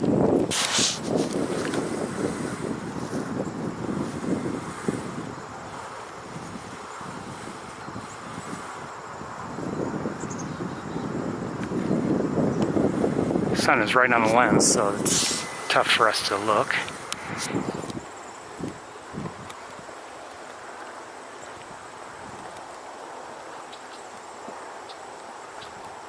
That sounds like a red-winged blackbird, if I'm not mistaken. I've been mistaken before. I know, you can't believe it, but it's true.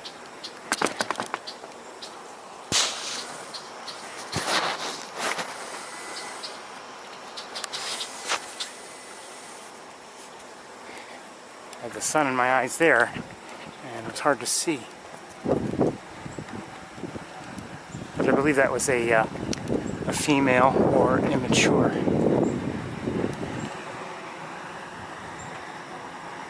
And flying overhead, that looks like a grackle, if I'm not mistaken. And along with more grackles.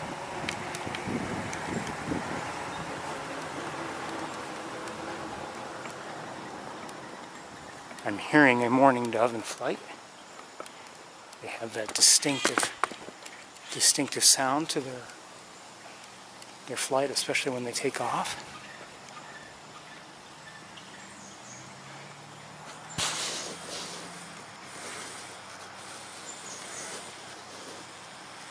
That looks like a mourning dove there.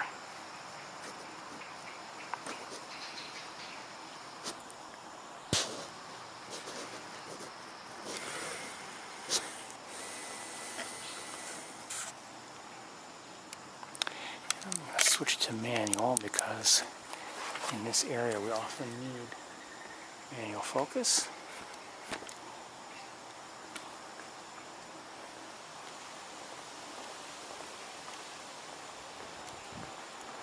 I will say this, whatever the temperature is, at least right now, not standing in the sun, it's very comfortable.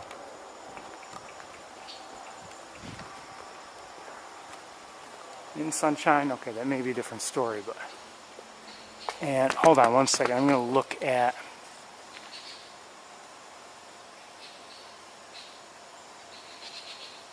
There's a hairy woodpecker at one of the feeders. Can I show you or no? Probably not. No. Well, maybe. No. Okay, let's just keep going. If you really wanted to see, you could always tune into the feeder cam. It's too hard to see in there.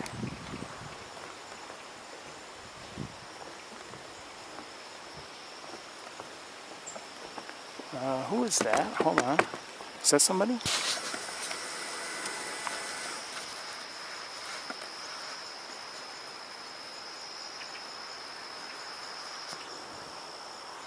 I saw somebody there, but it was too slow.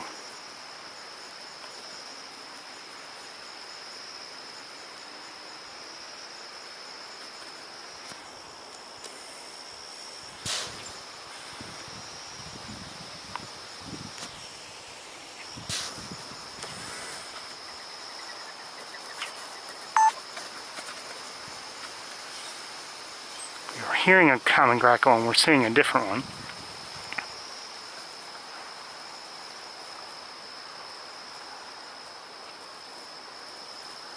That bright yellow eye.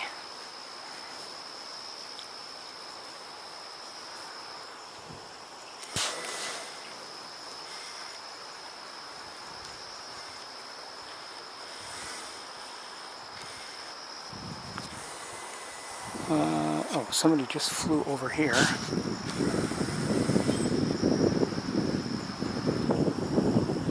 And okay, I can't see it.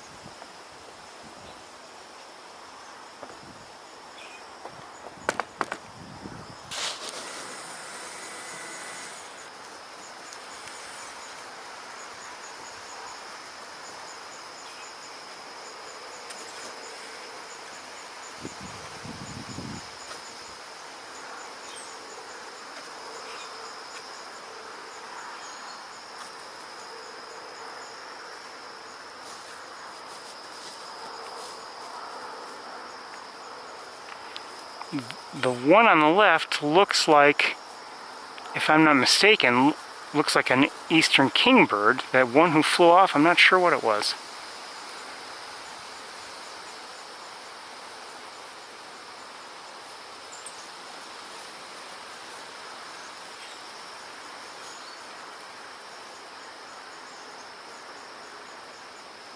Red-winged blackbird? I would say, I guess. Is it? Something looks wrong, color-wise. Now, it could be an immature, and maybe that's just how its red is showing, the red wing.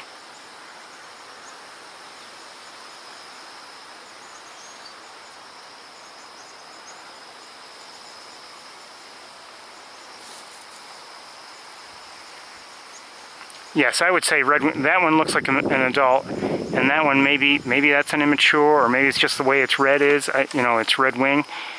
Maybe that's what's going on there. Meanwhile, we have these two eastern kingbirds.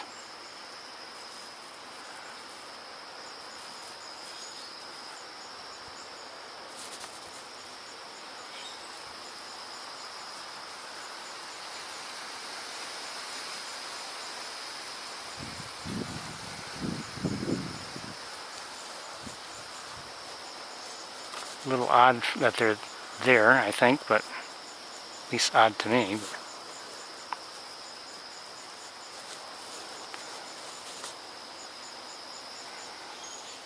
We'll stay with them a moment or two.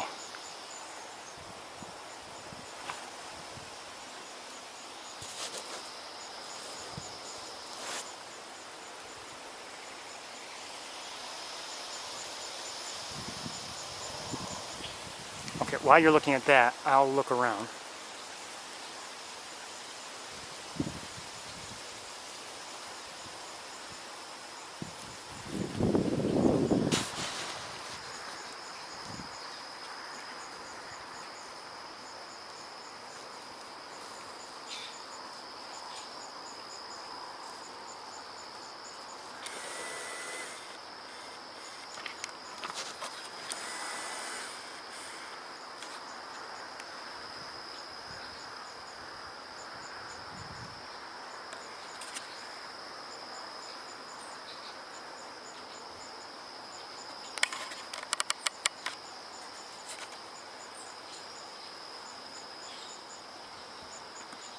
My guess is eastern phoebe.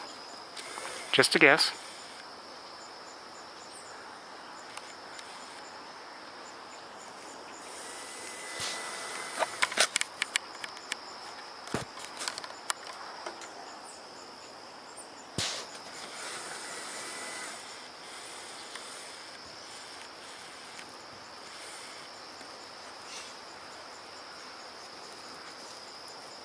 Okay, back out to the eastern kingbirds. Let's, I'll try to get that trained on them while I look around again.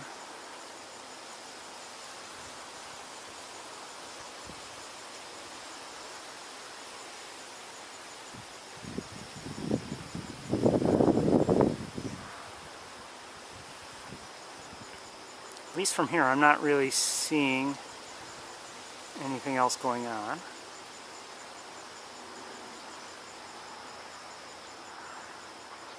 Wait a second, what's that? Hold on.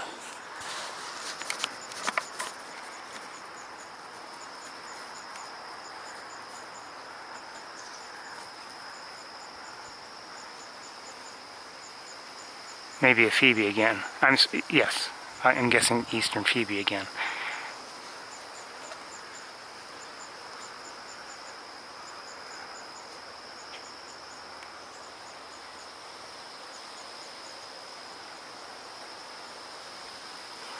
I wonder if these are young. I don't know if these are young eastern kingbirds, although they look like they've got most of their color.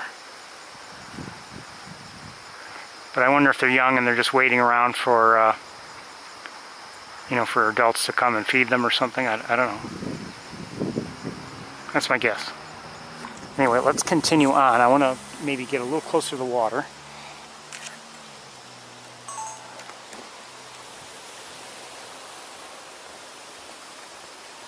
Change the angle a bit.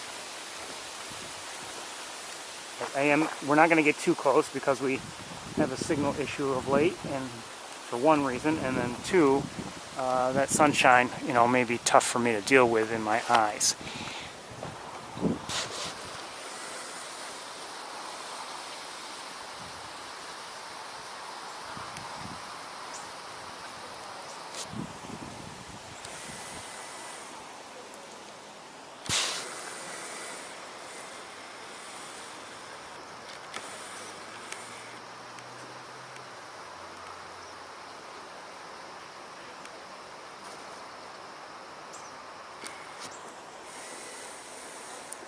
Might be hearing a cardinal, maybe, I don't know.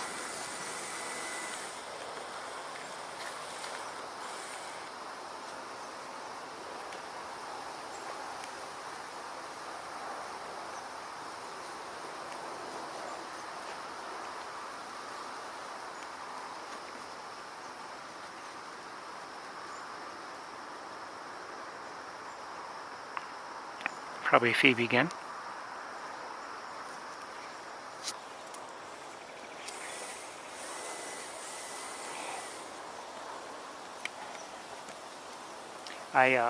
By the way, I may be occasionally mistaking red-bellied woodpecker when I hear certain vocalizations for hairy woodpecker.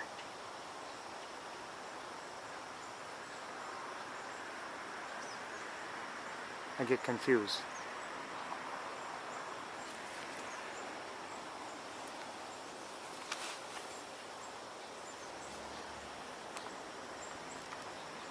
I'm not going to get too much closer because that sun is tough right in the eyes. And I'm just going to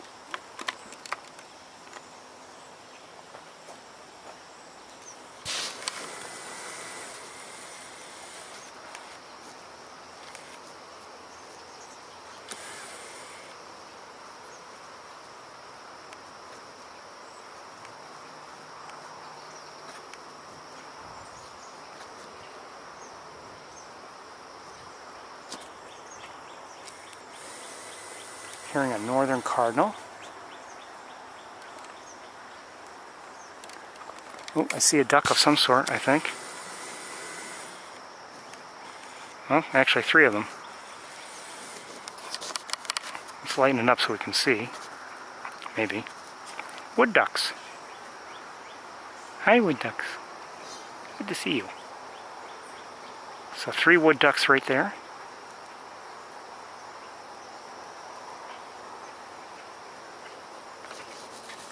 Oops, sorry.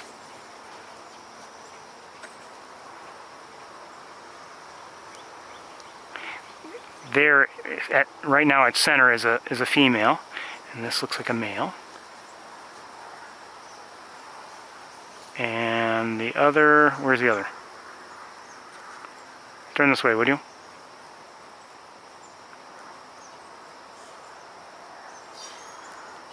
I believe also a male.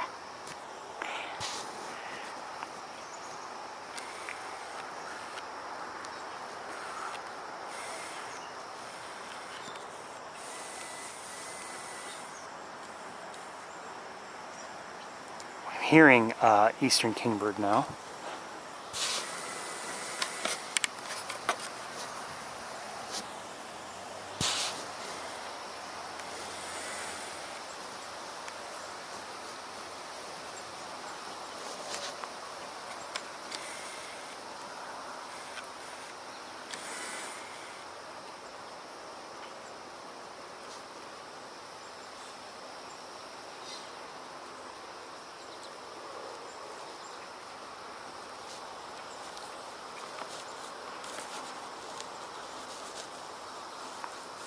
Phoebe.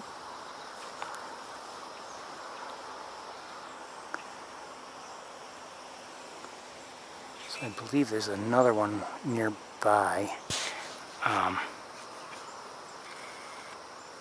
Right there.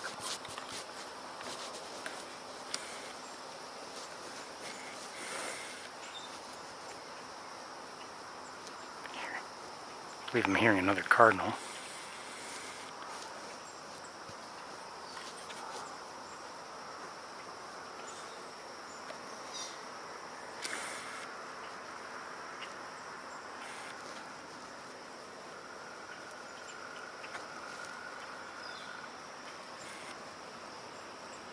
And I'm hearing a northern flicker.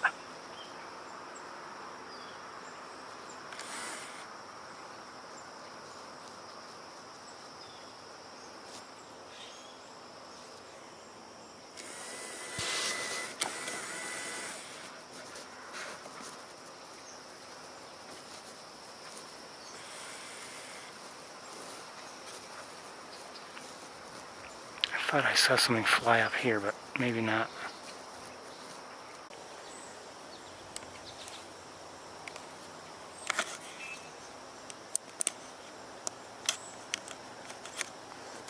I'm just going to give one quick look with binoculars, and just in case we're missing something with the naked eye. You can hear the occasional vocalization from the eastern kingbirds. Oh, there's an egret here. Great egret. Hold on. We don't usually see great egrets here. Unless I'm mistaken. No, I don't think so. That's not just washed out. That's a great egret.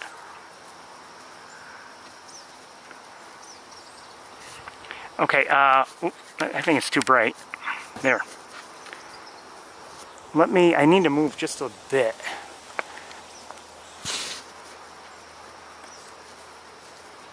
It's funny. Like I've said before, we could see great blue herons all over the place at Montezuma. Then we come here and we see a great blue heron. Look, a heron, a heron, a heron. And we've seen many great egrets today, especially at Knox-Marcellus. And we see one here. We don't usually see them here. I don't know if it would be considered a rarity, but in fact I would say no, but it's not our usual sort of sighting here.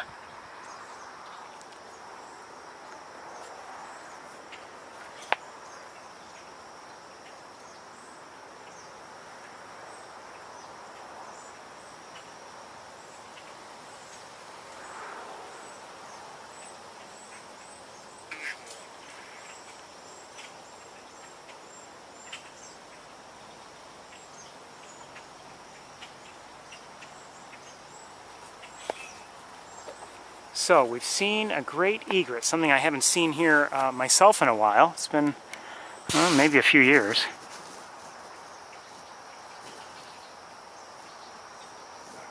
And maybe we'll get another look at it. We're going to leave now, but maybe we'll get another look at it as we walk around. Maybe we won't. I don't know. Love to see other members of the heron family. Hold on a second, I see somebody nearby. Or at least I did.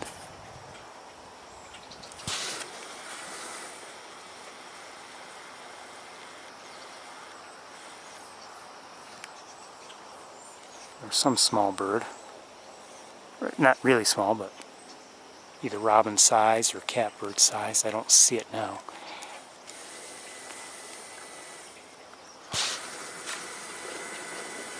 Gray catbird. Hi, catbird.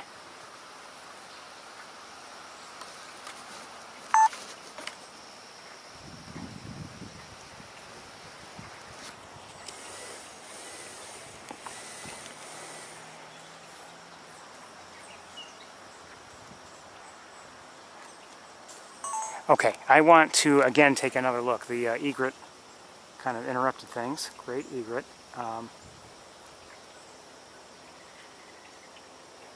Just want to see if I see any other. It's tough with that sunshine.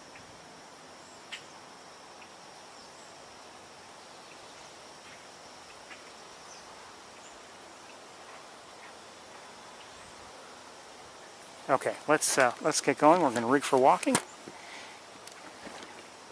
I'd like to go closer to the water, but I'm again concerned as usual about a signal issue. So we'll just skip.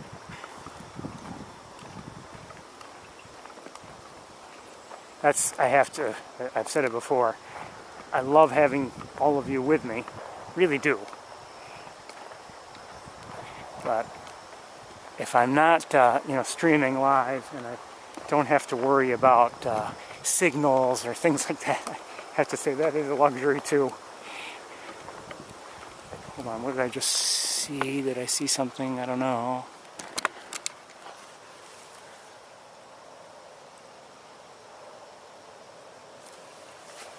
Maybe nothing.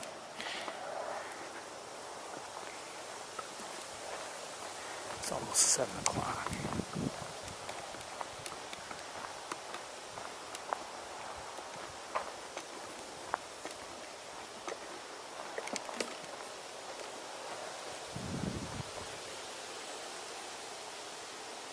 Thought I heard something.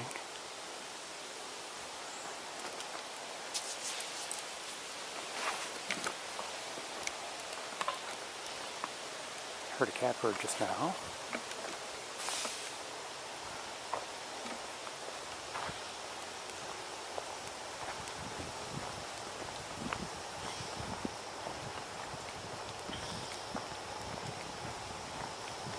hope Montezuma gets some rain, you know, to fill up the marsh a little bit, the Knox-Marcellus marsh.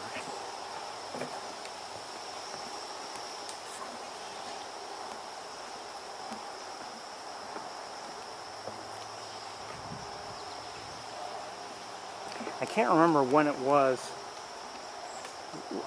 last year that we were having those special visits to Knox-Marcellus. I don't remember if it was in August or September. And, you know, basically those were shorebird walks that we had permission to take part in. And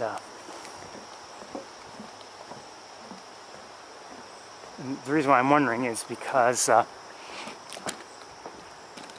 you know, there was water for a time, and then eventually that water was gone.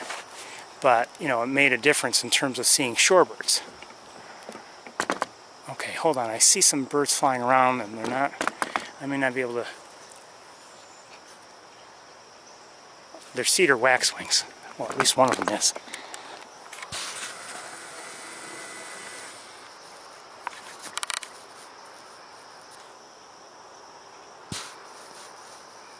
And I hear a white-breasted nuthatch. I don't know if I no longer have that waxwing here, but I've seen a cedar waxwing. And I'm hearing one now.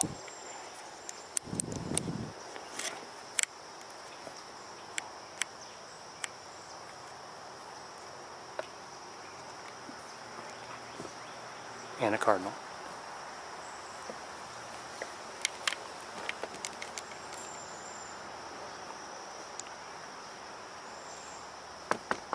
There's still water here. So, well, there isn't always water here. It does often, you know, dry out completely, but there's water here now, which is nice, you know. This year, the water has been much more plentiful than it has in, you know, prior years. Last 3 years, I would say, have been tough here at Sapsucker. That was another waxwing, I believe. Let's keep going. Remember a couple years ago, was it 3 years ago?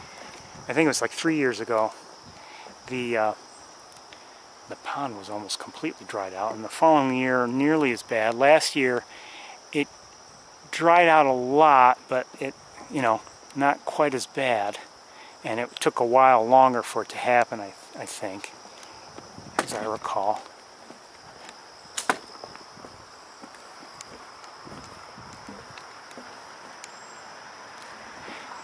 But, you know, I mean, there's still time for things to dry out, but at least we're not, I mean, here it is, it's mid-August now.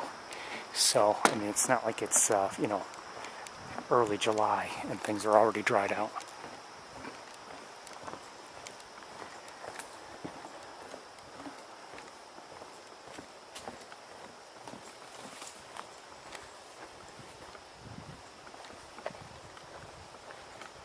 I would say, though, I mean, we had nice, fairly decent activity back there. Maybe not a huge number of species, but it's quiet here in the woods again.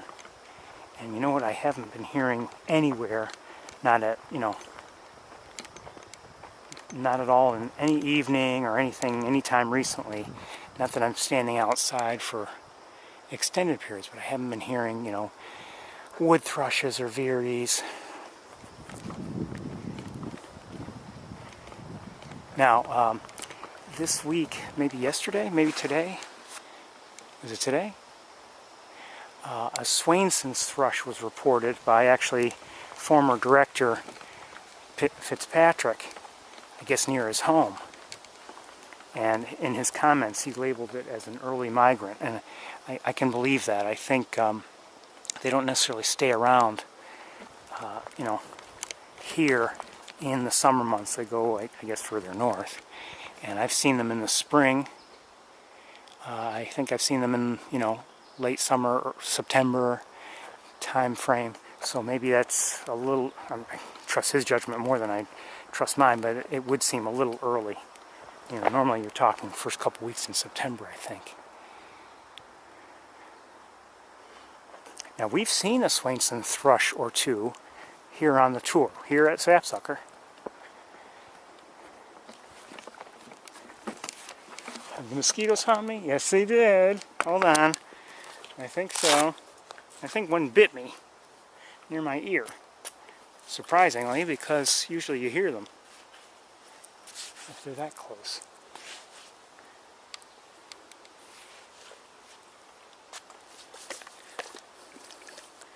It's really unfair if you think about it. I don't bite any of them.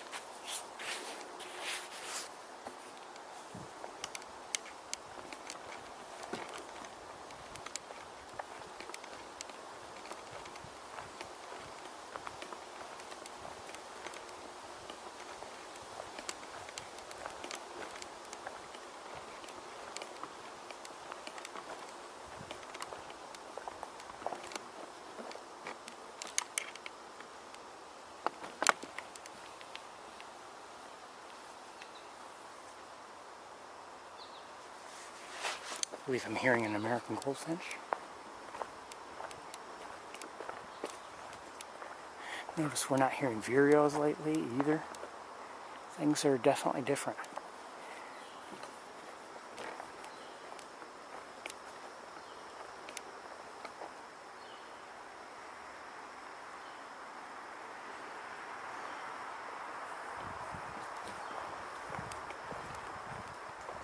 I believe we're hearing, and it's hard to hear, but I believe it's a northern flicker.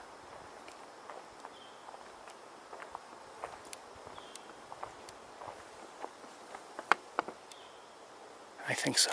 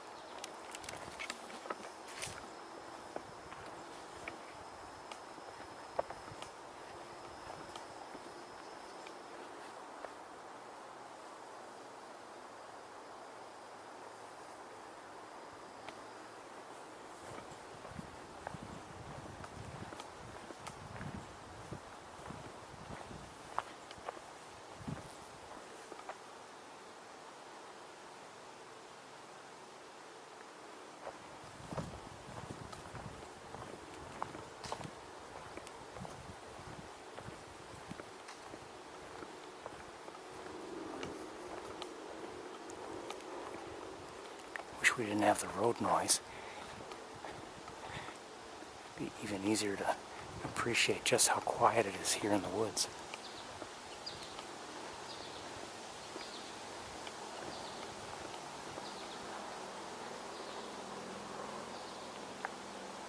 There's an American goldfinch in the distance, but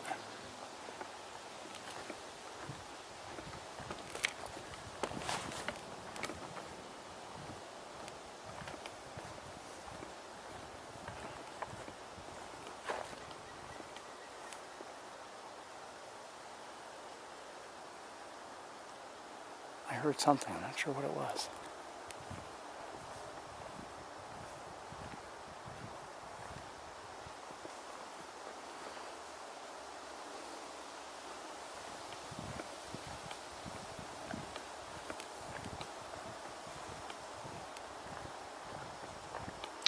Just a reminder, no tour next week.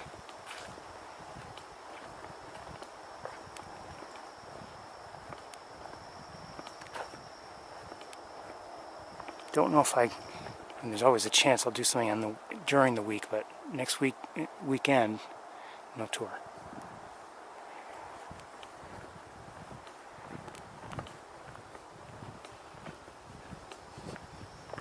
And I'm not even sure about the following weekend. There may not be one then either. That I haven't heard yet. Okay, something's nearby. Something's nearby. I don't know what. It sounded like a woodpecker of some sort, but I'm not sure what.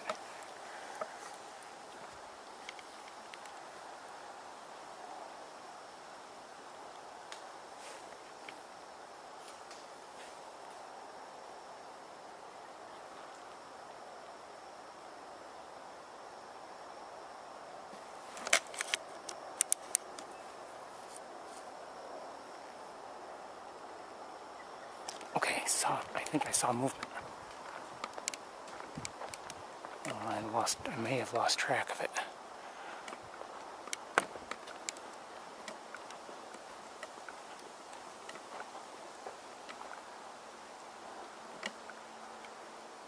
Not sure.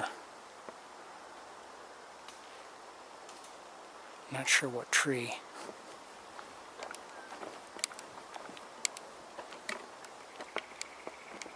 Now, is that a hairy? I think that's a hairy woodpecker. Unless that's a... See, I'm not sure if that sound is hairy woodpecker or red-bellied woodpecker. I used to think it was hairy, but I'm not so sure anymore.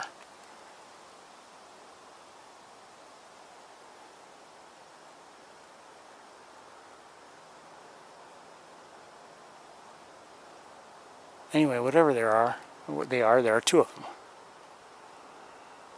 Minimum. Okay, I'm going to leave you here. Let me look with binoculars.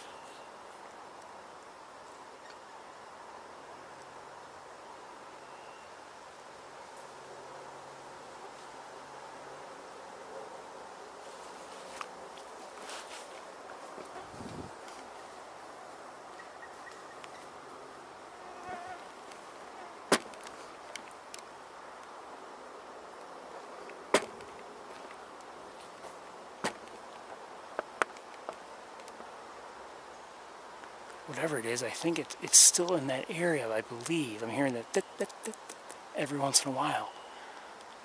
But I'm not sure what it is. And I don't know where it is. I had seen some movement, but I don't know what tree it was on, and it may have moved since, for all I know.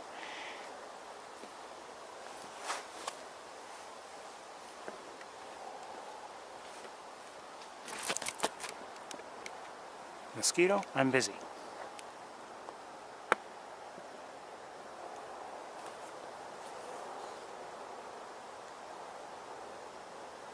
Well, maybe we're not going to see it, I don't know.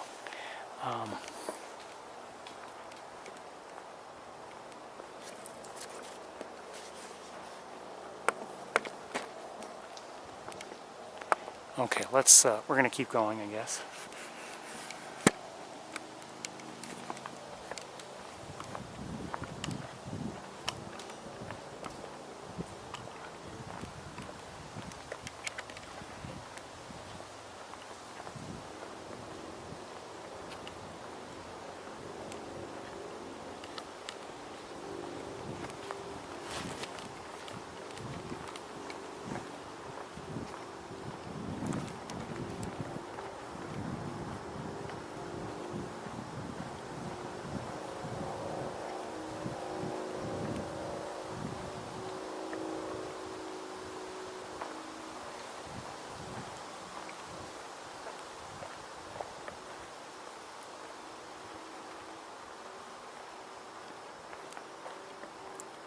I believe I may be hearing a high-pitched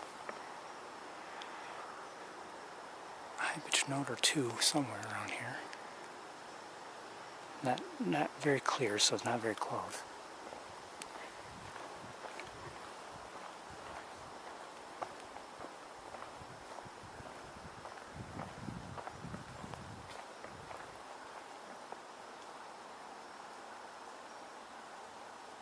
And I believe I'm hearing crows in the far distance.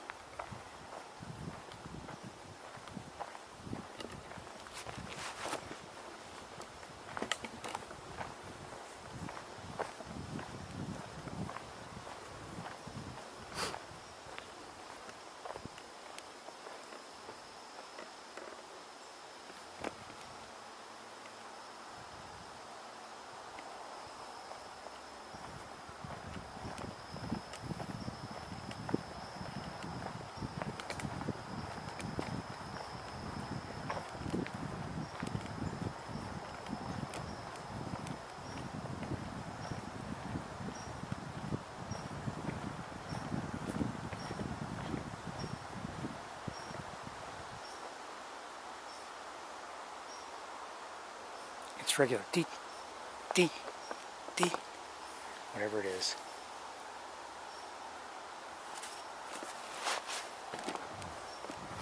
It's, like I said, it's not very close.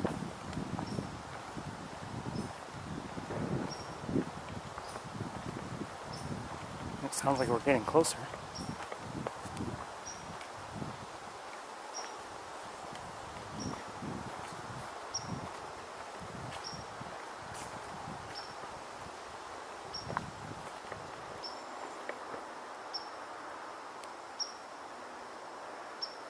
I'm guessing it's either a hairy or a downy woodpecker, and I don't know where it would be, but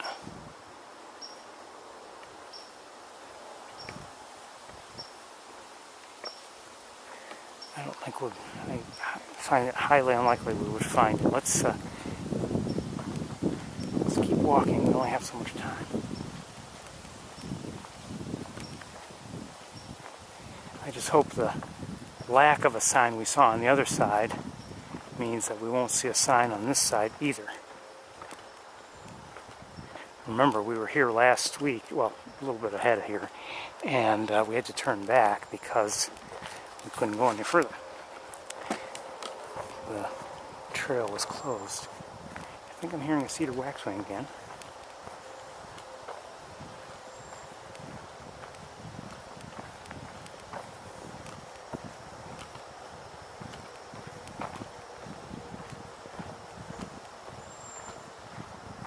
Maybe two.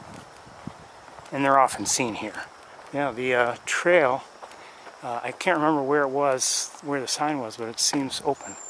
That's a good thing. Just heard a northern flicker again. Oh, hold on.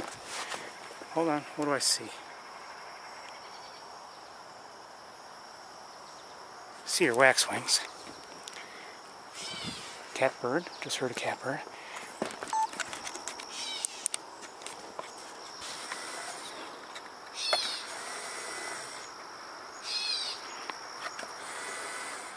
Hey!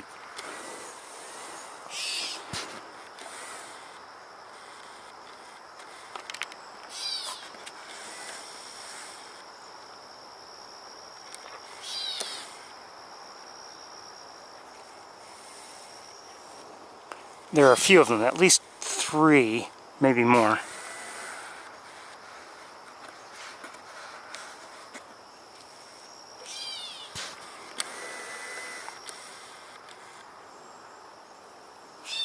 Likely more. Yeah, there's several of them flying around. They are known to, that was a downy woodpecker we just heard. They're known to be, to like to congregate and be in groups. Again, cedar waxwing, if you don't know. Beautiful birds. They're another bird that, when I first saw them years ago, soon after I started bird watching, I couldn't believe such an exotic looking bird would be here in, you know, these types of areas.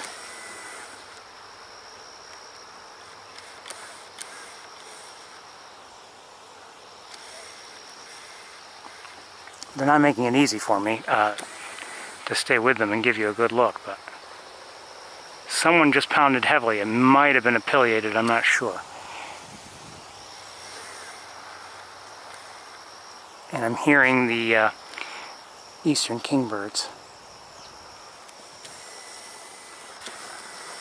Maybe I should just wait here and They keep coming back, so maybe I should just... come on, focus. Come on, come on, come on. Nope, can't get it.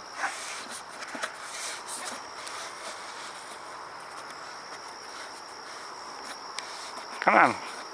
It's not focusing. It's not changing. It should. What was that?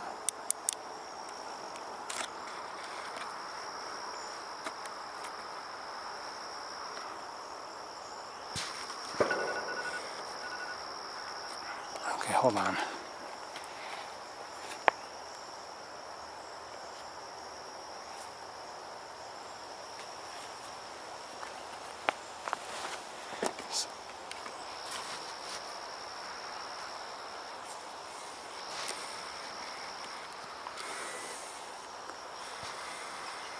Just heard a robin.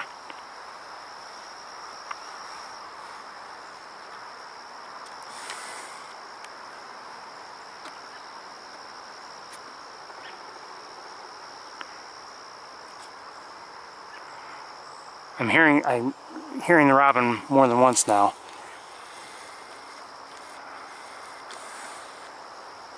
Okay, we're gonna let them go, the cedar waxwings.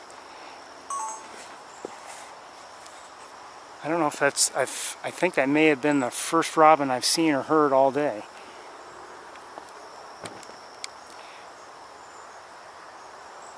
They're not around as much as they, at least not for me, as much as they had been.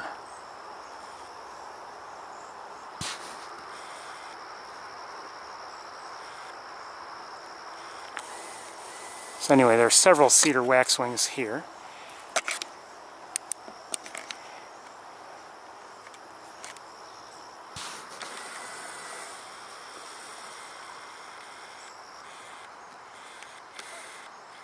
And they're quite active in terms of flying around. I don't know if they're going after bugs or what, but they are certainly active.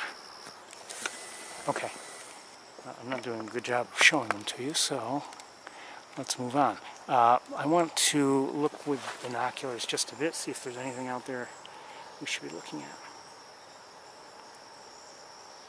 I'd love another look at that great egret, but we'll see if that happens. I think I see a phoebe out there. Don't know if we'll be able to see it or not. There it is.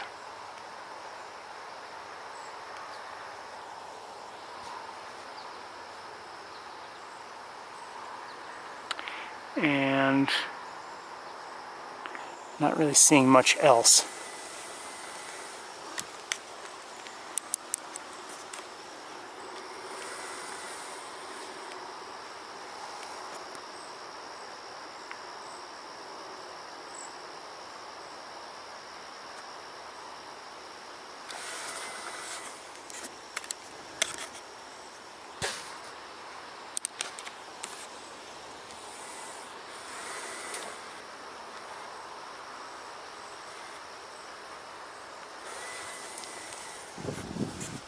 Okay, we're going to move on, I think.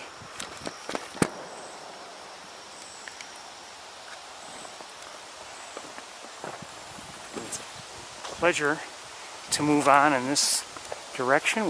Like I said last week, we couldn't do that. Everything was closed off. And to be able to walk here is wonderful.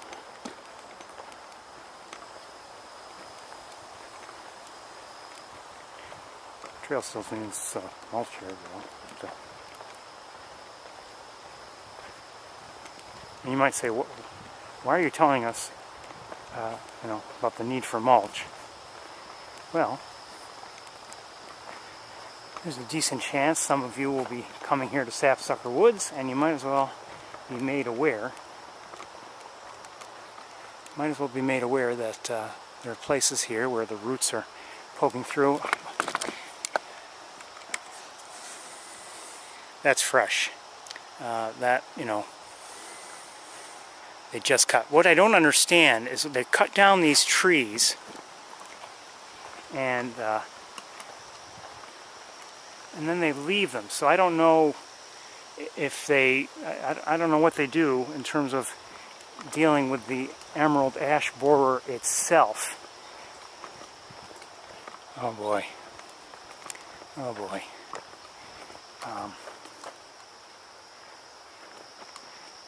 This is terrible. This, you know, it's never been this clear. Look at all this that's been cut down.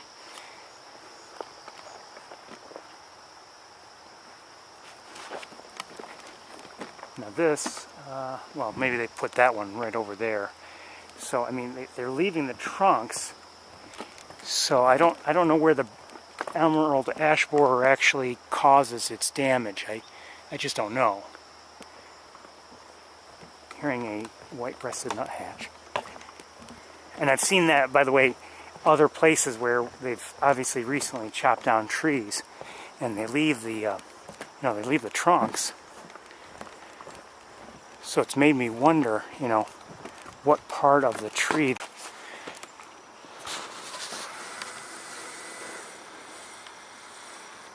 Beautiful.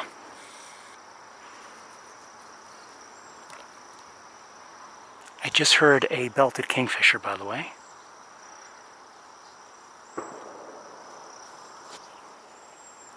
And we're also hearing the cedar waxwings and the nuthatch.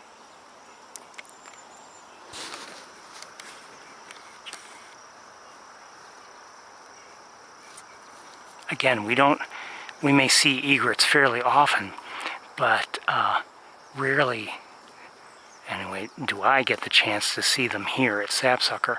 And you know, it's not in sunlight, and that is a wonderful thing. Because of those white feathers, I wish I had my other camera, actually, the camera and scope combination, because we'd get a better view than this, but this isn't too bad. I'm going to darken it just a bit. And I'm going to lift things so I don't have to bend down to the camera.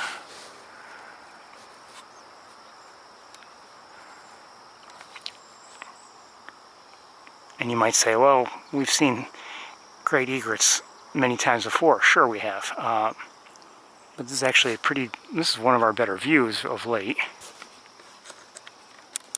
Here in Morning Dove.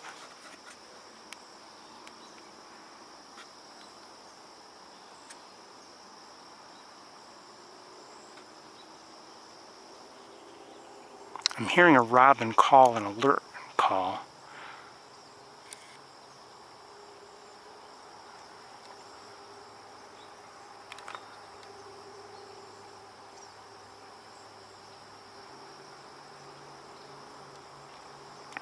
This is the best we've seen a great egret all day, in my opinion.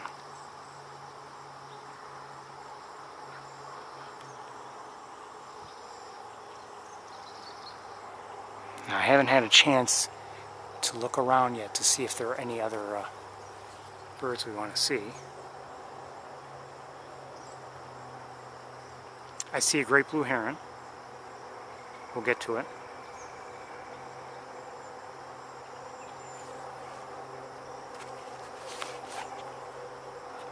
Well, very quickly, let's go to the great blue heron.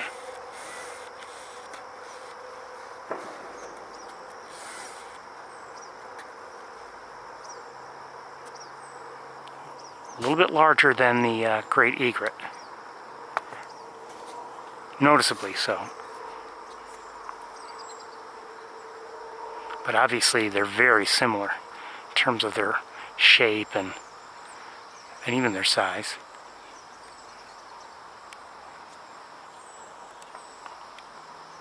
Although I have to say, I've seen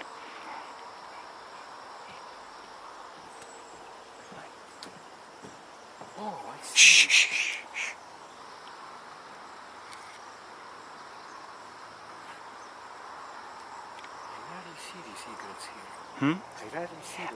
I rarely do also, so I'm very happy to see one for a change. There's a great blue heron out there as well.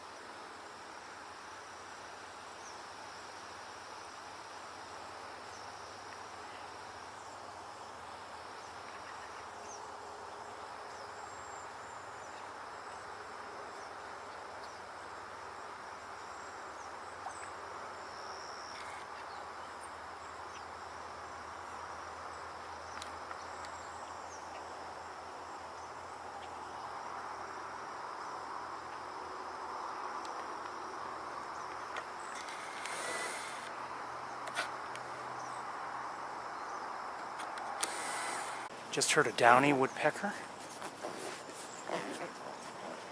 And I'm hearing also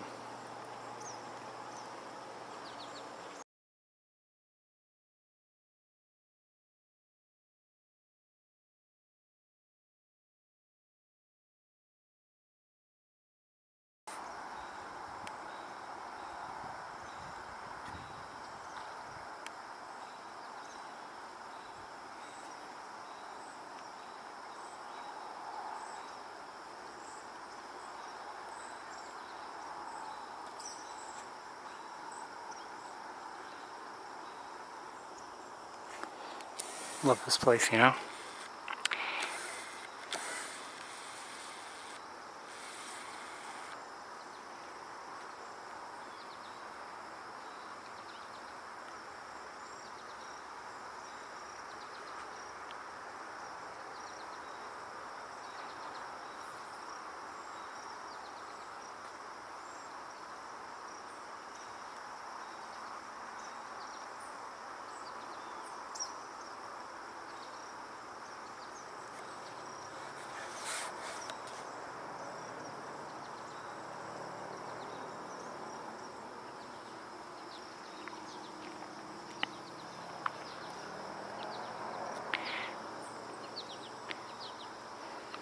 As I said, by the way, if you're just tuning in, we are at Sapsucker Woods and we're seeing a great egret, something that at least I don't normally see here. I don't believe they're usually here. It's kind of rare. Although I don't believe it would be considered a true rarity because, you know, this area they could be, you know, this is their normal range for this time of year, but they're just not normally here at Sapsucker, to my knowledge.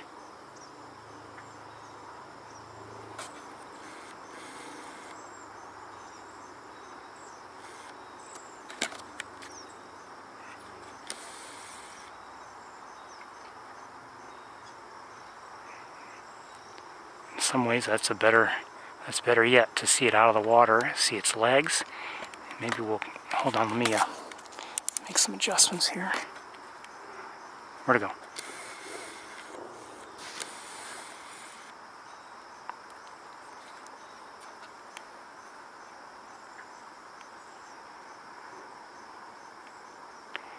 See the black feet?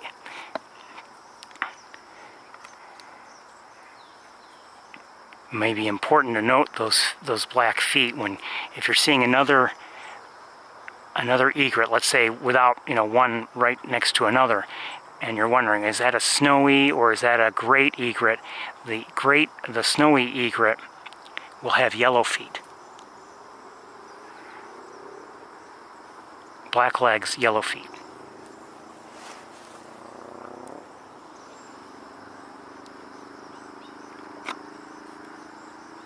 We won't stay here forever, but this is a nice view of a great egret. Again, we're at Sapsucker Woods. See the crane statue in the background.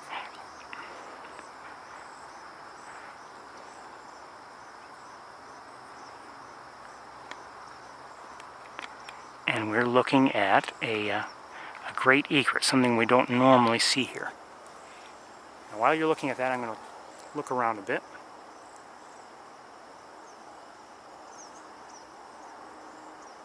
I'm seeing a beaver.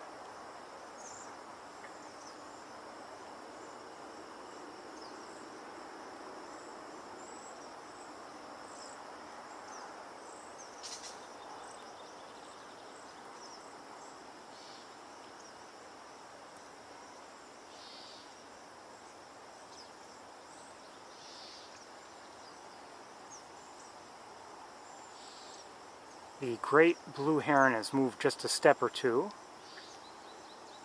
Still basically in that same spot.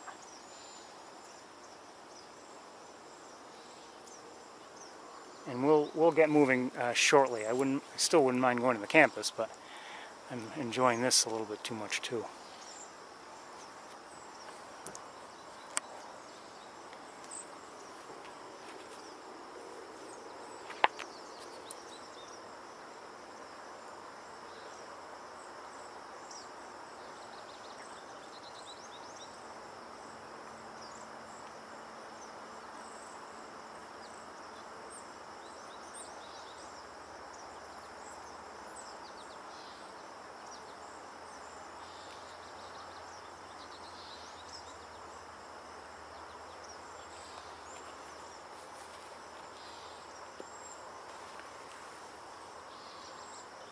Hearing catbirds in the distance.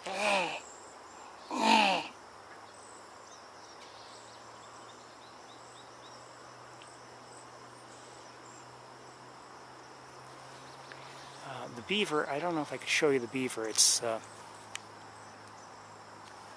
but maybe not. It's certainly not very well.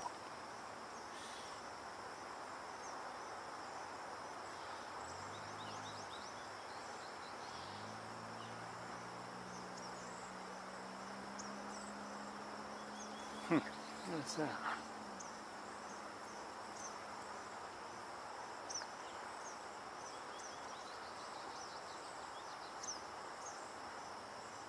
I want to look at something. We're going to break away from the great egret for a moment.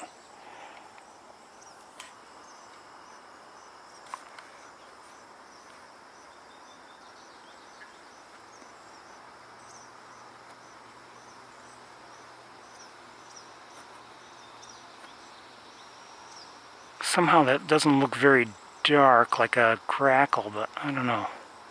Okay, let's just check in on the great blue heron. You can see it's right there.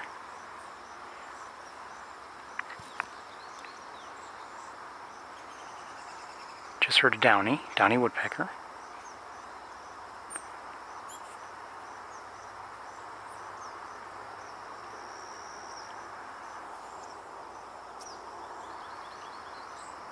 I don't know if we're going to make it to the campus or not. I hope so, but we might not. I hope we do, and I hope we don't. If we don't, it's because we're seeing so much good stuff, but I'd still like to go to the campus. Oh, there's a phoebe up there.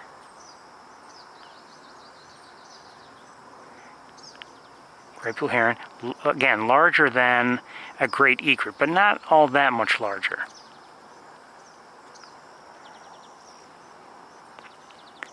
When I first saw the great egret here, my concern was, I'm seeing a great blue heron, but it's just, it's just a matter of, the colors being washed out. But it was a little too bright. And then, closer look definitely showed it was a great egret.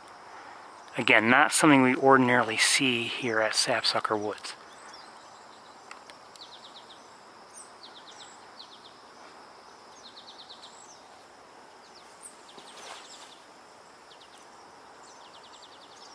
I'm not sure who's making that noise.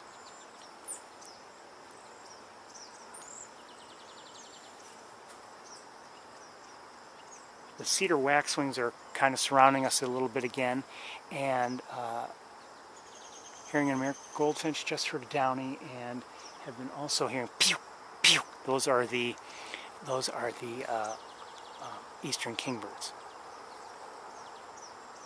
And there's a phoebe. We might get a good look at a phoebe. Just heard a downy. I'm sorry, not a downy. A northern flicker. Shoot. Come on. Hi, Phoebe.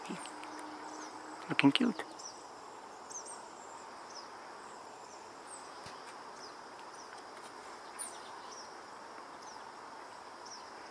We've got some vegetation partially blocking our view right now. So that's why it's a little fuzzy.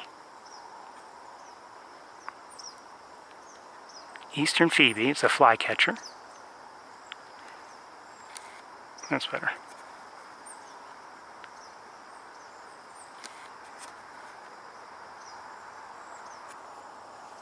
And now it looks like, they often will fly and then fly right back to either the same perch or a nearby perch that looks like it flew on. This is again, cedar waxwing. I've never seen a Bohemian waxwing. They're not normally around here, but sometimes they will be seen with cedar waxwing flocks, is my understanding.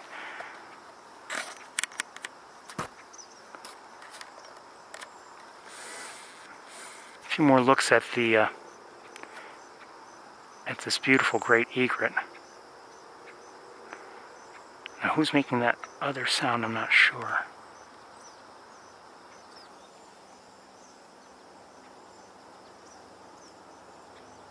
could be a catbird. I think that's a catbird vocalization, if I'm not mistaken. Well, I don't know how to make it.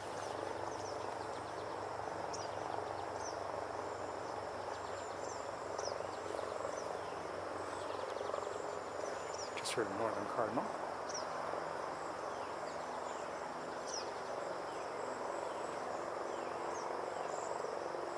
One more look around and we've got to get going. The great blue heron is still in that general area. It's walked a couple more steps, but hasn't really gone very far.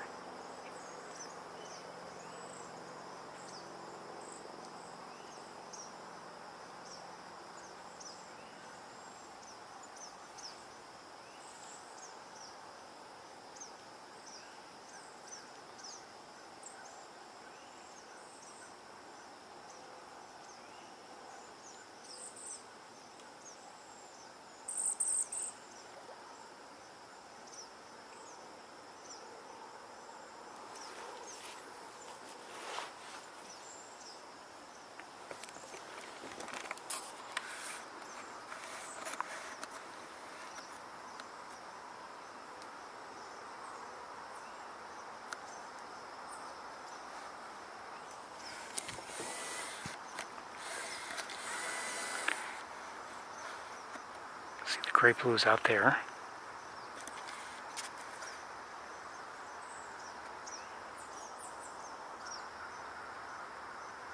We're hearing crows in the distance. Am I hearing... Did I hear great crested flycatcher? I'm not sure. I doubt it. Maybe. It's possible. I think I might be hearing one in the distance.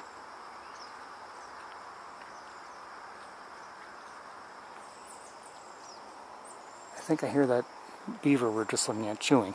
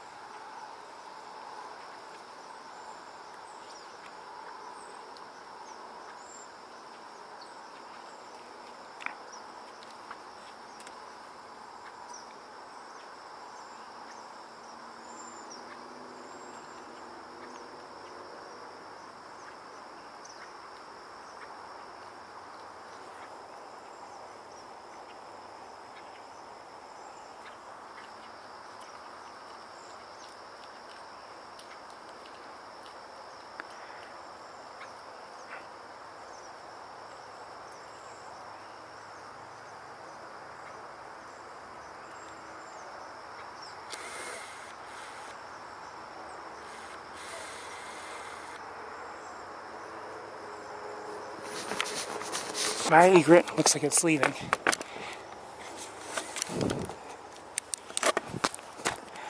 Looks like it's leaving. It's circled, yeah,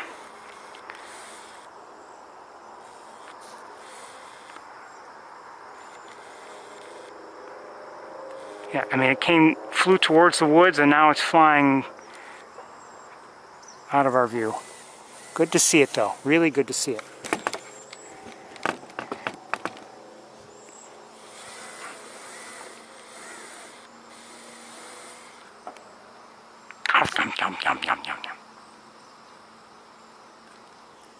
Okay, one more look at the great blue heron and then we're moving on. Unless we see something else really special.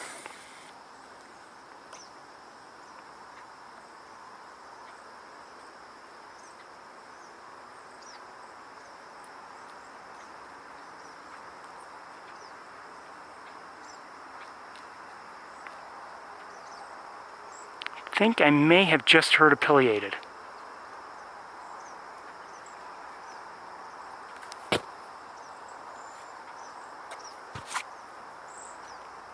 Sorry, I bumped the camera a little bit because of mosquito. There we go. Huh? Maybe not.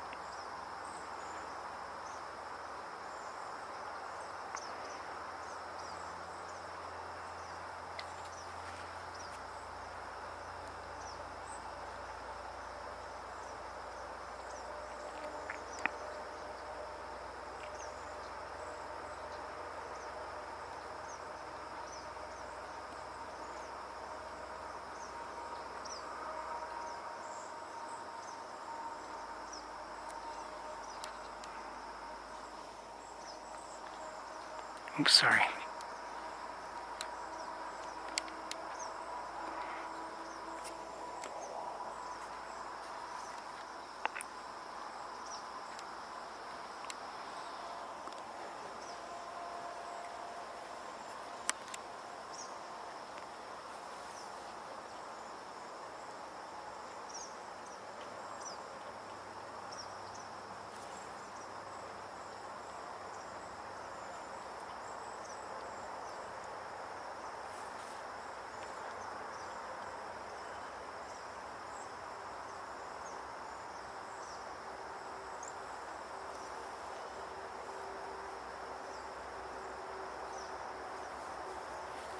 Well, I'm not seeing any green herons. I've been looking around. I don't see them. Don't know if there are any here today, but it's very distracting when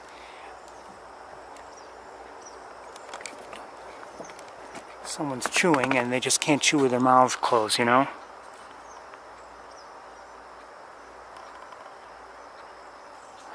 Okay, let's get going.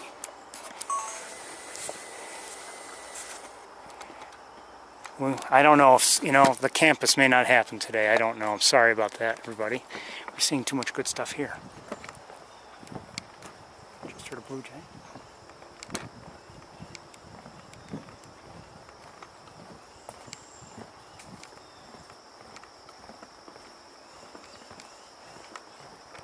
Oh, I thought for a second it sounded almost like the tree frogs, but I'm hearing ramp, ramp, ramp, ramp, ramp. That's a tufted titmouse. There's something else going on here? That's usually an agitated call. I wonder if there's somebody nearby.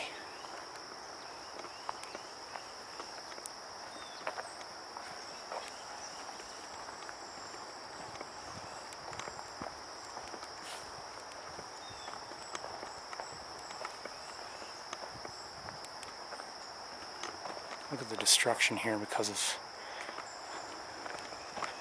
the emerald ash borer. What a shame. So I'm hearing at least one tufted titmouse, but I don't. It's in a little ways, and I don't know why it's calling like that. Could be, who knows.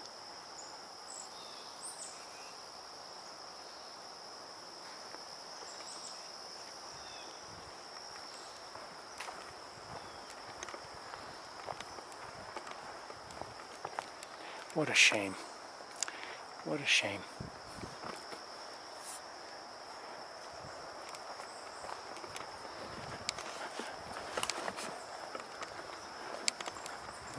We're not done with it yet. You're going to see more.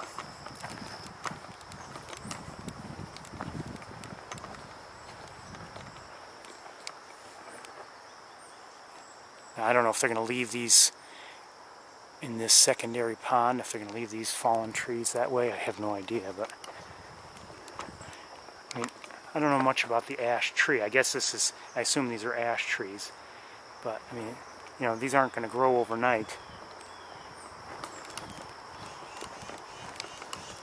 Okay, sounds like we're hearing that again.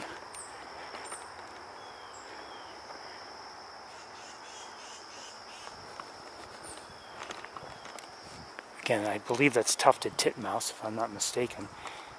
This used to be a shady area, and now this kind of thing has happened.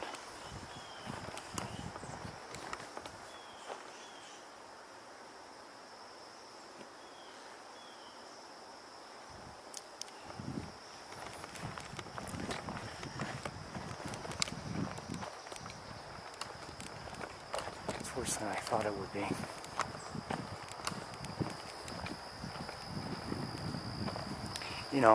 Look, I'm glad that they're trying to address it. I don't know if this just came up suddenly. I have a feeling it wasn't just sudden, but I've been coming here for years and years, as you know, with you and before I ever had the tour, and to see all this. I don't know what that is that just flew in. A dark bird. It may have been a crow. May have been a... could even have been, maybe, possibly even a green heron. But something...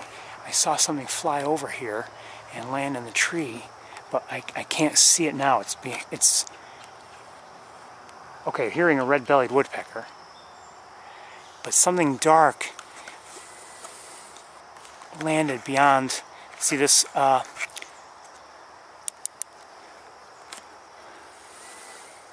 hearing a mourning dove. Something dark landed in there, and I don't know what it was.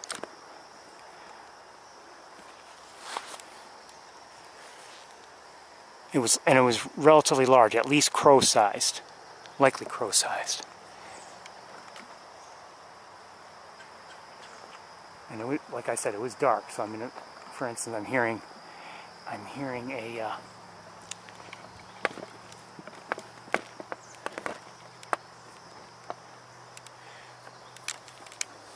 maybe hearing a red-bellied woodpecker, but I know that's not what I saw.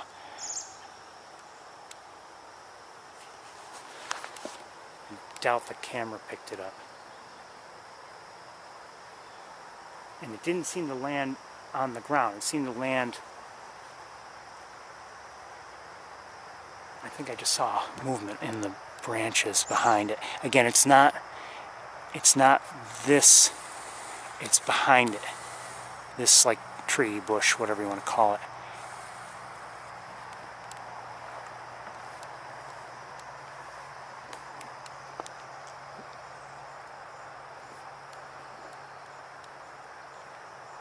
I don't know what it was. Again, it was dark.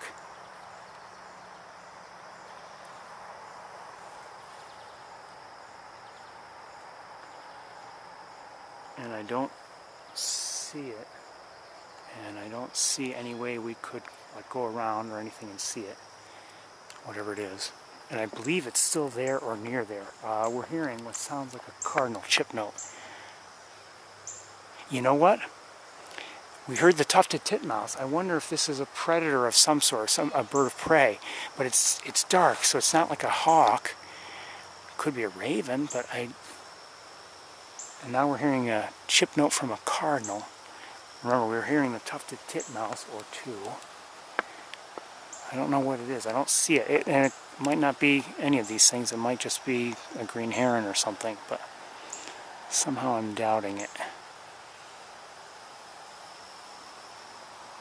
My guess is crow. We're hearing a gray catbird right now.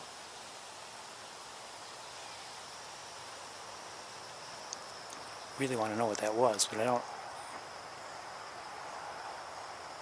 see it, and I don't know if we can see it. Do we have any kind of a line of sight from here, maybe?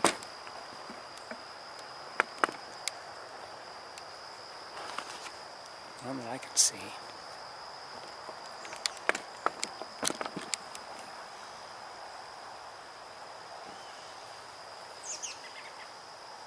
Heard a robin again.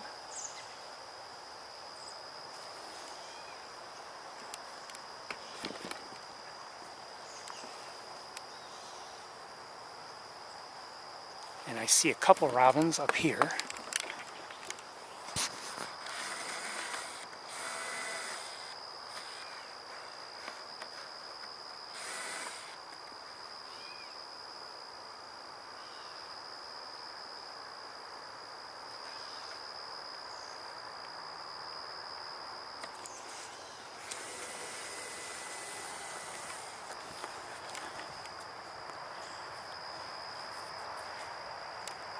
But something had flown in there, like I said. At least that's what I thought I saw. And now I don't see it. And I think we're going to move on because it is getting dark. I don't think we're going to make it to the campus. It's getting too dark for that. Whatever it was, I was hoping to see it. This area of the trail often is muddy anyway, you know, along this little creek here. And now I don't know if they've done, oh, they have done work here, so I mean things are really looking pretty bad.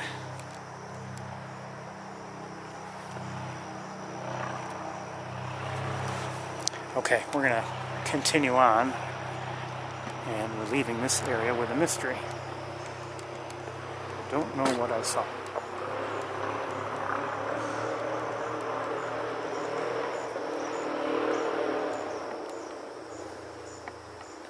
Maybe I should have walked here to where I am right now sooner. I want to look back with binoculars.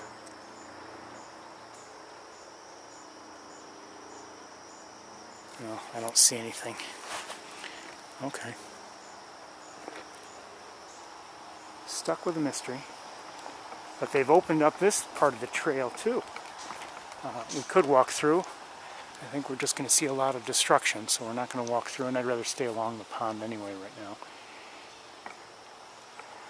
But that's open for the first time in a long time. Look, another tree here. I can imagine how terrible the noise must have been with the chainsaws running for, quite a long time, if I had to guess. And, not just for the animals here in the woods, but even if you're just someone who's like at the lab and just hearing that in the background, if you love the woods and you know what's going on, it's got to be pretty sad.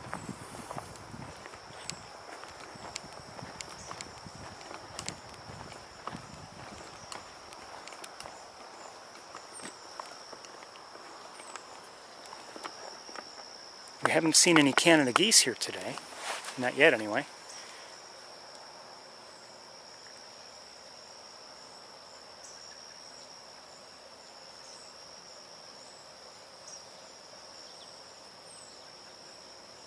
I'm hearing behind me, I believe, a robin, and I'm hearing to my right an eastern kingbird, and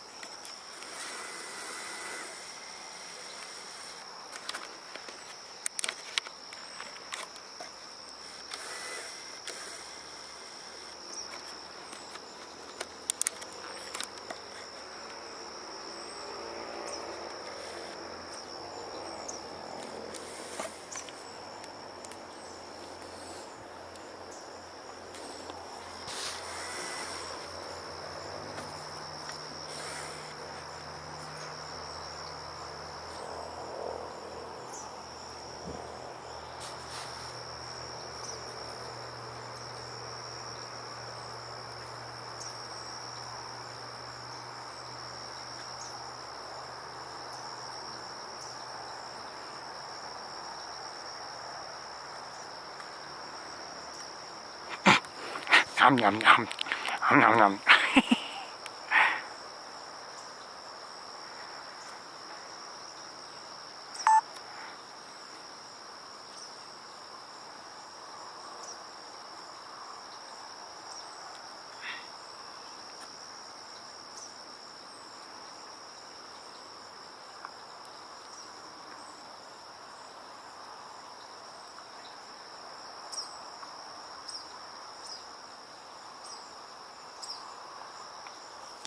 You're hearing an eastern kingbird.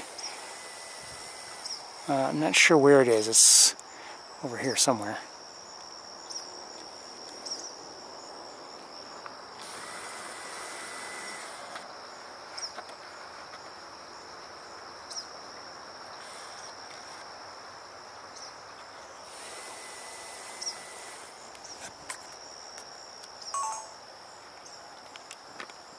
I'm just going to leave things here for a moment. I want to look around with binoculars. And I just saw a green heron.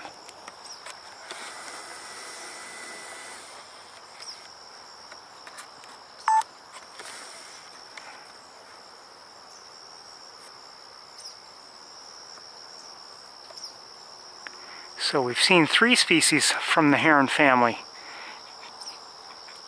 And with the striping, I'm guessing this might be a juvenile, might be a young one. Not sure. But we've seen great blue heron, green heron and great egret today. More than we usually see here.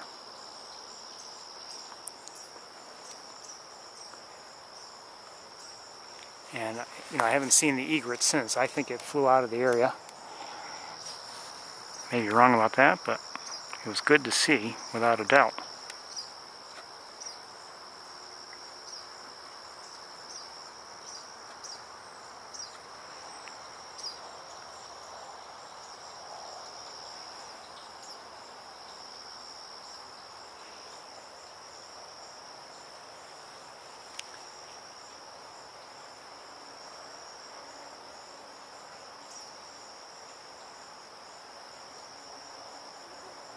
I'm just looking around at the moment. We're going to move on.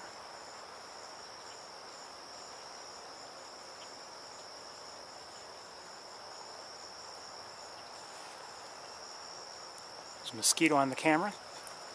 And we'll look at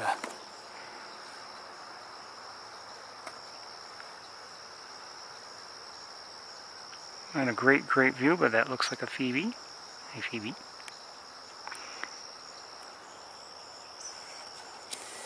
This has been a nice walk, I think, in my opinion. Let's continue it. Like I said, I don't know. I have a feeling we're not going to make it to... Well, we might go to the campus anyway. I don't know. Even if it's dark, because we'll see. We'll see.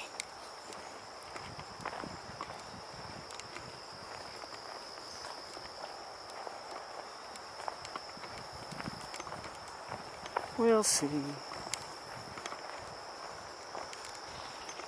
I don't know. Maybe not.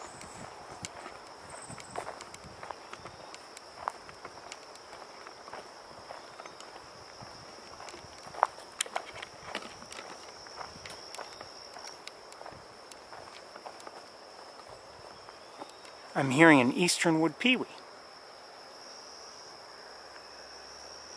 I wonder what that bird was, that dark bird I had seen earlier.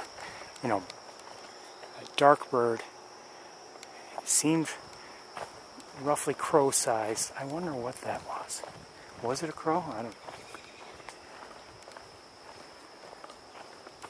Was it something else? Maybe.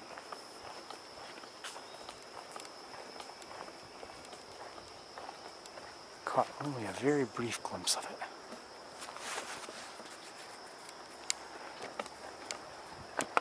Hold on 1 second.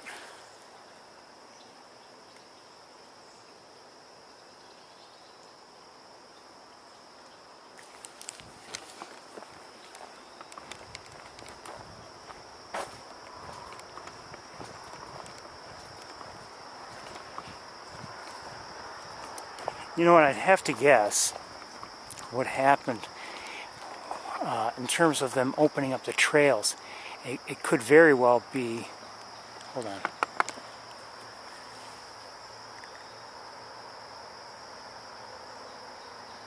I'm looking at a catbird, maybe two.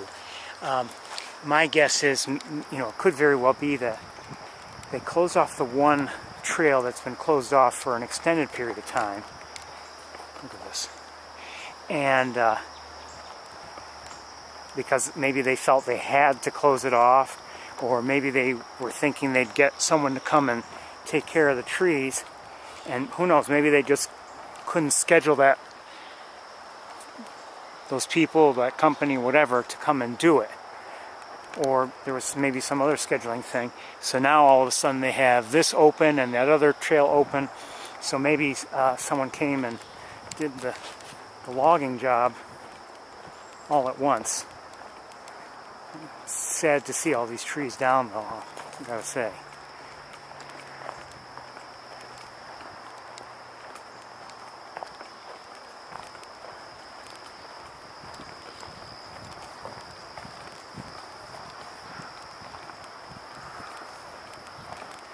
I mean, trees fall all the time, yes, of course.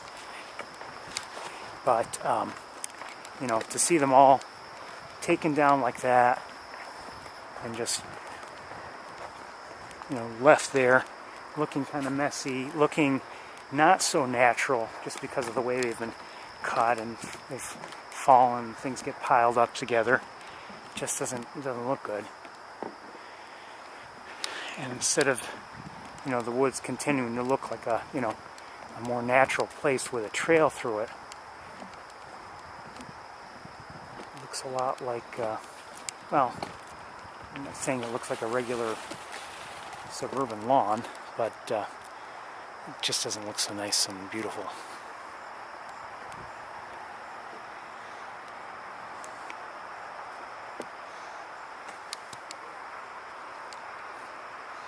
Seems pretty quiet here. I'm not seeing anything with the naked eye anyway. Let me look very quickly with binoculars.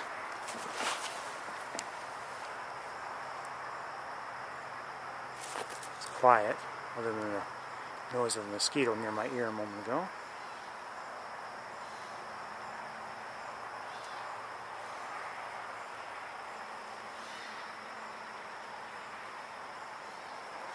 We are hearing a catbird or two. Let's keep going.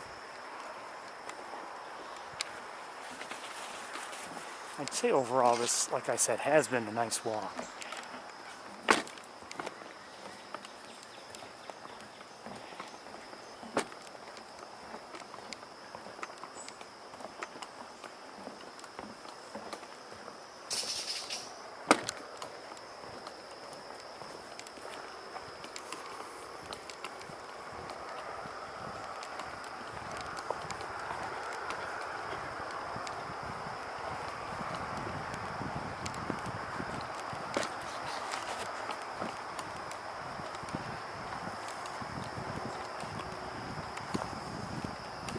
I think we will. I mean, it's going to be late. I don't know how much we'll see, if anything, but we will make our way to the campus.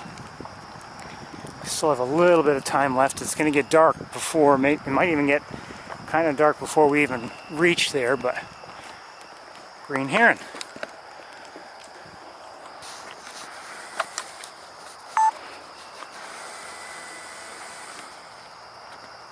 What you doing up there?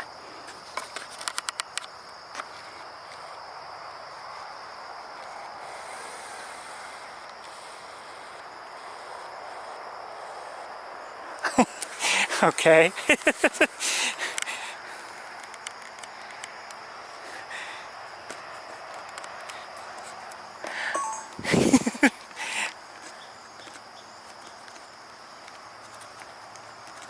Hold on a second. Oops.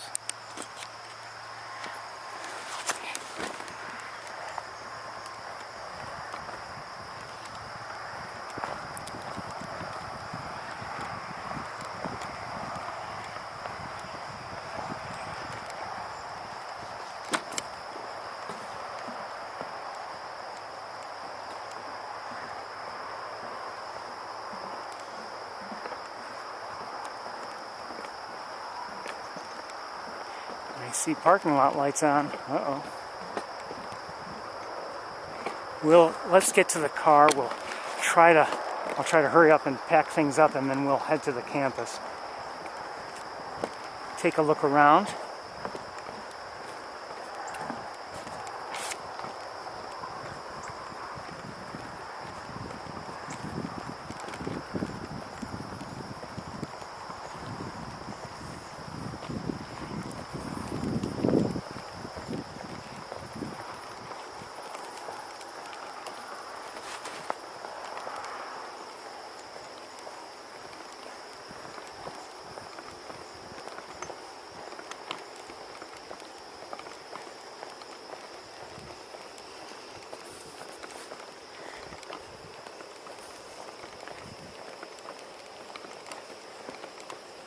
We could go back to the water if you really want, and not go to the campus.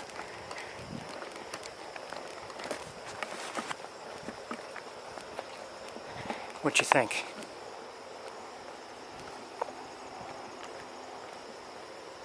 Let's sit you down.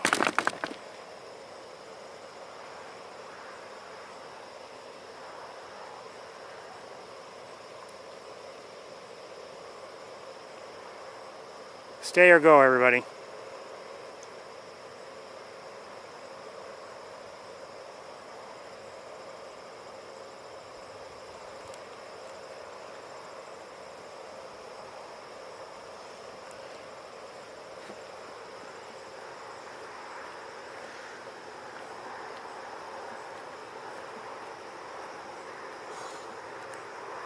whatever you decide. Boy, that's really committing.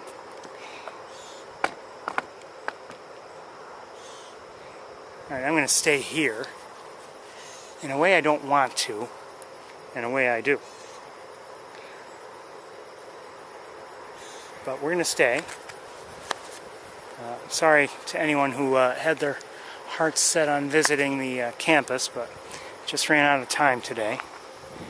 You could blame the great egret.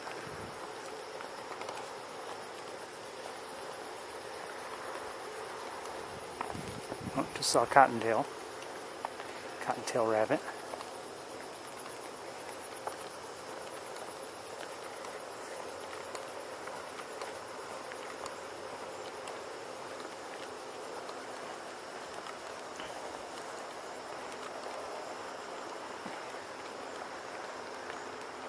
I love this kind of walk when we see nice variety, you know, at many places, you know, at many points throughout the walk.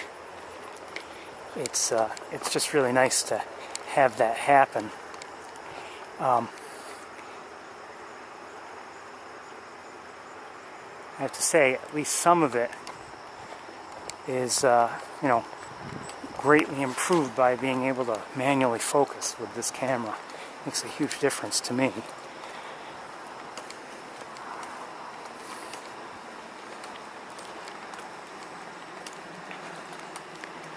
I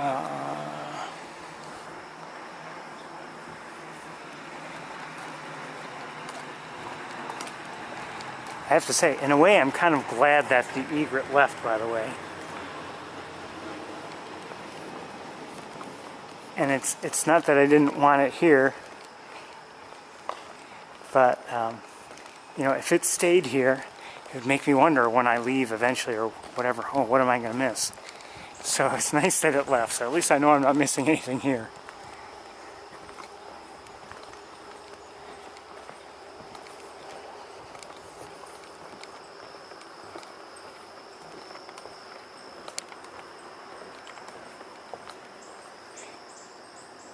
I almost wish I hadn't seen it here, you know, from this side, and had first seen it from the other side.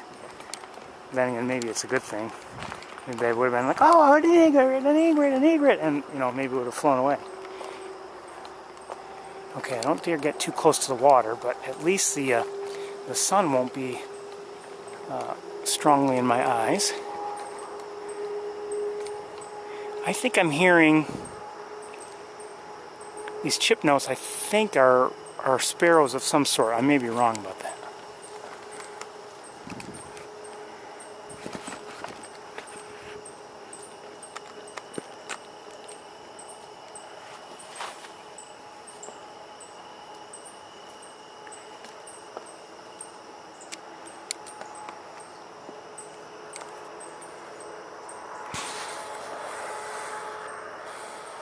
Let's point you here for the moment.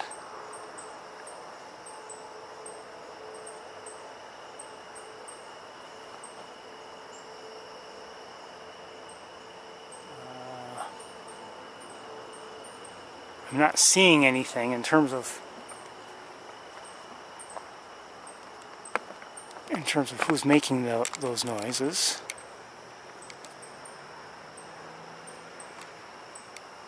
Never did see any Canada geese here today.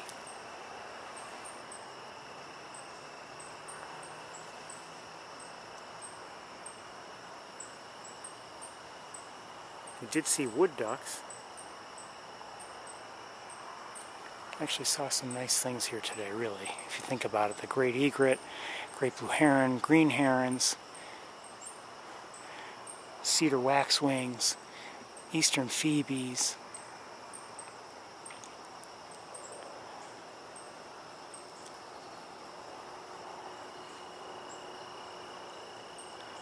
Catbird or two, robins.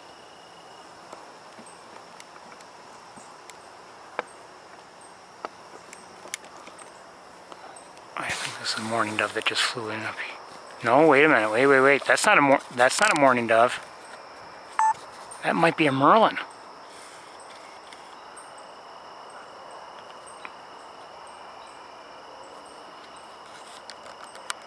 Is that a Merlin? Oh, hold on.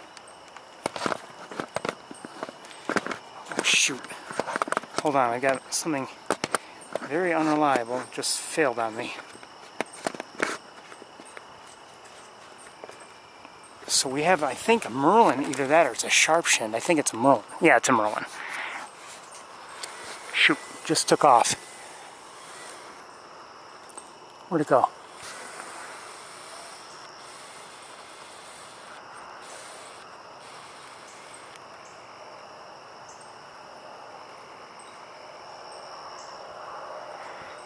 I can't lighten it up any more than that. That's as light as it goes. I thought it was a mourning dove at first. Size is, you know, pretty close, but then I noticed the head. That's a good sign, by the way, or a good indicator. And the same is true of American Kestrel. You know, an American Kestrel is maybe roughly the size of a mourning dove, and often, you know, in profile they can look similar, certainly.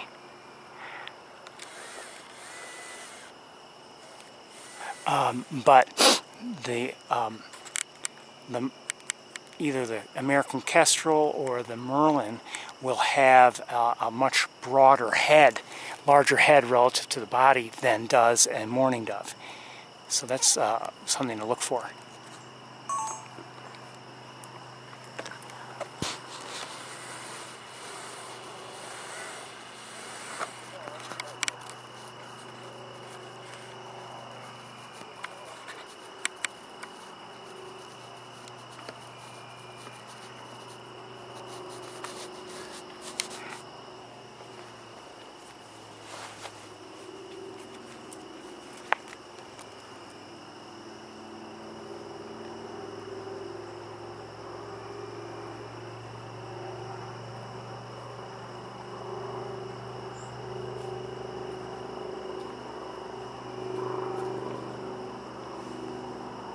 Hi.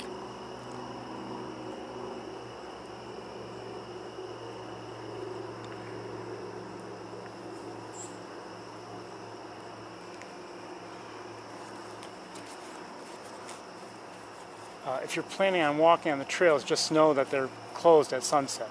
Yeah. Okay. Just didn't know if you knew that.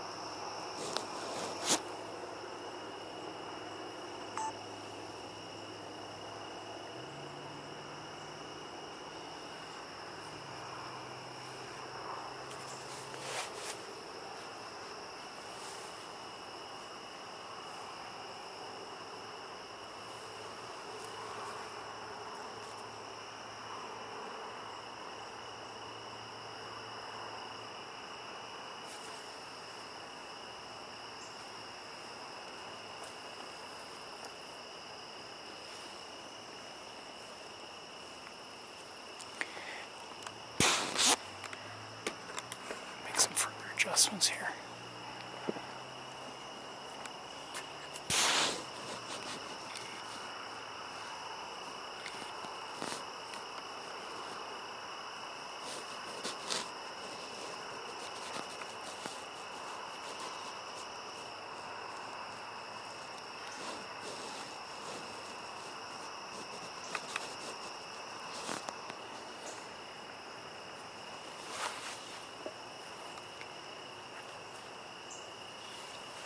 Stay here a bit, look at the moon for a bit. And we might look at something else, I'm not sure.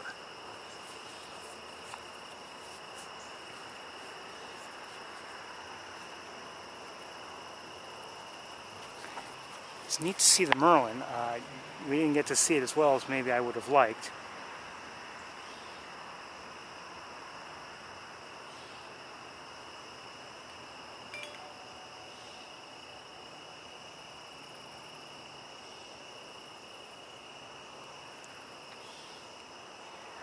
I'll let you in on a thought. My thought was, and I'm concerned about doing it here, my thought was maybe eventually if they come within view, and I'm not sure when they would come in within view, it may be later on, maybe too late, but I was thinking maybe trying to look at Jupiter and Saturn if they were to come into view tonight. You know, there are some clouds in the sky, and I'm not saying the sky is extremely clear anyway, but I was thinking about it, and I was, you know, thinking might do it from the campus. I'm not so sure about here with all the mosquitoes, but may try to do it anyway. I don't know. And again, I don't know when they would be within view anyway. Now, right now, there's not a single star in the sky I can see, and you know, I don't know if once it darkens, if we'll be able to see those planets, Jupiter and Saturn, or not. We've seen them before together on the tour, or if that's only much later that they will actually rise to the point that we'll be able to see them. That I just don't know.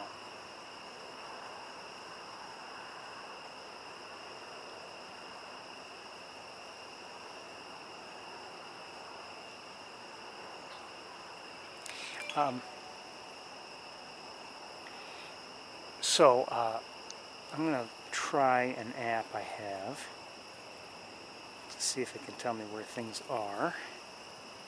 Oh, you know what? It's not calibrated.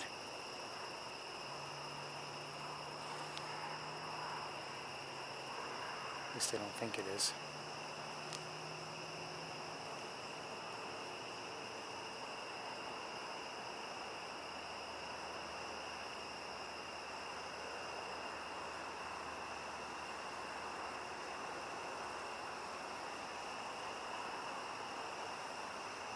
Well, it's not that far off, so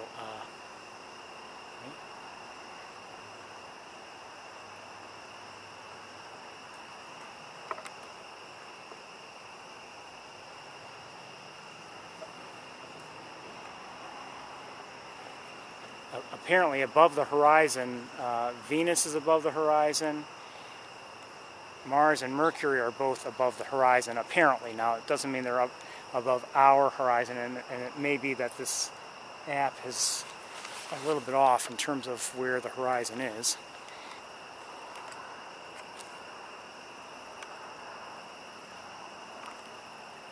Hold on a second.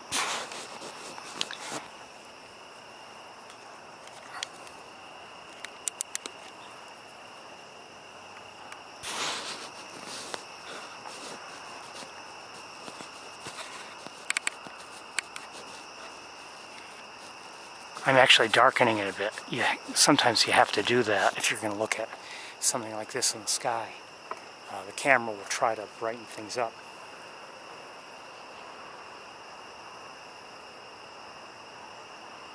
Okay, according to this, Jupiter is right at the horizon and Saturn is above the horizon. So, you know, maybe we won't have to wait too long, but I don't know if we'll get a view or not. We'll see.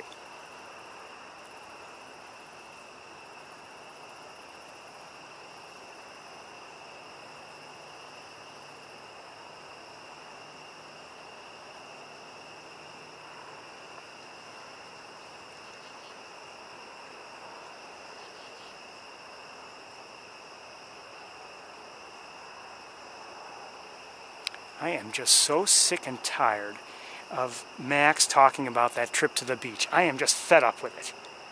All day long, that's all we've heard about. Just kidding.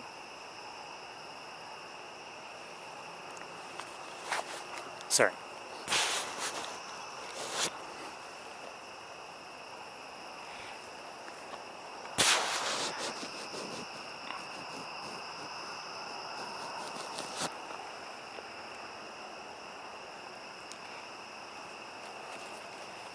Okay, so you've seen the moon before, and it's a, you know, roughly half moon, maybe a little bit more, maybe a little less. Let's look around a little bit with what time we have remaining at some of the other things that may be around. And now it's obviously getting dark, so I have a hard time seeing anything really, but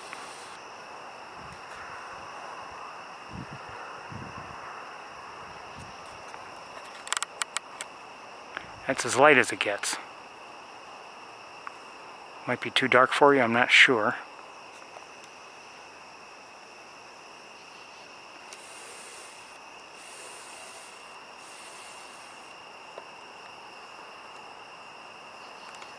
There's highway noise, but it's quiet here otherwise.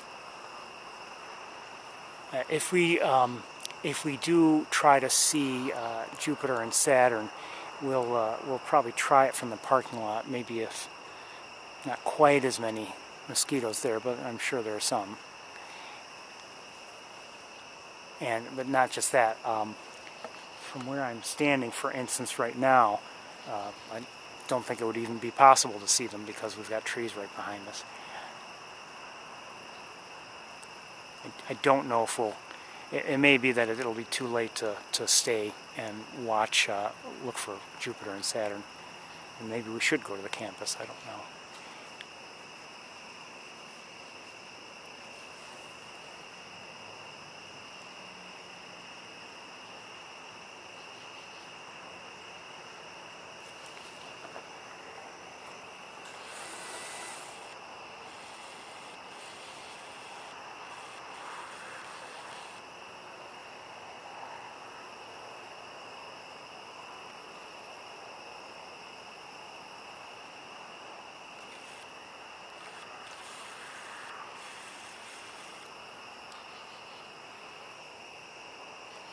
What did I just hear?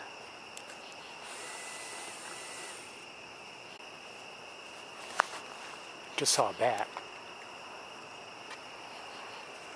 Just flew right by me.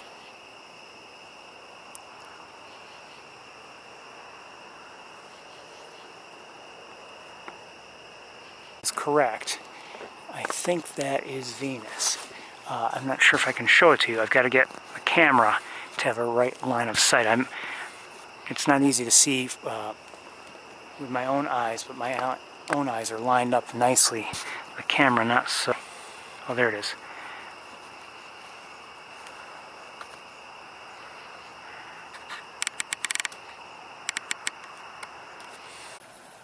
Okay, so I don't know what you missed. We're in the car, and I'm going to, I have to gather some equipment, and then I'll be right with you.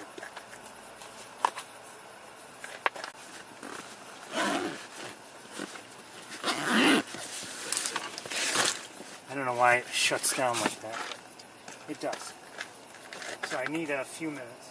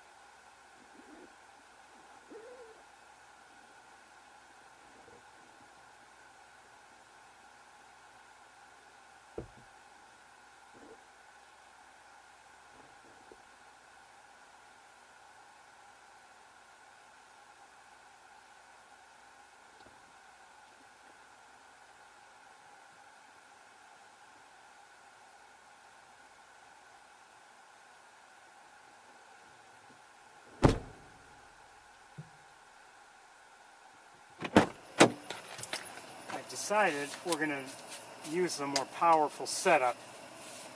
And what does that mean? It may mean, I don't know. It may have some difficulty as the bottom line, but it might give us better views if we're lucky. So that's my thinking.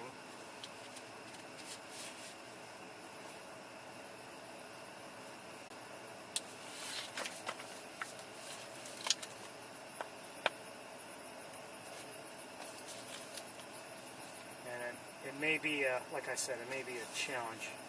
I don't know.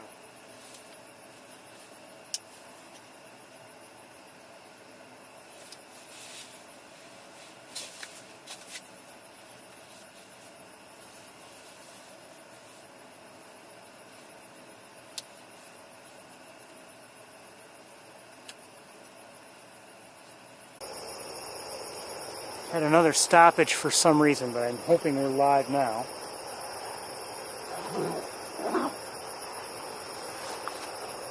And like I said, you may have missed it, but we're on, if you're just joining us, we're on Earth, and we're looking at Earth's moon.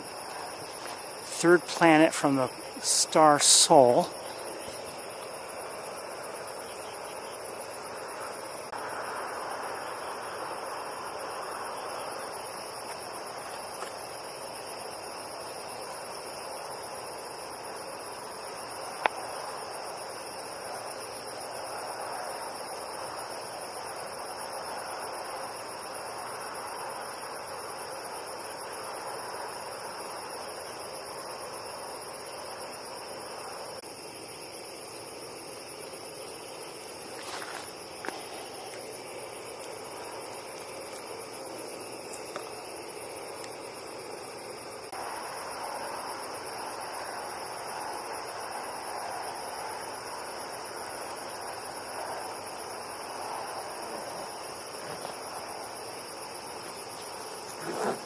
I don't know if we're live or not.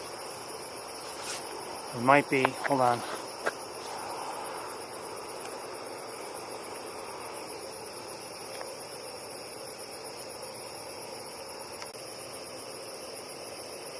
Okay, I think we are. So again, we're looking at the moon, or trying to.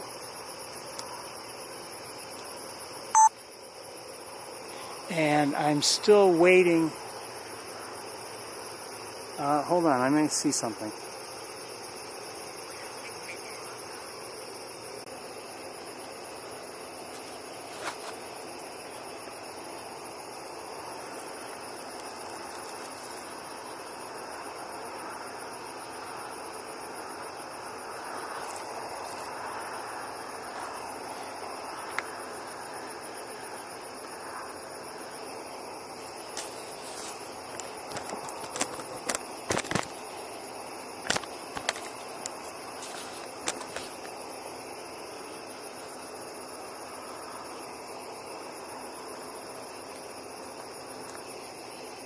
Okay, hopefully, oh, there it is.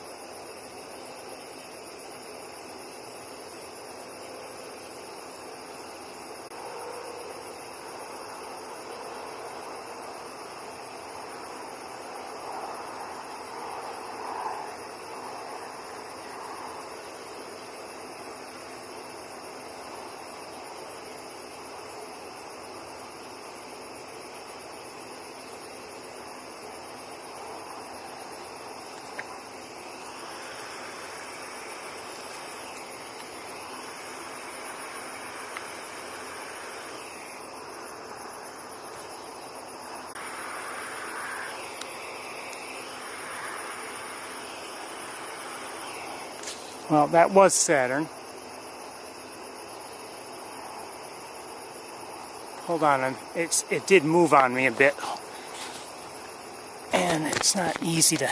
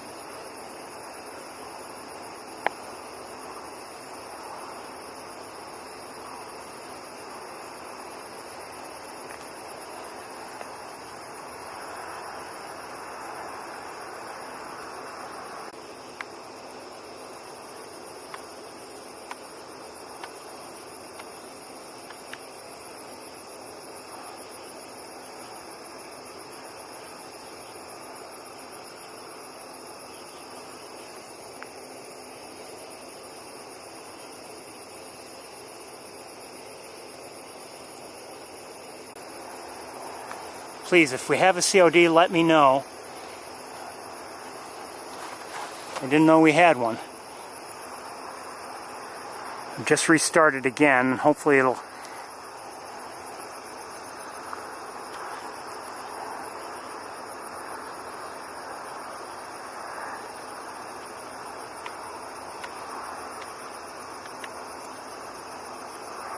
camera screen and looking at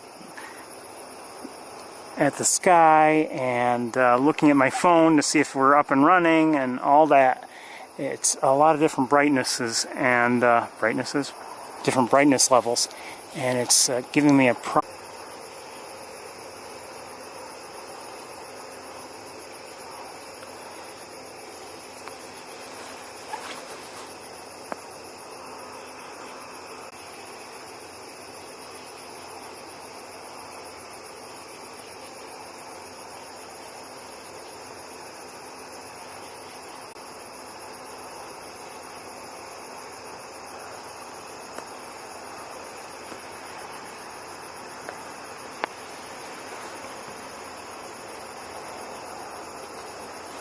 maybe,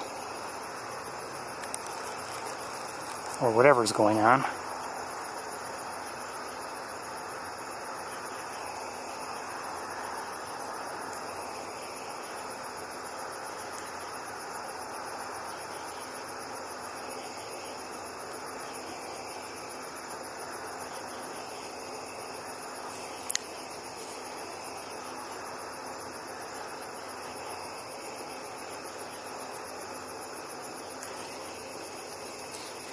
I see Saturn, I just can't seem to get it on camera right now.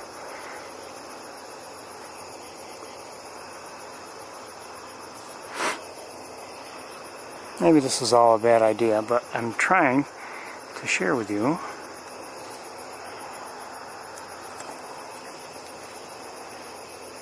And to see if things are up and running. There it is. Oops.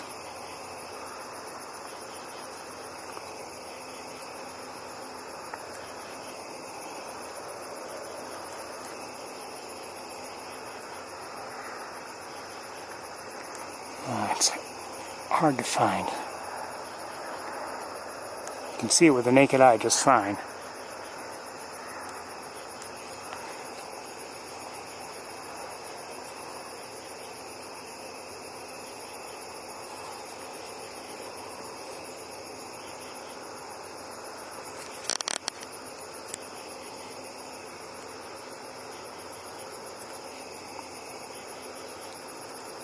Battery's almost dead. I'm going to change the battery.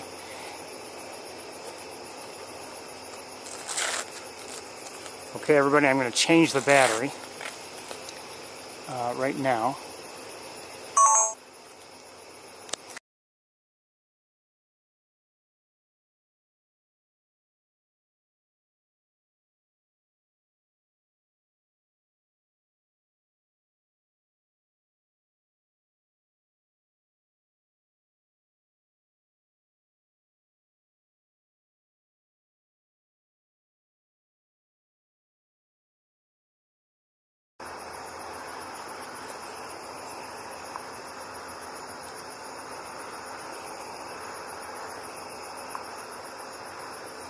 Don't know why I can't seem to find this Saturn right now.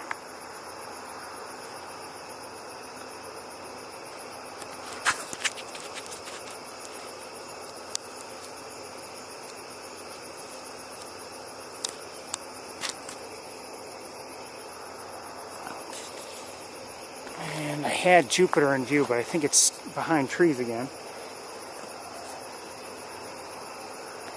Let's take a look at the moon while we're waiting for my...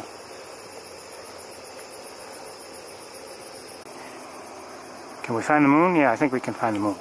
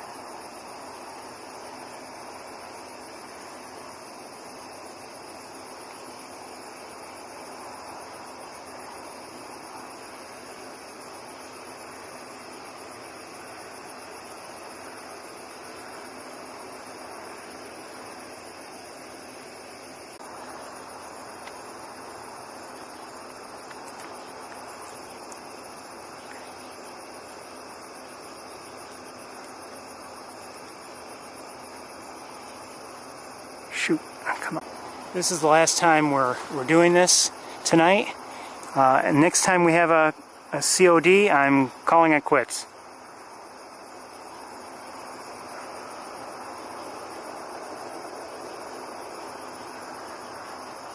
I see COD one more time.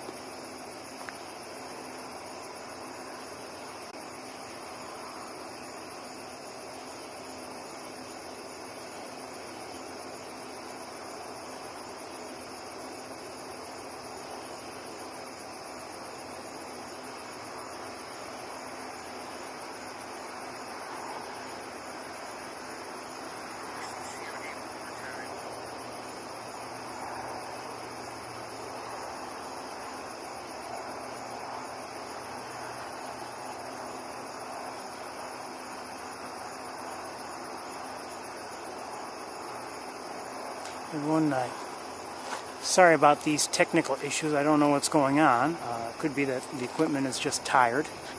I don't know. Could be what's happening. But we're, I think, going to close up very, very, very short. Zooming in like this, we are, you know, looking at a very narrow field of view. And, okay, fine. And then you're trying to find what is, to the naked eye, essentially a pinpoint of light in the sky. So it's hard to keep things. Not so bad if you can, you know, be careful and move things, you know, in small increments.